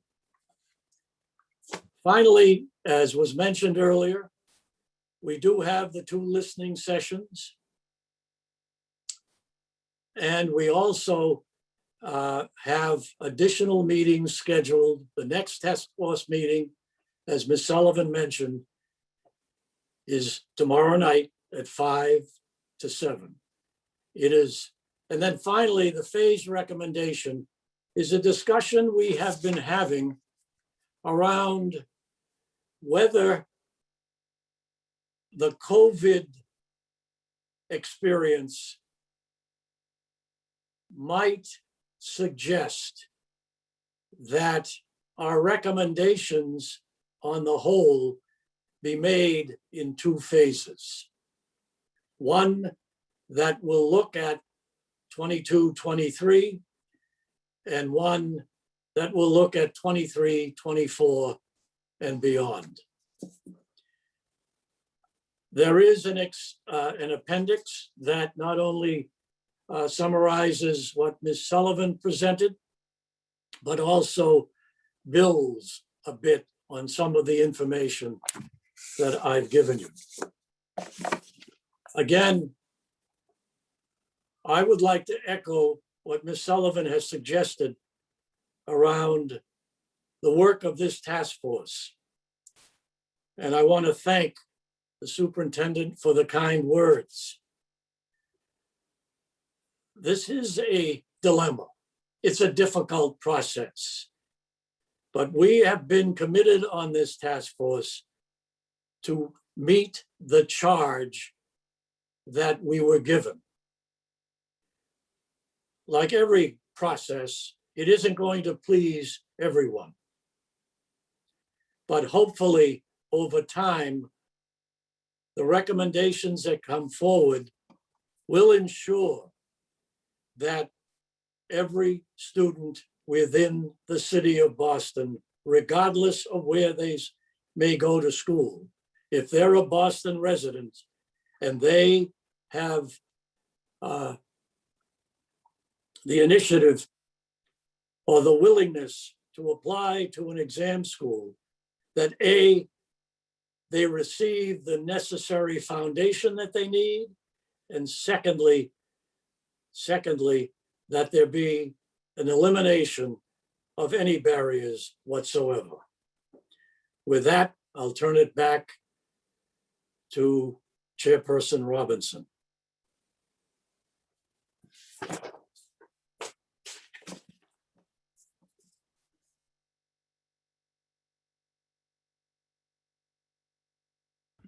Madam Chair, I believe you're on mute. So sorry. So again, thank you, Ms. Sullivan and Mr. Content-Passes for that update. And thanks to all of the task force members for the many, many hours they have dedicated to the process. I'll now open it up to the committee for questions and comments. And again, I'd like to remind my colleagues about our agreed upon norm that we each have 5 minutes, and that's 1 to 2 questions. And I'd also like to remind BPS staff to also be brief in your response. If you have any additional questions, I will come back to you. So let's move forward. All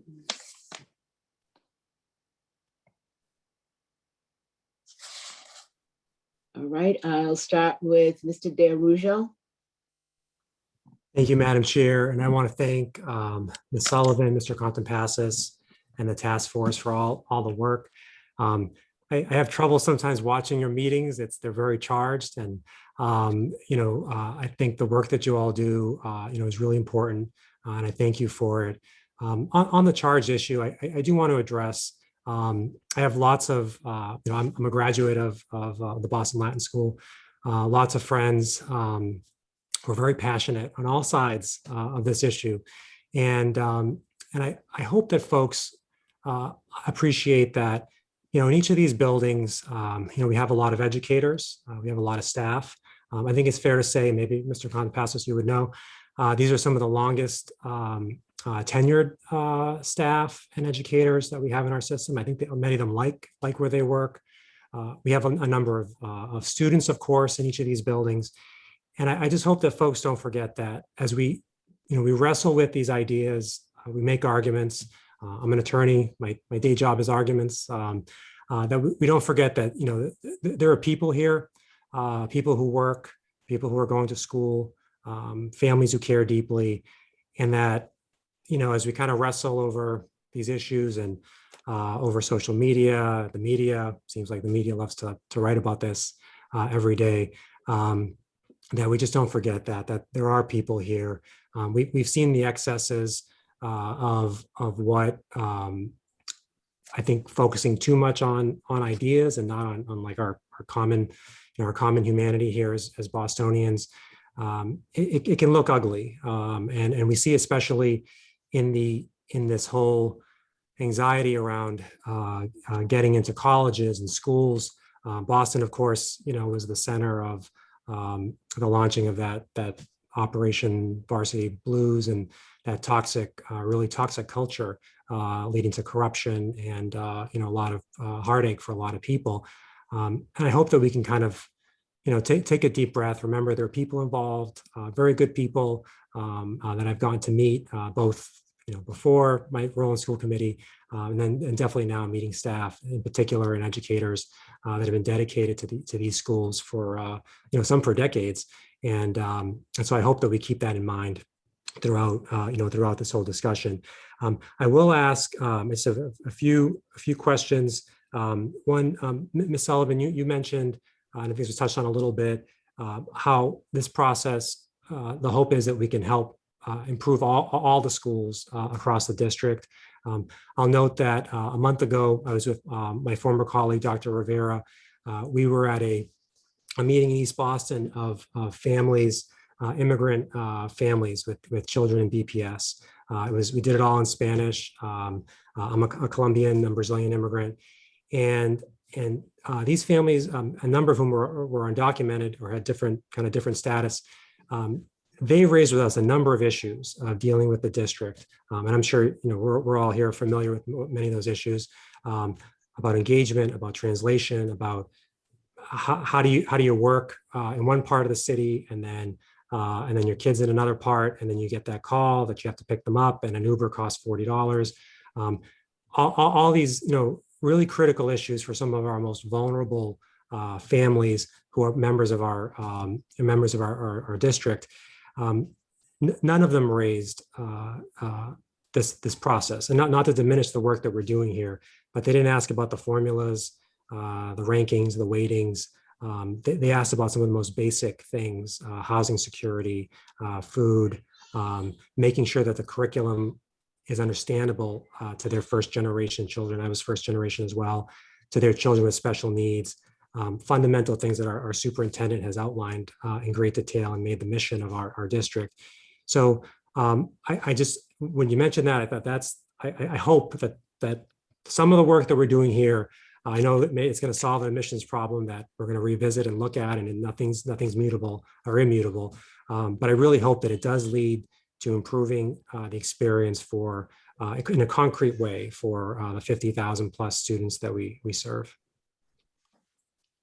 So I'm not sure I understand the question, but I'm going to take a stab at it. And I'll start. I'm actually, while I begin, I'm going to ask that Mr. Kreger be pulled up from the audience, because I do want him to comment also on this question. So first, I want to agree with you with respect to what happens within really all of our school buildings, but I have certainly a special place in my heart for one of the exam schools in particular, and that is the John D. O'Brien, because indeed my dad was one of those individuals you speak of. After 39 years in the district, he retired as the headmaster of the John D. O'Brien School of Math and Sciences. And so I know, even to this day, now I think 5 years after his retirement, the O'Brien is still a part of our family. And I spent several years while I was in law school, actually as a substitute teacher at the O'Brien to help pay for law school. So I know the buildings well and know the educators well, and know the students, many of them well. There's family in these buildings, not just about people, it's family. So I agree. That said, I appreciate you raising this point specifically about our families across the city, those in Eastie and families that are new to the city for many reasons. This is not an issue that is new for me. And so since you directed the question to me, I'll answer it personally. I've spent many years looking at this particular issue, and I've spent time with Mr. Kreger speaking with families across the city on this issue. And specifically as it relates to the exam schools, one of the learnings that I carry with me through this process is that when we took time to speak with families, specifically, again, our immigrant families and families from East Boston, one of the comments that we heard was that they didn't know about the exam schools. They didn't know about the exam schools to even ask about the process because the schools were not part of the conversation. But once we began to share about the opportunities that these schools can offer, it clicked. And they wanted to know more. And so I certainly agree that we need to be focused on the bread and butter issues of quality of life, bread and butter issues, making housing, economic, all of that. But we also have to focus on ensuring that through the work that we collectively do, that when we're talking about these schools, that we're not just creating a process that says there's equal opportunity and access, but we've got to make sure that we've got the structures in place to ensure that everybody knows about this equal opportunity and access. Right. And so, Mr. Kreger, I don't know if you want to speak a little bit more to this point about, again, creating both policy and structures that ensure that there's opportunity and access, specifically to this question about with respect to our families that are new to Boston, immigrant or otherwise, and what we've learned from families in other parts of the city on this. Nisha, I couldn't have said it any better or any differently. Quite clearly, when Tanisha and I spent several years conducting forums in different neighborhoods across Boston to hear from families about the exam school admissions process. And like you said, when we entered East Boston, the question wasn't what the process was, but what the exam schools were in general, right? There was a complete disconnect there. And we take our charge as one that first recognizes the family that is our exam schools, but also seeks to grow that family and grow it in a way that would allow all our students of all backgrounds and neighborhoods to see each other and learn from and with each other at these institutions. And it's from this that we think not only can our students reap the benefits, educational and personal, of racially, socioeconomically, and geographically diverse education, but also that our city's future is at its best when we have students develop this ability to understand multiple perspectives, to connect with people of different backgrounds, and in the process, connect with a city that has many insular neighborhoods that could stand to benefit from knowing each other better as we move this city forward. So to us, when we see the charge of an exam school process that better reflects the racial, socioeconomic, and neighborhood diversity of the city, or better reflects those things, we don't take that to mean that it actually reflects the racial composition of the city, but we see it as our charge and seek the confirmation of this group that it is to promote the racial and socioeconomic benefits that flow from, the educational benefits that flow from a racial, socioeconomic, and geographically diverse student body.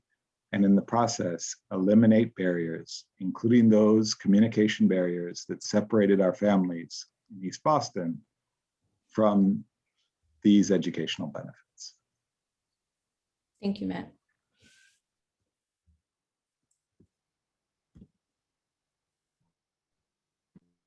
Are you? Okay, we'll move on to Tiffany. I'd like to say that I kind of am very interested in this topic and have been going to the task force meetings and speaking at those at public comment at times.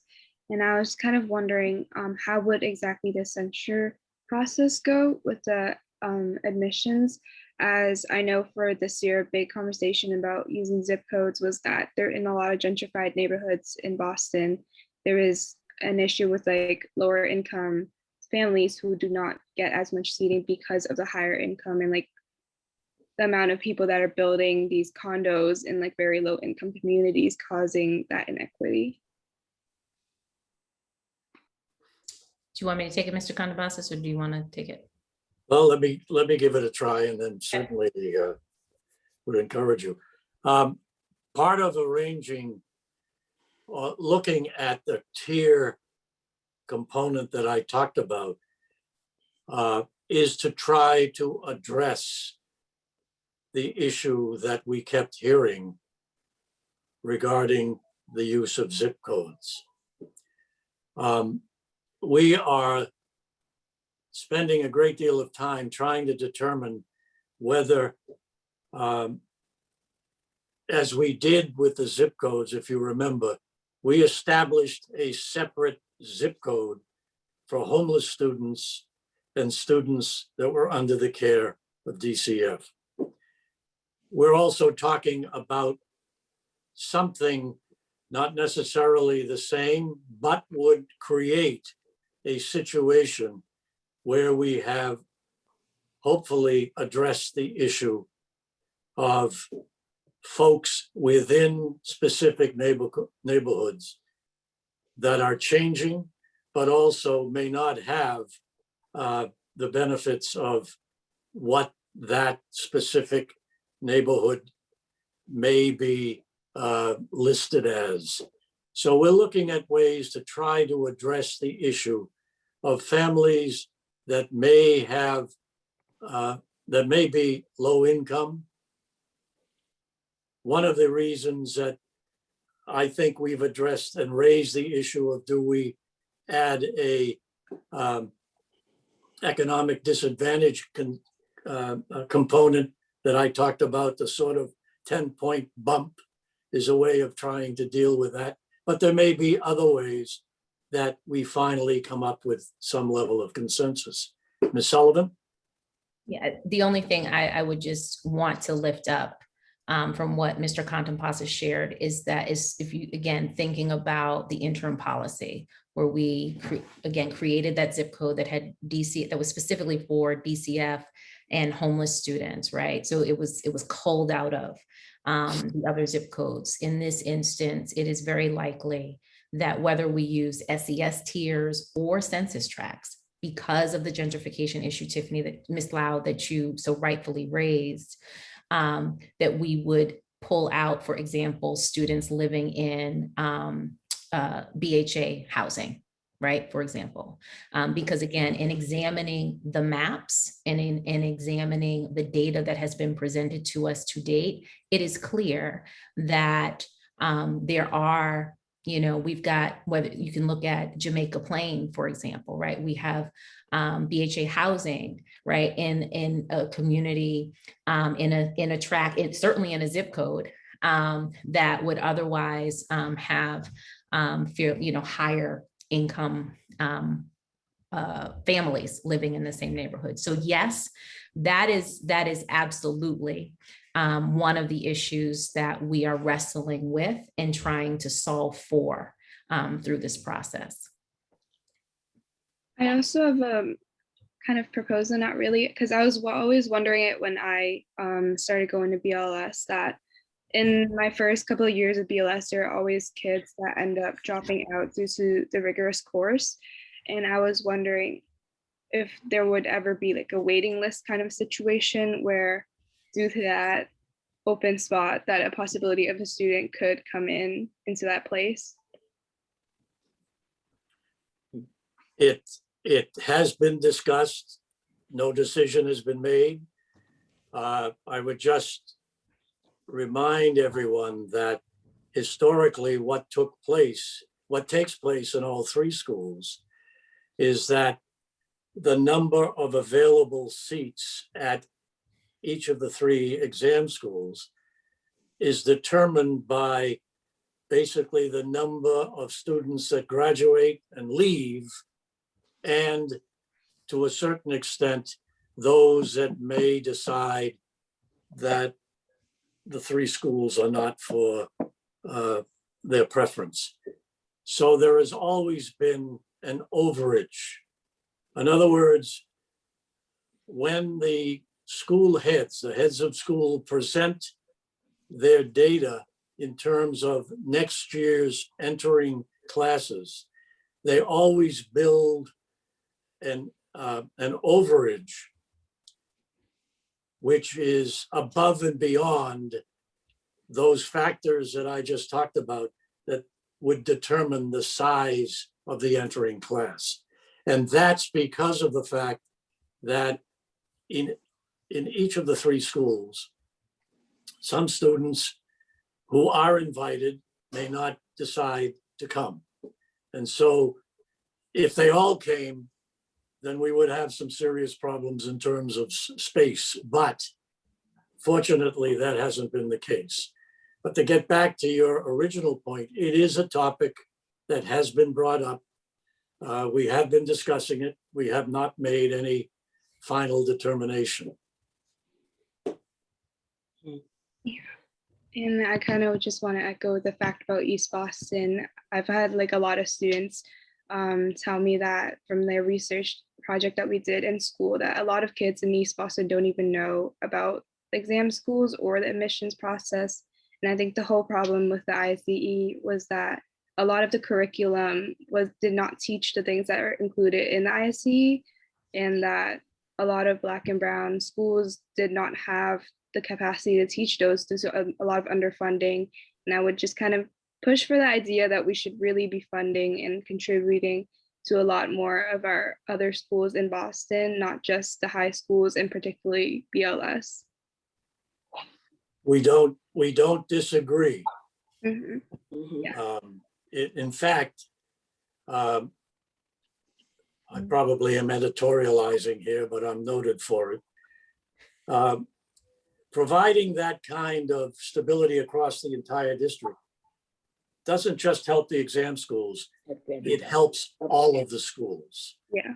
And I know the superintendent has on her agenda dealing with the issue of how do you provide that kind of opportunity, not only in the other high schools, but to ensure that there is access to whatever is needed in every school in the district.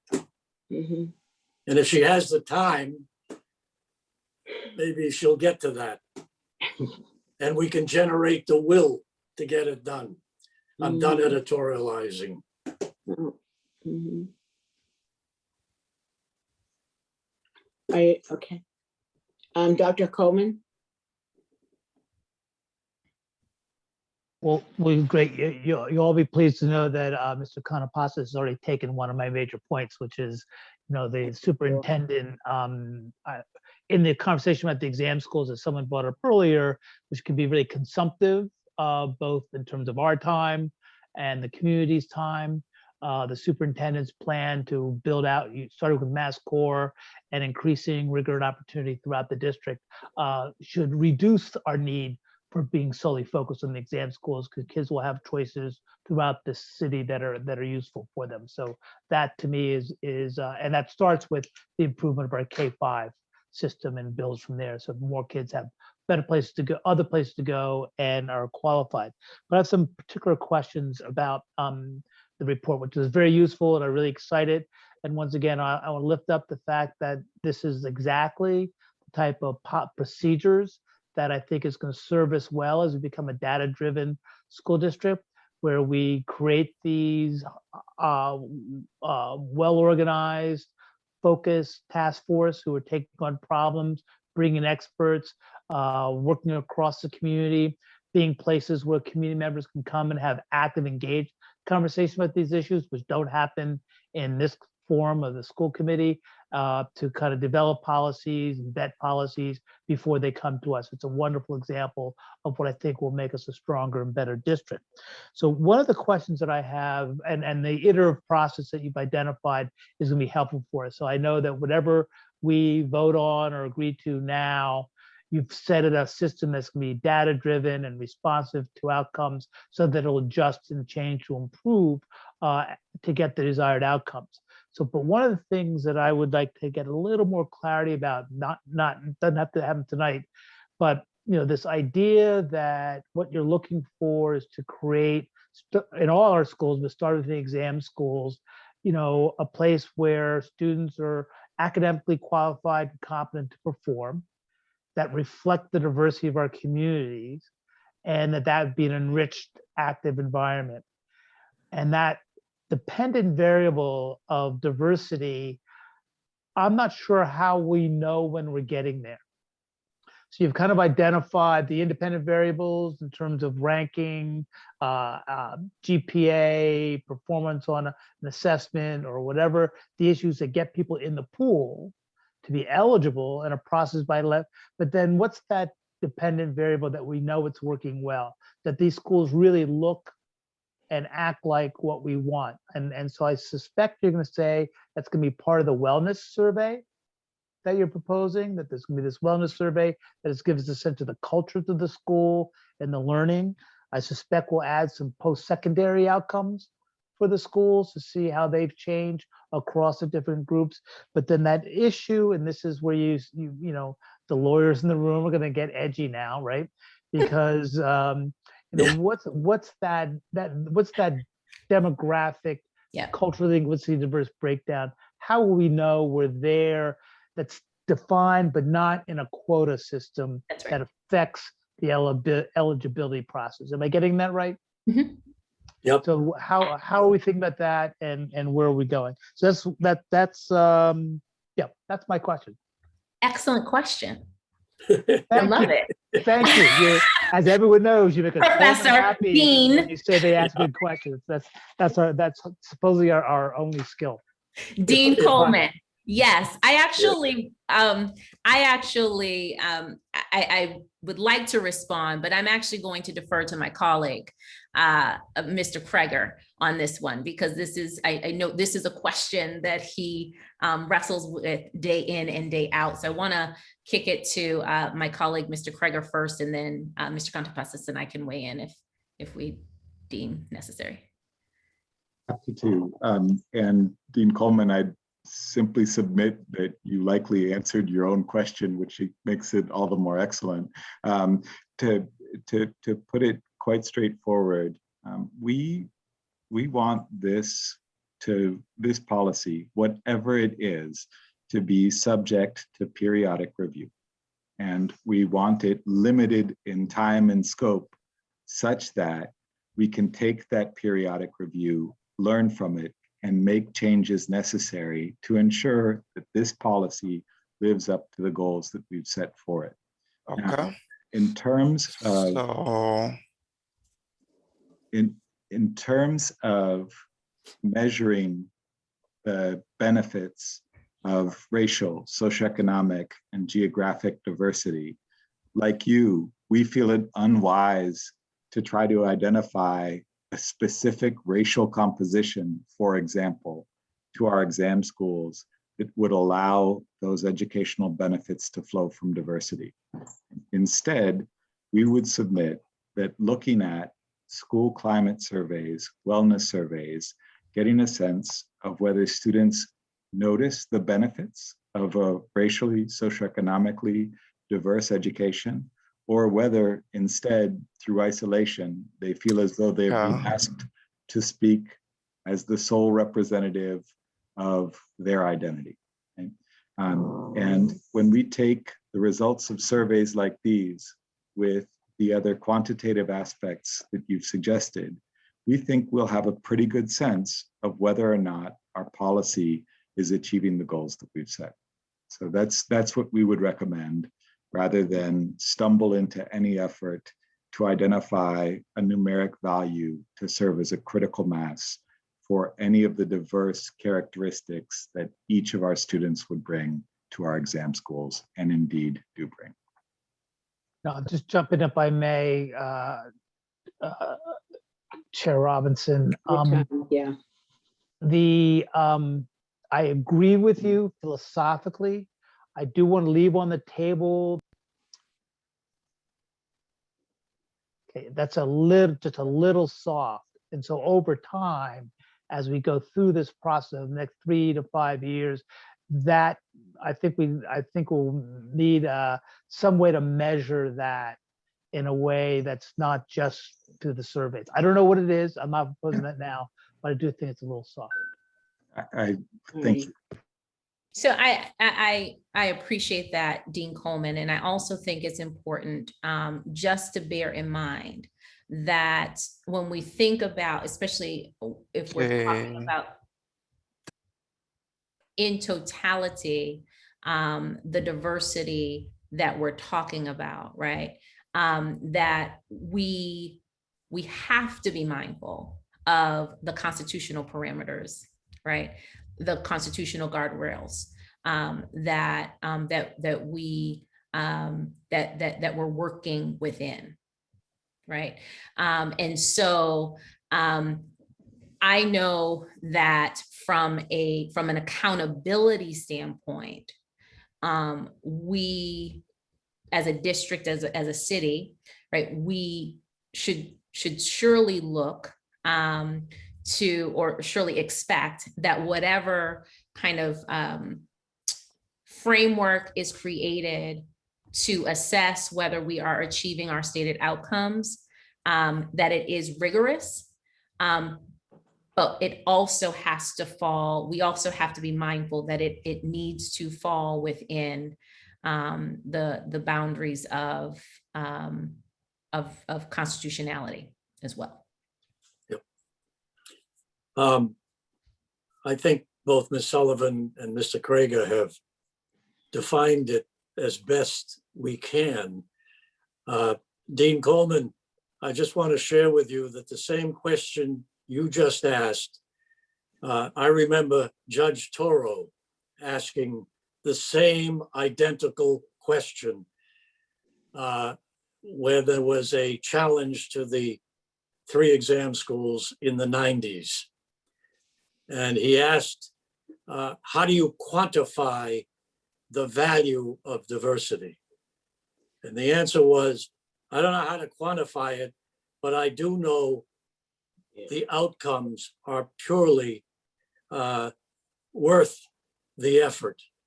And I think that's why we have left it that on an annual basis, some sort of in-depth wellness survey would be reflective of that until someone who is brighter than I am can determine how you quantify what we all know is essential in a 21st century kind of environment. Great. Thank you. Thank you. Thank you. Mr. Tran? Hi. First of all, I would like to convey my deep gratitude to all members of the task force who have and continue to contribute, who have contributed and continue to do so in tackling a very, very hot button type of issue that ultimately will fall on the shoulder of this committee to take on. To Ms. Tanisha Sullivan, I don't know whether you remember me, but I had occasions to interact with you, and when I was with the city of, when I was with the state, and when you were the chief equity officer, and I have no doubt in my mind that equity is where your heart is. So I appreciate your continued contribution to the betterment of the education for all children of Boston. Superintendent Contrepasis, I knew you back when you were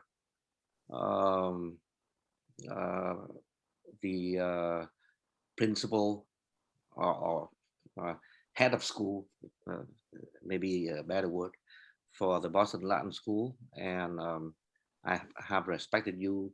Unfortunately, when you left, I have been for a period of time a very vocal opposition to the Boston Latin School in regards to its misapplication of the restorative justice there. I hope that you were still there and to handle that. But anyway, that's in the past. With that said, I don't know whether you had already responded to this question. Dr. Tom? I'm sorry. I don't know whether you have responded to the question that I have during the last several minutes in explaining your position regarding other issues that have been raised by different members of the committee. I'm referring back to page 11, step 1, where it says who is eligible and the assessment criteria. I understand all the, I understand where you're coming from, but I'm still at a loss. And I like to be a little more enlightened on the determination or the upcoming determination on the use of achievement measure versus growth measure. I am at a loss of, the difference between the two, as well as what are the mini criteria between those two that will be considered. Thank you. Well, let me see if I can address it and ask Ms. Sullivan and Mr. Krieger to weigh in. When we talk about using the MAP test for growth purposes, it means that we take a student from one point in time to a second point in time, and we measure the growth that the student has attained from point A to point B. The object of that process is to utilize it principally to identify the applicant pool and possibly to use that finding in conjunction with others that we've talked about to determine the eligibility of the pool, as opposed to using the MAP test as an achievement measure where you either ask for an absolute score, which is equivalent to something, and that something could be what is used in the MCAS around meets or exceeds, or what we used as B or better work on grade level, or to use the assessment to determine a threshold score, which would determine the readiness of the applicants to do the work at the exam schools.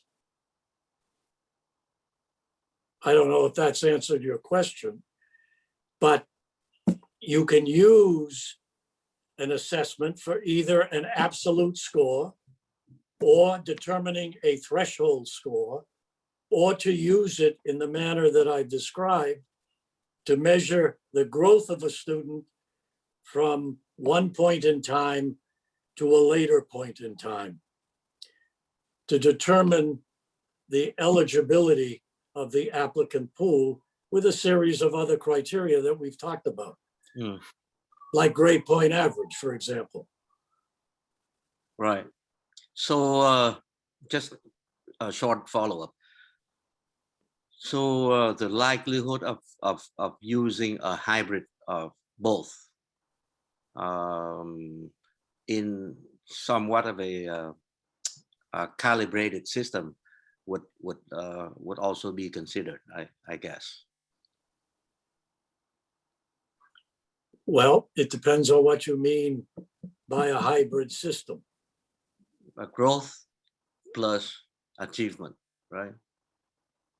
Well, achievement could be defined by a specific growth pattern from where a student has begun to where a student would reach.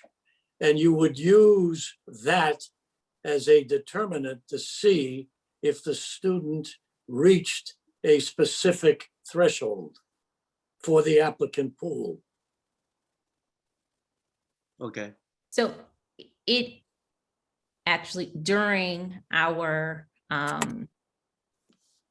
conversations over the past few weeks, over the past few months, sorry, it's been more than weeks, months, there was a point in time when this question about whether we could or should consider using both, right, as an option, where you would have, where it could be absolute score and or a growth score. So that was part of one of our meetings following the NWEA presentation.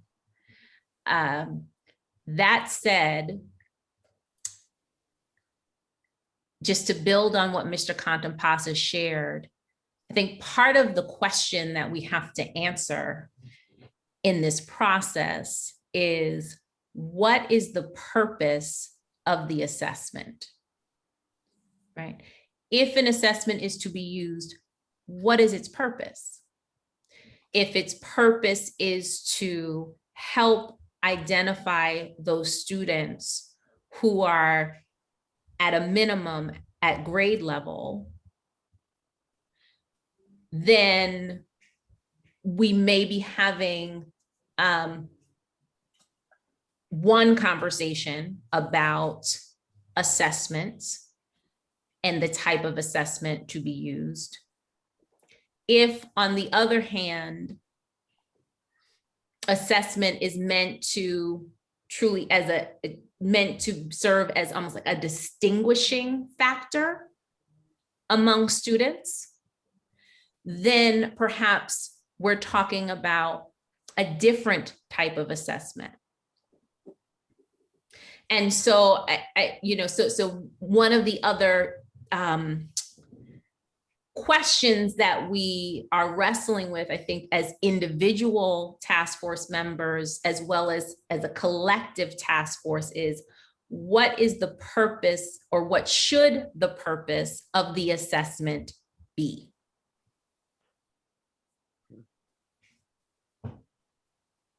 Thank you.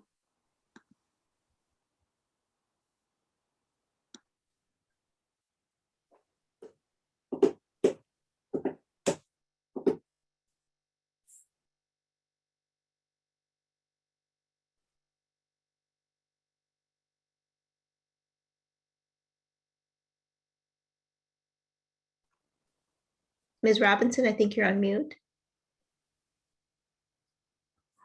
And I think Mr. O'Neill had his hand up. I'm sorry. Thank you. Yes, Mr. O'Neill.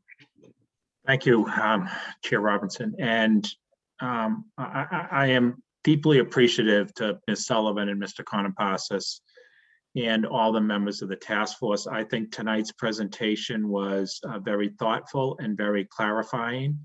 I appreciate you sharing where you have reached, the work that you have done, where you have reached agreement, and where you are still the areas of consideration that you still have open. And I have, due to the lateness of the hour and knowing, you know, we have a ways to go in this, I do have just a couple of quick comments. And the first is, I understand that achieving consensus is a little bit like trying to get a bill passed in Congress. And when we see Congress pass a bill, you know, sometimes it's, well, you add in a little bit of nibble here for one legislator and a little bit of nibble there for another legislator, and that gets to consensus to get a bill passed. And then there are lobbyists and there are departments of the government that interpret the regulations, and eventually folks figure it out. I don't think we quite have that luxury here. And I say that because, as Mr. D'Araujo talked about before, these are real families and students and teachers that we're talking about. And there is obviously intense interest paid to this. And I'm just nervous if we complicate it too much.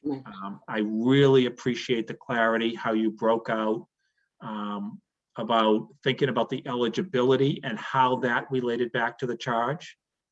And then thinking about who gets an invite and how that fit in with the charge. I thought that was very well laid out, and laying out, you know, what the old policy was, what the current policy was, and what some potential options were in each. I thought were really thoughtful. I'm being honest, you started to lose me a little bit when you started to get into straight rank, option, straight rank, lottery, tiers, that type of thing. I'm nervous about it getting too complicated for people to understand it. And if it's too complicated, there's concern that the game is being rigged.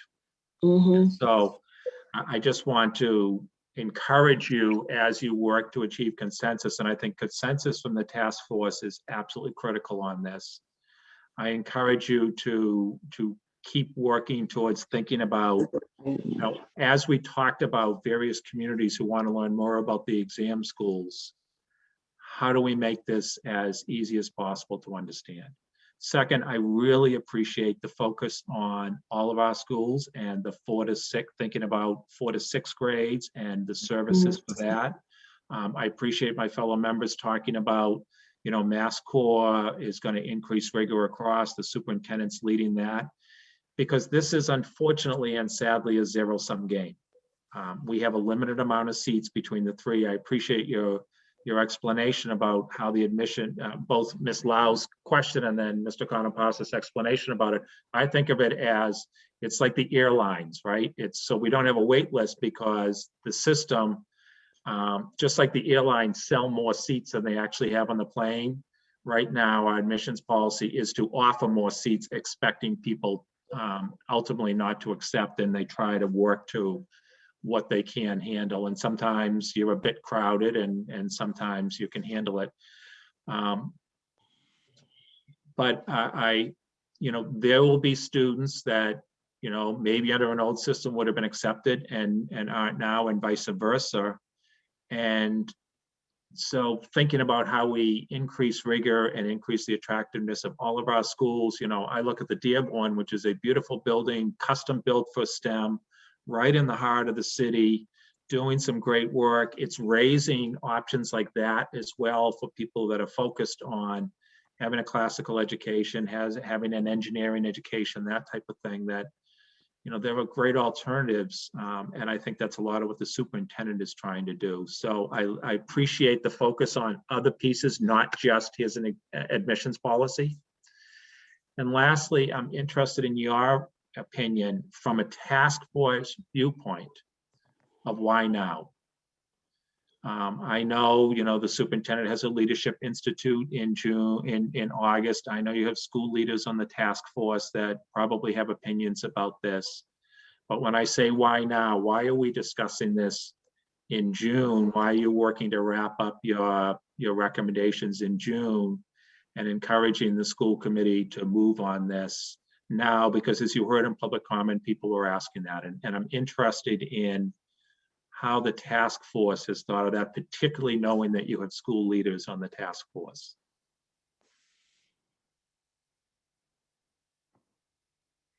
Well, let me start. I think it's critical that we reach a decision as quickly as we can. I don't think, and I'm not sure I'm talking for the entire task force, but I don't think we ought to get the exam school admissions discussion into a mayoralty kind of debate. My own opinion. I also think that we don't want to revert, at least I don't, to a process that all of us on the task force, I think, will agree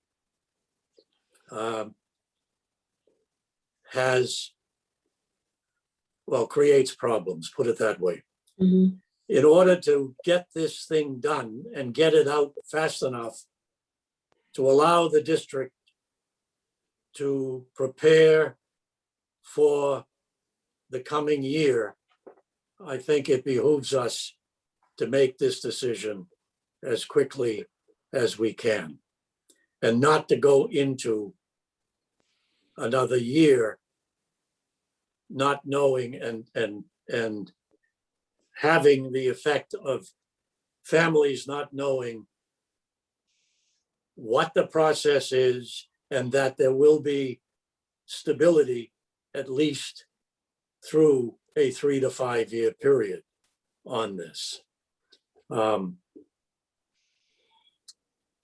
Perhaps others have different opinions, but this is not something that we have been working on from February to June. It's something that we have worked on, the majority of the members of the task force, for over 2 years. And we have, I believe, a commitment, as we have stated, not only in Ms. Sullivan's introduction, but in the task force charge, that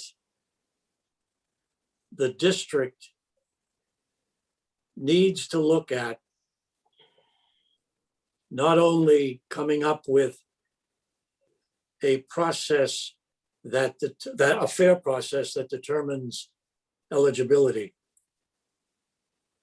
that also maintains the academic opportunity at the 3 schools, but also addresses what is really the major issue here, and that is, how do we ensure that every student in the district has access to those 3 schools?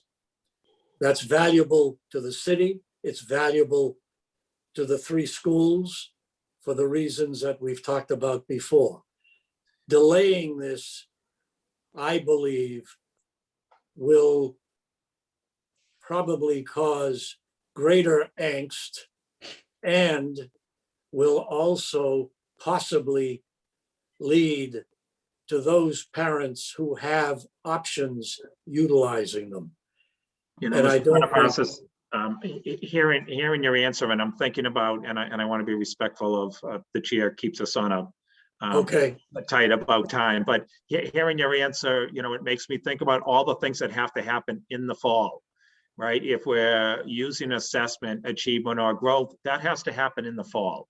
If we're doing the grades, you know, we're saying what you've laid out today was about the fall. If you potentially add something about educator effectiveness, educator evaluation, that would be in the fall. That all takes time to put in place. So it says to me more, you know, as the superintendent does her leadership institute for her school leaders deserve to know, teachers deserve to know, and most importantly, parents deserve certainty. Parents and students deserve certainty, which says to me, you know, there is an urgency to move on this. As I think through the implications of what you laid out tonight, it makes sense to me. My one final comment is. Mr. O'Neill, I actually wanted to comment on your question. Sorry, as well. And just picking up where you left off, I mean, we have no choice but to move forward. And you mentioned families need to know. I would like to add that students deserve to know. Yeah, I think I said families and students together, and- right? and- Yes. And to that point, I think it's critically important that being student-centered, students deserve to know, and they deserve not to have politics get in the way from us doing what is right and what is good by them. And so I do believe very firmly that we have a collective responsibility to get this done on behalf of our kids. Thank you, Ms. Sullivan. Great point. I do believe I had said, parents and students together. I absolutely agree with your viewpoint on that. Thank you for that out. Ms. Robinson, I will just point out, Chair Robinson, one quick point for the task force to consider when you talk about achievement versus growth. I hope you really think through unintended consequences. Get nervous about it. And I spend too much time in the corporate life worrying about unintended consequences. So particularly when you think in terms of growth, we would never want to encourage people, if that's a two-step test, there are unintended ways that they could try to impact the outcome of that. And I just hope the task force thinks through unintended consequences of each of the steps as well. And that's it. Thank you, Madam Chair. Thank you, Mr. O'Neill. Most of my questions have been raised already, but I have one. I'm again one for simplicity. And one of the, and to be honest, even though we're talking about 3 schools, it's really only one school that people are really anxious about, and that's getting into Boston Latin School. And so the question is, in everybody who wants to go can't go because there's not enough space. We have many schools in this district that are underachieving that people don't want to go to. We have one set of programs that more than enough people are eager to go to. What stops us from coming up with ways of increasing the ability to enroll more, which takes away that pressure of the exclusivity that some people are banking on, and it takes the pressure off of 10 and 11-year-olds to feel that they are making a life choice, or somebody's making a life choice for them because of prestige and not because of proper fit. And so my question has been, why can't we have a classical academy, another school that is as rigorous, providing the same curriculum for more students, or giving each of the 3 exam schools a second building so they could have a middle school academy and a high school, but providing enough of what people want in the city, instead of making it feel like there's a dearth of it, and therefore we get into situations where there are winners and losers. When I went to Latin school way back in the 60s, there was no test for my years. Everybody, if you had the grades, you got in. The issue wasn't getting in, it was staying there. There were no supports. So, and they did the old look to your left, look to your right, one of you won't be here. So there was no support for you getting there. But on the other end, everybody who qualified had that equal opportunity. And now you hear the passion of parents. Sometimes when you talk to students who are in schools that really don't want to be there, but the pressure of their parents has them there. And so, how do we get to a point where a good education can be had by all those who want it and for whom it's appropriate, and not by virtue of all the energy we're putting again into these 3 schools when we've got 30 high schools that all should be quality magnet schools, so that, they are pulling their own weight against what people appear as the only 3 gems that we have. I agree. I mean, it's the question is one for the city, and the question is one for the school committee, in terms of how do we create more of these schools? How do we build upon, quite frankly, the gem that we have in Madison Park? Mm. right? Well, that's why I want magnet schools. I don't want general schools. I want every school. I want an aeronautics school, a maritime school. You know, we're seaport, we've got an airport. Why aren't we banking on creating schools that pull kids into things that are real? Besides a, shot in the dark, I could get this one thing. Agreed. Yep. I don't think, Ms. Robinson, anyone on our task force is going to disagree with you. I certainly don't, and I know that Ms. Sullivan doesn't. Mhm. And when we talk about implementing what you have so eloquently talked about, to me, that's the direction that I believe the superintendent wants to take the district. And without saying much more, let's get rid of the impediments that prevent her from doing that. Where's the will? And, I think there would be an awful lot of assistance to forge those partnerships that would create the kind of environment that you're talking about.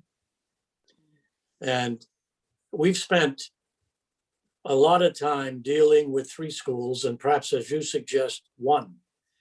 And there are 25,000 roughly students in grades 7 to 12 in this district that desperately need our attention.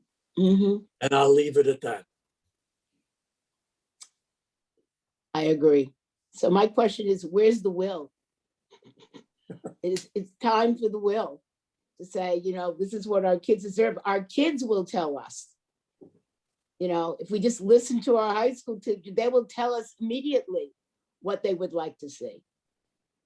So I'm hoping we can move to the time when we really will truly listen and then act upon it, so that we are really providing the kind of education all of our kids deserve in a city with more riches than anywhere else probably in the country, in such a concentrated place. So I want to thank you for this report. Madam Chair. Oh, sorry. Oh, I'm sorry. I apologize. Up again. I'm sorry. No problem. Sorry. I just come back also saying amen to your comments and totally agree. And just to note, and I know this will be for future discussion, the superintendent described in a previous meeting the work needing to be done regarding redesigning our high schools, making sure that we have excellent high schools across the district. It's obviously within our power to create a task force to focus on that, give them some deadlines, put on the talented and dedicated folks that we have on the exam school admissions task force, and say, come back to us, in the fall, or come back to us by a date certain. And let's look at these plans. Let's look at the existing buildings of the exam schools.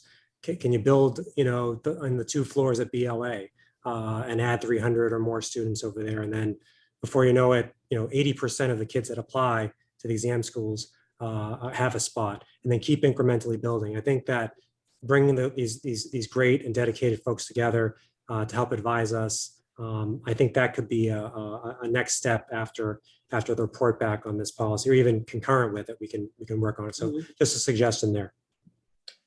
Again, thank you. All right, so the school committee will be holding community listen sessions regarding exam schools admissions areas for consideration on next Tuesday, June 22nd, from 6 to 8 p.m. and on Wednesday, June 23rd, from 4 to 6 p.m. All are welcome. The committee looks forward to receiving a final recommendation from the task force at our next school committee meeting on June 30th. So thank you both very much for all the continued hard work and dedication that you and your whole team has given to this process. We really thank you for that. Thank you. Thank you. All righty, thank you. Good night. Our final report this evening is the superintendent's composite performance evaluation for school year 2021. Evaluating the superintendent is among the chief responsibilities of the school committee.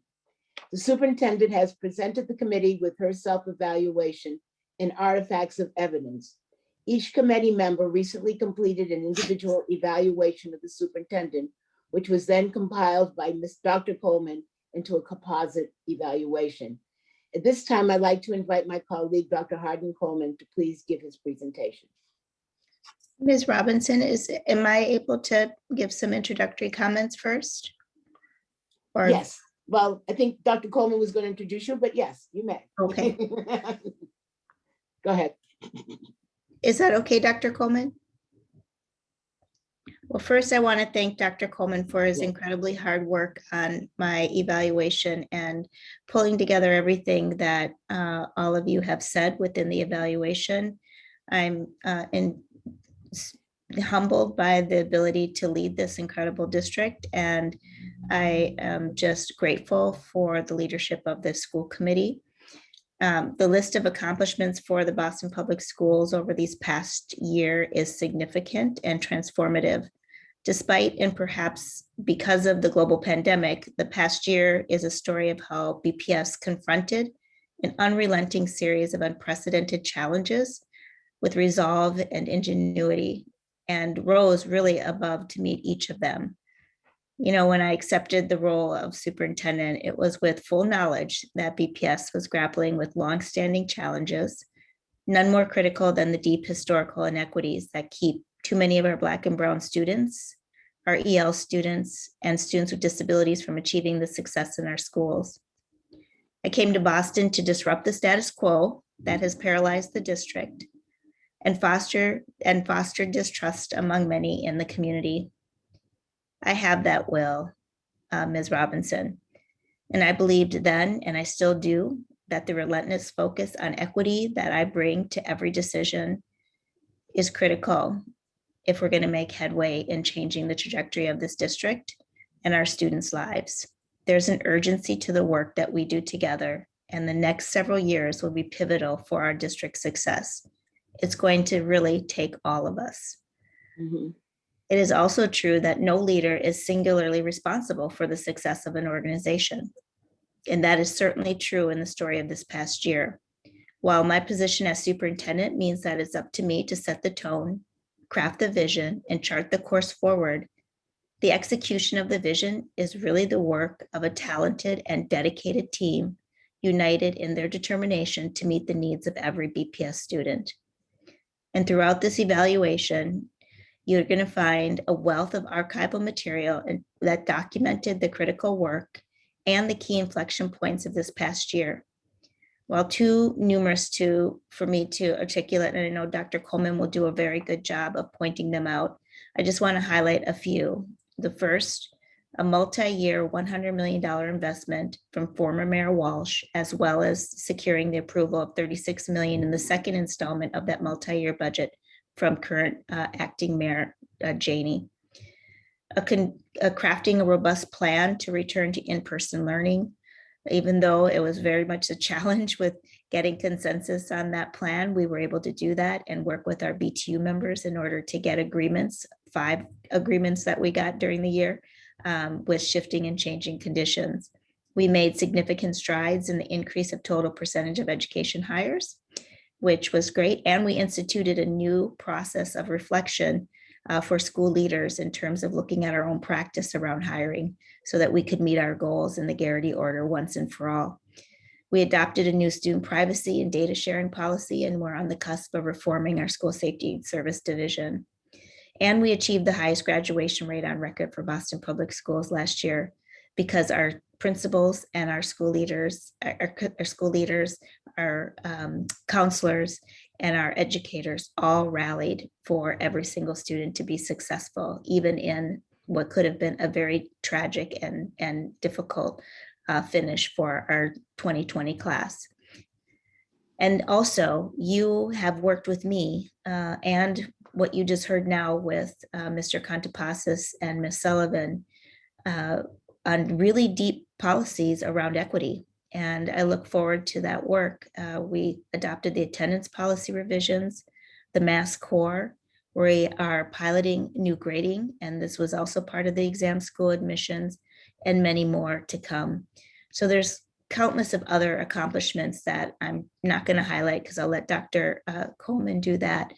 But I just really wanted to say that these accomplishments tell a story of this team in BPS, the incredible people in this organization, their resilience, their creativity, and their teamwork.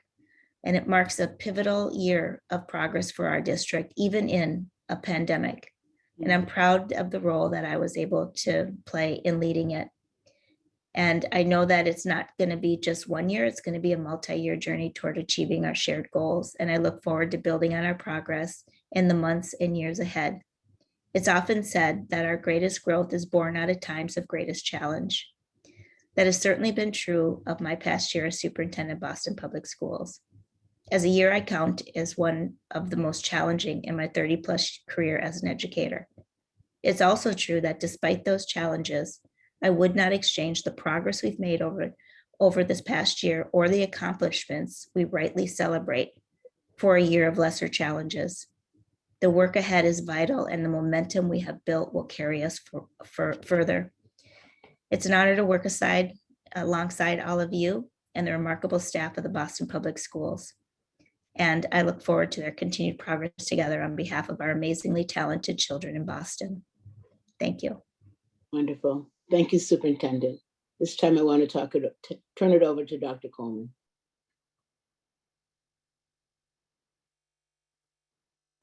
Okay, I believe I get to share the screen here. Yep. Get this away. Yep.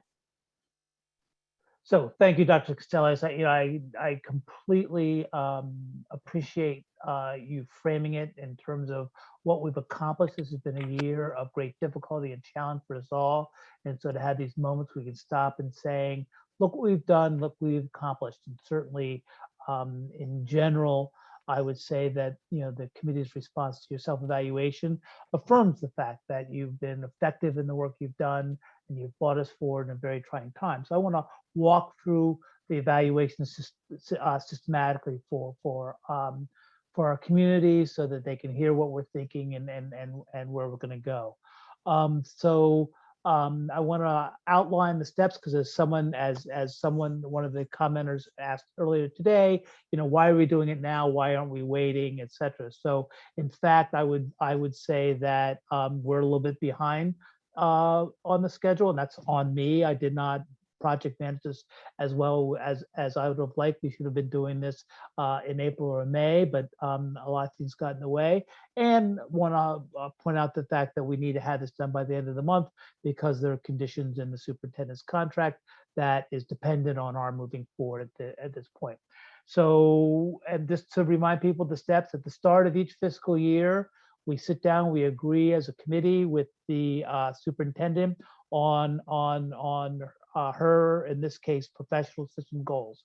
And then starting in March of the fiscal year, the superintendent prepares an evaluation for the committee to review.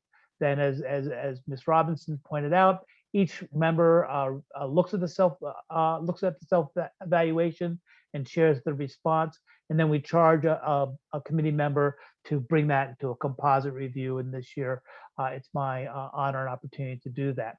And then we will review this composite tonight and ask questions and clarifying questions and have a conversation. And then in our next meeting, we will vote on the evaluation. Then in the first meeting of fiscal year 2022, we will meet to review the superintendent's proposed professional system goals for the coming year. So tonight, once again, we'll share with the superintendent our evaluation performance domain by domain. We'll give her some time to respond to our evaluation of each domain, and then we'll have an opportunity to ask any clarifying questions to the superintendent. Then at the end of that time, I will summarize and propose change to the evaluation as it currently is written. But I want to start with a little context, as the superintendent has pointed out. This has not been a normal year. Not only have you had the pandemic, there's been a change in the mayor's office. There's been changes in the city council. We've engaged with a very challenging MOU from DESE. We've had change in the leadership and composition of this committee. But even so, we've had major review of central policies, the Mass Core, exam schools admissions, student grading. So there's very complicated issues. I also want to point out, and I think this is very critical in terms of some of the evaluation, we've had a lack of long-term leadership in the district. So the last person to serve more than 3 years in the district as superintendent was Carol Johnson, which is 8-9 years ago. And so this is our first time we've had someone who's ongoing. And then in addition, we've had other crises such as the BSAC problem. And then as a country, we're at the end of this area of school reform, where there's a hyper focus on tests and literacy and numeracy and MCAS as central to what we're thinking about. And now we're moving into a new world, hopefully that's centered around equity. That would be my choice, but we don't know. So we're in the middle of this reevaluation of what schooling and learning in districts are all about. And then we're in a society that's in turmoil and conflict. So this is not a normal year. So I would argue the fact that we have a performance evaluation is an accomplishment in and of itself. So the first, that I have too many, this is old people trying to deal with screens here. I have too many things in my way. So the first domain is, and I have all these, sorry, I have to do one there, is, again, this is, I have things in my middle way I can't change. So is understanding the role of the superintendent. And based on our evaluation, she's been effective. So through the chaos, Dr. Casellas has continued to make herself available to our diverse community, has led a reorganization of the central office, recruited local and national talent to fill important positions. She's created a nested set of equity roundtables from individual schools to the district as a whole, in which the community has the opportunity to engage in problem-solving efforts with the superintendent and her staff. Throughout this demanding period, Dr. Casellas has made significant efforts to maintain open lines of communication with all of the BPS constituents to hear their voice and integrate those views into the development and implementation of policy.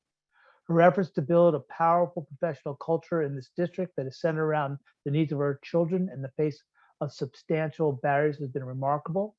And obviously not everything has gone well, but she has engaged in an iterative process of change that is moving us forward. Going forward as a committee, we really want to think about building and increasing our productive working relationship with the BTU is critical, and also developing a productive working relationship with DESE is also critical as we move forward from the pandemic reactions to creating gap closing approaches to educating all our children. So Dr. Casellas, that's our initial evaluation that you're very effective in this area. Are there any questions or comments you would like to make about your performance in that domain? No, I appreciate it. I just wanted to let you know that the interpreters did also ask us to slow down. So that, yeah, I heard myself. I know it's 10:35, so maybe we're speeding it up a bit, but I think No. that I appreciate that. I will do better. So the next, let's see. So the next domain is a commitment.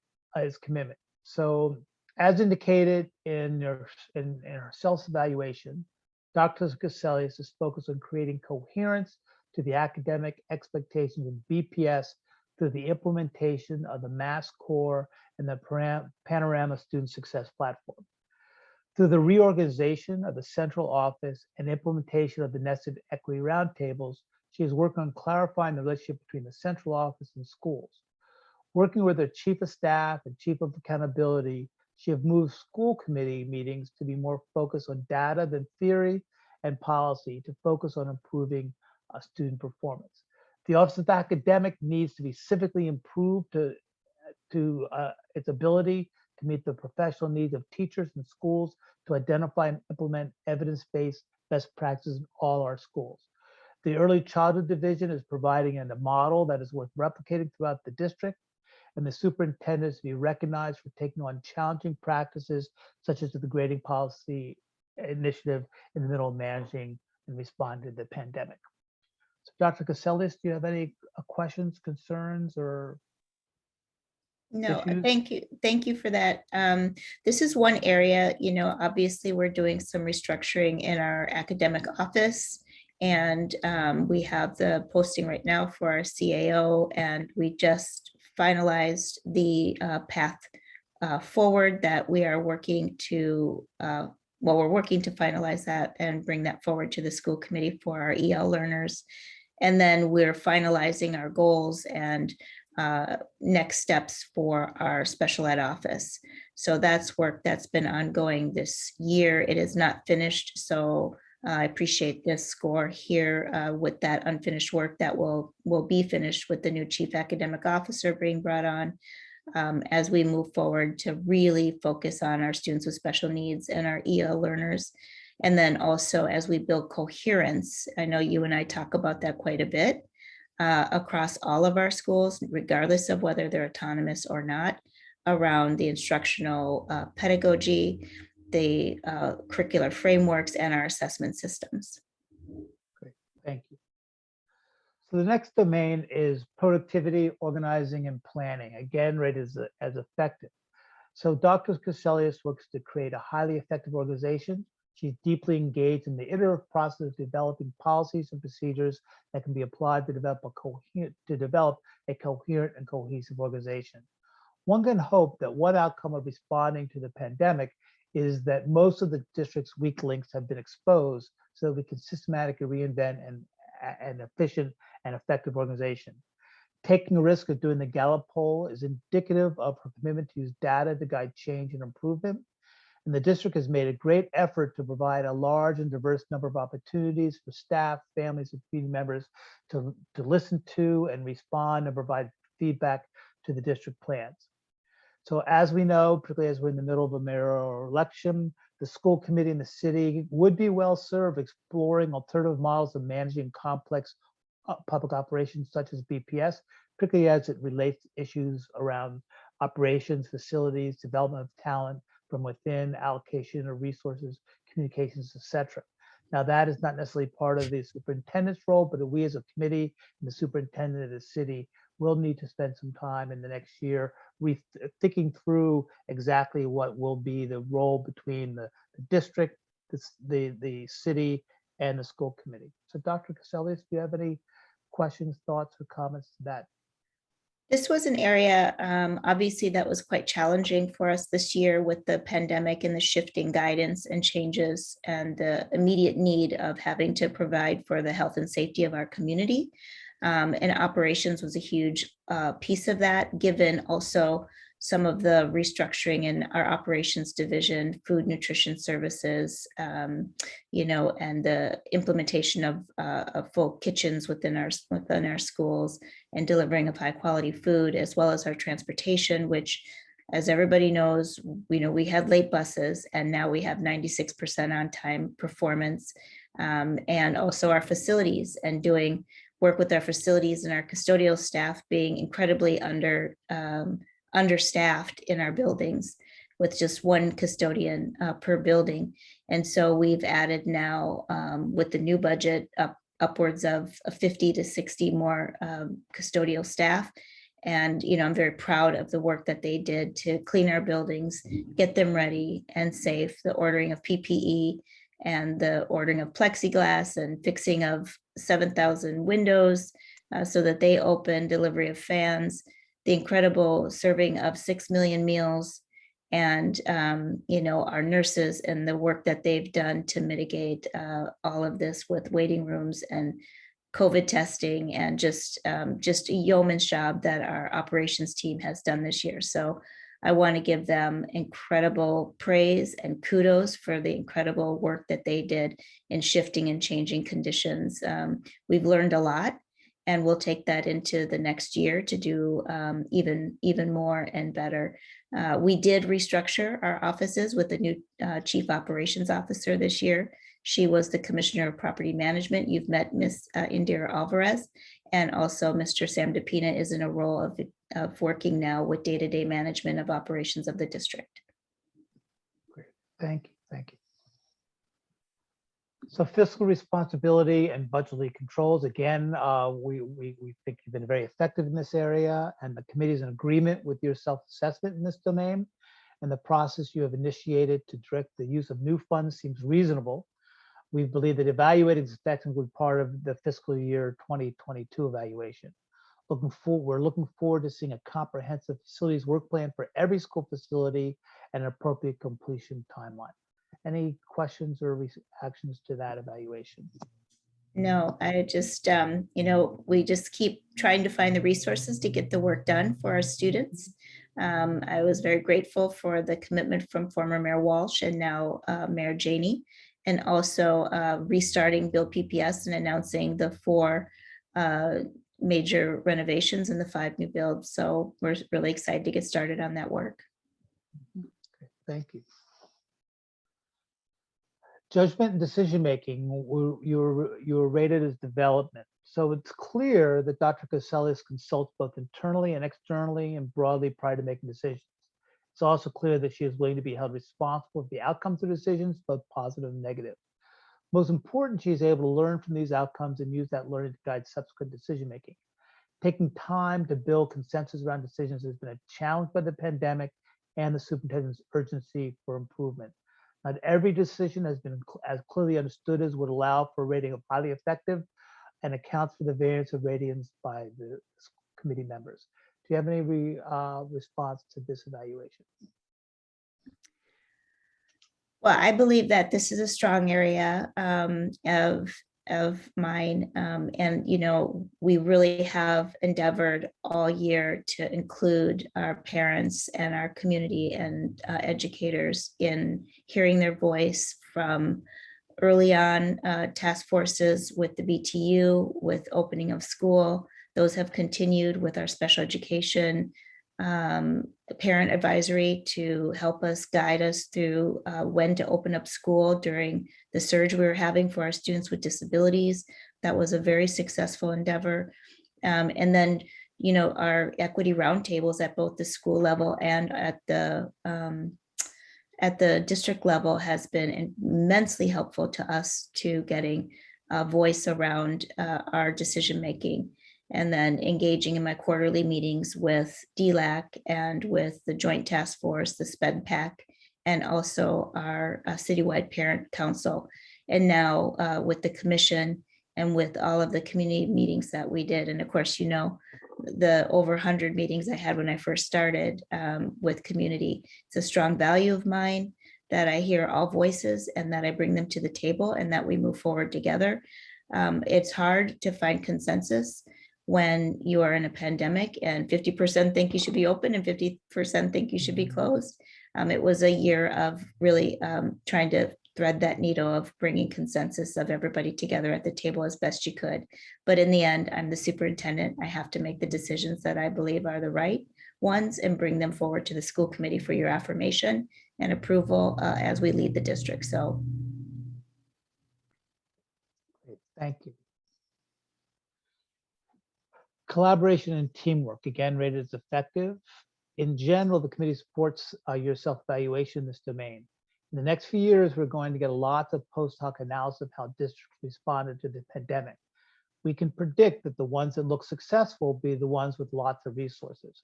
When, however, they look at the great city schools, one can hypothesize that thanks to Dr. Cassellius, Boston will be seen as one of the districts that effectively collaborated with public health organizations, community-based organizations, and public officials to address emerging crises in a manner that was centered on the needs of children. No one is going to be happy with many of the outcomes, but our process will be well reviewed. That will be driven by this superintendent centering collaboration in her process and a willingness to make final decisions when there's no consensus, and then adapt to new data. In the next year, the superintendent will be well served by taking a strategic approach to town development, both within schools and central office. So Dr. Cassellius, do you have a response to that evaluation in that domain? Well, Boston is known as Boston Strong, and we were very blessed to have the full support of the city in this pandemic. We also had the full support of partners, and we couldn't have done it without everybody else's help. And just recently, at the graduations, thanking our families, because they really held us up and bridged the gap for our educators. So our educators, our food nutrition, our bus drivers, it was all hands on deck approach, and we couldn't have done it without them and our school leaders really leading us through. So if we didn't have that collaboration, it couldn't have been done. And I'm just proud of the entire team here and of the city and how they rallied for our children and families. Okay, thank you. So focus on equity and excellence, highly effective. Dr. Caselli stands out for a consistent philosophical and practical commitment to creating equitable access to high quality learning for all of our students. This demands a time addressing some of Boston's sacred cows, which includes school autonomy and the policies for exam school missions. She's been recognized for creating data dashboards that will allow us to track our progress and use the data to improve our systems. At this time, we're in support of the process in which the superintendent is engaged. We will be, however, tracking the degree to which movement in the data demonstrates the efficacy of the process. So Dr. Caselli, do you have something to add or questions or comments about that rating? Well, thank you, Dr. Coleman. I'm very appreciative of this rating. This is everything about who I am and why I do this work over these past 32 years. And it's affirming to me that you all recognize my commitment to children and my commitment to equity and ensuring that every child gets what they need and that their families feel supported. So communication and interpersonal skills, right? Is it effective? Dr. Caselli on a daily basis is getting to practice her skills and having difficult conversations. While addressing numerous crises and working on system change, there's no way that everyone is going to feel heard and supported. These differences are real. Dr. Caselli has, however, managed to communicate that she is putting our children first and is willing to adapt her approach to make changes in our system that serves their learning and aspirations. As part of our efforts at talent development, the superintendent could empower her staff to engage and speak on behalf of the district. One person alone cannot do the engagement and communication needed to advance all the goals of the district. So Dr. Caselli, do you have any response to this rating? Well, I agree with that. It does take a whole team, and everybody needs to contribute to telling the story of the great work going on here. Mm-hmm.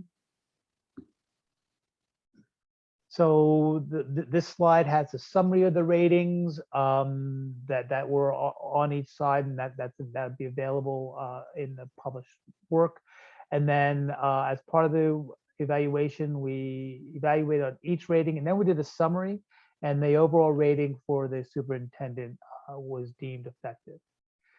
Then the other area in which we were doing the ratings are the 4 standards: instructional leadership, which we rated the superintendent as proficient; management operations, also proficient; family and community engagement, exemplary; professional culture was rated as proficient. So our overall rating is, we thought collectively was proficient. So Dr. Coleman? Yep. I might just mention on that it's a different rating scale, so people don't think that they're equivalent. Sure. Yeah, it is 4 out of 4, not 5. So in essence, so I want to take a pause right now, or stop right now, to then, if any committee members have comments about the evaluation of the ratings or clarifying questions they have at this point, I would love to engage with that, and would turn that facilitation over to Chair Robinson so that I can take notes. Okay, thank you very much, Dr. Coleman, for leading us through that process. So now I want to open it up to the committee for questions and comments. Again, I want to remind my colleagues about our agreed upon norms and that we each have 5 minutes and the hour is late. So I hope that we can keep to this as we move forward. And also for the responses to only be about a minute or 2. So with that, hands raised, we'll start with Ernani. Thank you, Madam Chair. I want to thank Dr. Coleman for doing all this great work, putting this together. Also, just your expertise and understanding how to have a process, how to outline these questions, and I appreciate this being my first exercising my duty here of evaluating the superintendent. I appreciate the guidance and the help throughout the process as well. And then just also want to comment on that I do believe it's a fair reflection of least of the composite putting together the comments. I know my comments, and I was able to read my colleagues as well. So again, I appreciate that work, and to the superintendent, commend you on the great successes and working together with you on the areas to strengthen and continue moving forward. So thank you.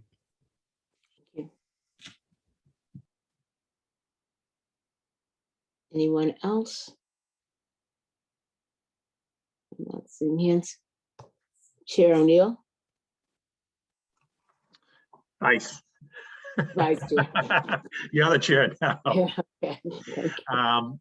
First of all, thank you, Dr. Coleman, for the work, not only tonight in putting this together, but also leading us through the entire process. As you pointed out at the very beginning, this is actually a year-long conversation we have that starts with setting goals and tracking during the year, and then gathering the input. This is one of the most important responsibilities of the school committee. It is part of the charter, one of the 4 points of what we're supposed to do. Dr. Casilius, I want to thank you for the proactive way you approach this, both the artifacts, the self-evaluation that you did, but also your reflective comments this evening. And I do share with you a couple of viewpoints. One, Boston is a very difficult city. There's no question about that. We are a leader nationally. We have very high expectations as citizens of this city. We warned you of this when we offered you the job, that Boston is a tough city, that you would hear welcome to Boston mean several different things. But more importantly, you came in and we asked you to come in and change and help us improve. And then 9 months into your tenure, something that no one could have anticipated, which was a pandemic hit. And you had to completely, as Dr. Coleman said at the beginning, you had to completely adjust for the past year and a quarter. And I commend how you did that. As you said yourself, when we're in a situation where 50% of the city wants us to reopen tomorrow and 50% doesn't want us to open at all and be 100% remote, that the buck stops with the superintendent, and you have to make hard decisions. And you did it with grace and elegance. You always tried to explain, Boston can be tough when people feel they've talked with the superintendent and expect that they're going to get what they are advocating for. And you've had to make tough decisions. So that can always be an area that, we can help you with as well, and help explain the decisions that you're making and why you're making them, and also help you strengthen your team, because I, for one, am worried about burnout for you. And as you know, I deal with a number of the superintendents across the country because of the Council of Great City role. And burnout is a serious issue among superintendents right now. You have all been under enormous stress the past year and a half. And I know you have your own support group among superintendents, and all school board members should be concerned about the mental and physical health of their superintendents, let alone of all their staff and of our teachers and our students and our families, et cetera. So thank you for how you have handled the past year. And I, for one, thank Dr. Coleman for the work that he done. As Mr. D'Arugio said, I could see my comments in the summative assessment as well, and the composite assessment. And I feel it's an accurate reflection of the progress you've made in the past year, and areas would love to help you to continue to focus on in the future. So thank you. Thank you. So Superintendent, I also want to say thank you. And to you also, Mr. Dean Coleman, for leading us in this process. It has been an amazing 2 years. and particularly this last year that has completely been unprecedented in so many ways. And yet, as I go back and review the list of accomplishments, in spite of all of the obstacles, having been on this committee for 7 years and having remembered some of the earliest conversations we had about necessary changes that have only been conversations for a long time, to actually begin to see these things take root so that we will not go another decade without seeing our students actually have access to things like MassCore, new schools, and other things that all of the students of Boston. It took a pandemic to take on the exam schools, but we've taken it on. And it's a conversation that, as you can see, rocks the city to the core because it's important. But the issue of making what you want, which is a district that rallies around all of our students and makes all of our students feel important. I really feel that we have a fighting chance to get to, and looking forward to the fall and a semblance of normalcy so that we can begin to actually work full-time on many of the issues that that you've talked about and that we've begun to touch upon. So thank you. Yeah. Mr. Tran. Very sorry to raise the hand. Oh, no, please. Very Absolutely. quickly. Thank you, Dr. Coleman, for a very thorough compilation of the evaluations from the members. I just want to express my own personal feeling.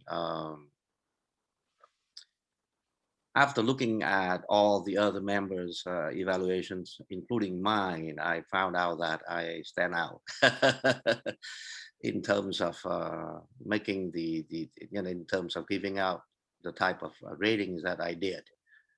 The reason being is that I don't believe that even if we have the system of whatever it is, from incompetent to highly effective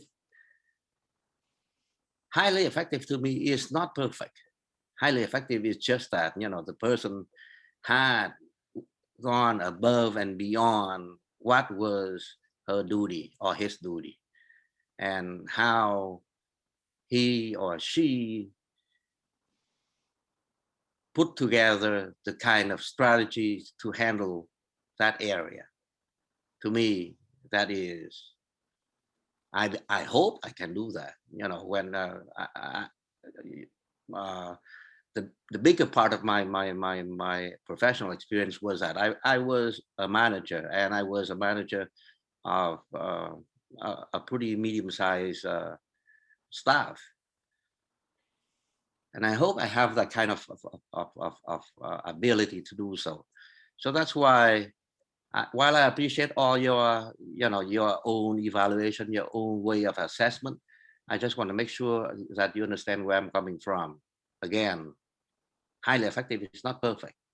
God is perfect, nobody else. But highly effective to me is showing somebody who goes beyond, way beyond what is charged of his or her duty. So thank you. Thank you. Dr. Coleman, can I turn it back to you to talk about what our next steps will be? Sure. So thank you for the feedback. Before I move on, I just want to recognize, I don't think any of us get our professional evaluations done in public like this. And so, Dr. Cassellius, I want the grace and the calm and the precision in which you engage in this process from the beginning is part of what's remarkable. And I want to let you know how much I appreciate your willingness to engage in this very peculiar Boston, Massachusetts type behavior in a way that actually gets us to learn more. I'm sure like many other colleagues, learn more about what we've accomplished just tonight in the precision. So I also want to thank your staff who, in engaging and around putting this evaluation together, they've been timely, remarkable, clear, and provided you with the information you needed. And having done this for the past 4 or 5 years, that your ability to bring together a team that's efficient, effective is to be commended. So I want to personally thank you for your engagement in this deeply Boston moment. The second thing I want to reach out to my colleagues is I hear a general confirmation of the written document, which you got to read in the comments, that I didn't see anything necessarily from the committee that we would need to change. I think the superintendent made some very good points about some of the efforts she put into the policy organization work that demonstrate that there are a lot of things that were going on, the transportation, the COO, that she's working on the issues that we're concerned with in that way, and that in the judgment, and I think Vice Chair O'Neill brought this up, is that that's a complicated call because it's such a diverse community, and what one group is going to say, hooray, this is wonderful. Other groups are going to say, oh, that didn't go well. So, it's very, as I know I've talked to other committee members, it's very hard to draw a distinction between evaluating the superintendent and evaluating the system. And so I think some of the things are caught there. But by and large, I want to stick with that. I'm hearing we see you as being very effective overall, and then also that you're proficient. So what the next steps are is I will do some editing and improving the writing of what this statement would be. And so next week we're going to be asked to vote first on the evaluation, and then second we're going to be asked to vote on the renewal of the superintendent's contract, because in the wording of the contract we need to do this by the end of the month. And that I'm not going to hide, I'm going to propose that we offer her a 2-year extension on her current contract, and then that would be central to what we would do. And then the next step that I'll be sharing with you as we go forward is, and this came up in the public comment, and I've talked to Dr. Cassellius about this previously, is I think we'd all be well served if we think about next year's evaluation be done in a 360 format, which is not uncommon when people go in after 5 years in a job to get a community-wide evaluation, that we get an external vendor who's expert at this to really help us think through broadly and get all the voices into this evaluation that that's not part of our current system. So those would be the 3 things that are going to be important: accepting this recommendation, offering Dr. Cassellius a 2-year extension on her contract, and then planning to go through with a 360 evaluation for the fiscal year 2022 evaluation. So with that, I want to thank you very much and hope you have a very good evening, and turn it back to you, Chair Robinson. Right. Thank you. The committee looks forward to taking action on the superintendent's composite evaluation and final performance rating at our next meeting. So now we'll move on to public comment on reports. Ms. Sullivan? Ms. Robinson, I'm sorry. Before we move on and before Dr. Coleman wraps up, may we just clarify, please, because Dr. Coleman made reference to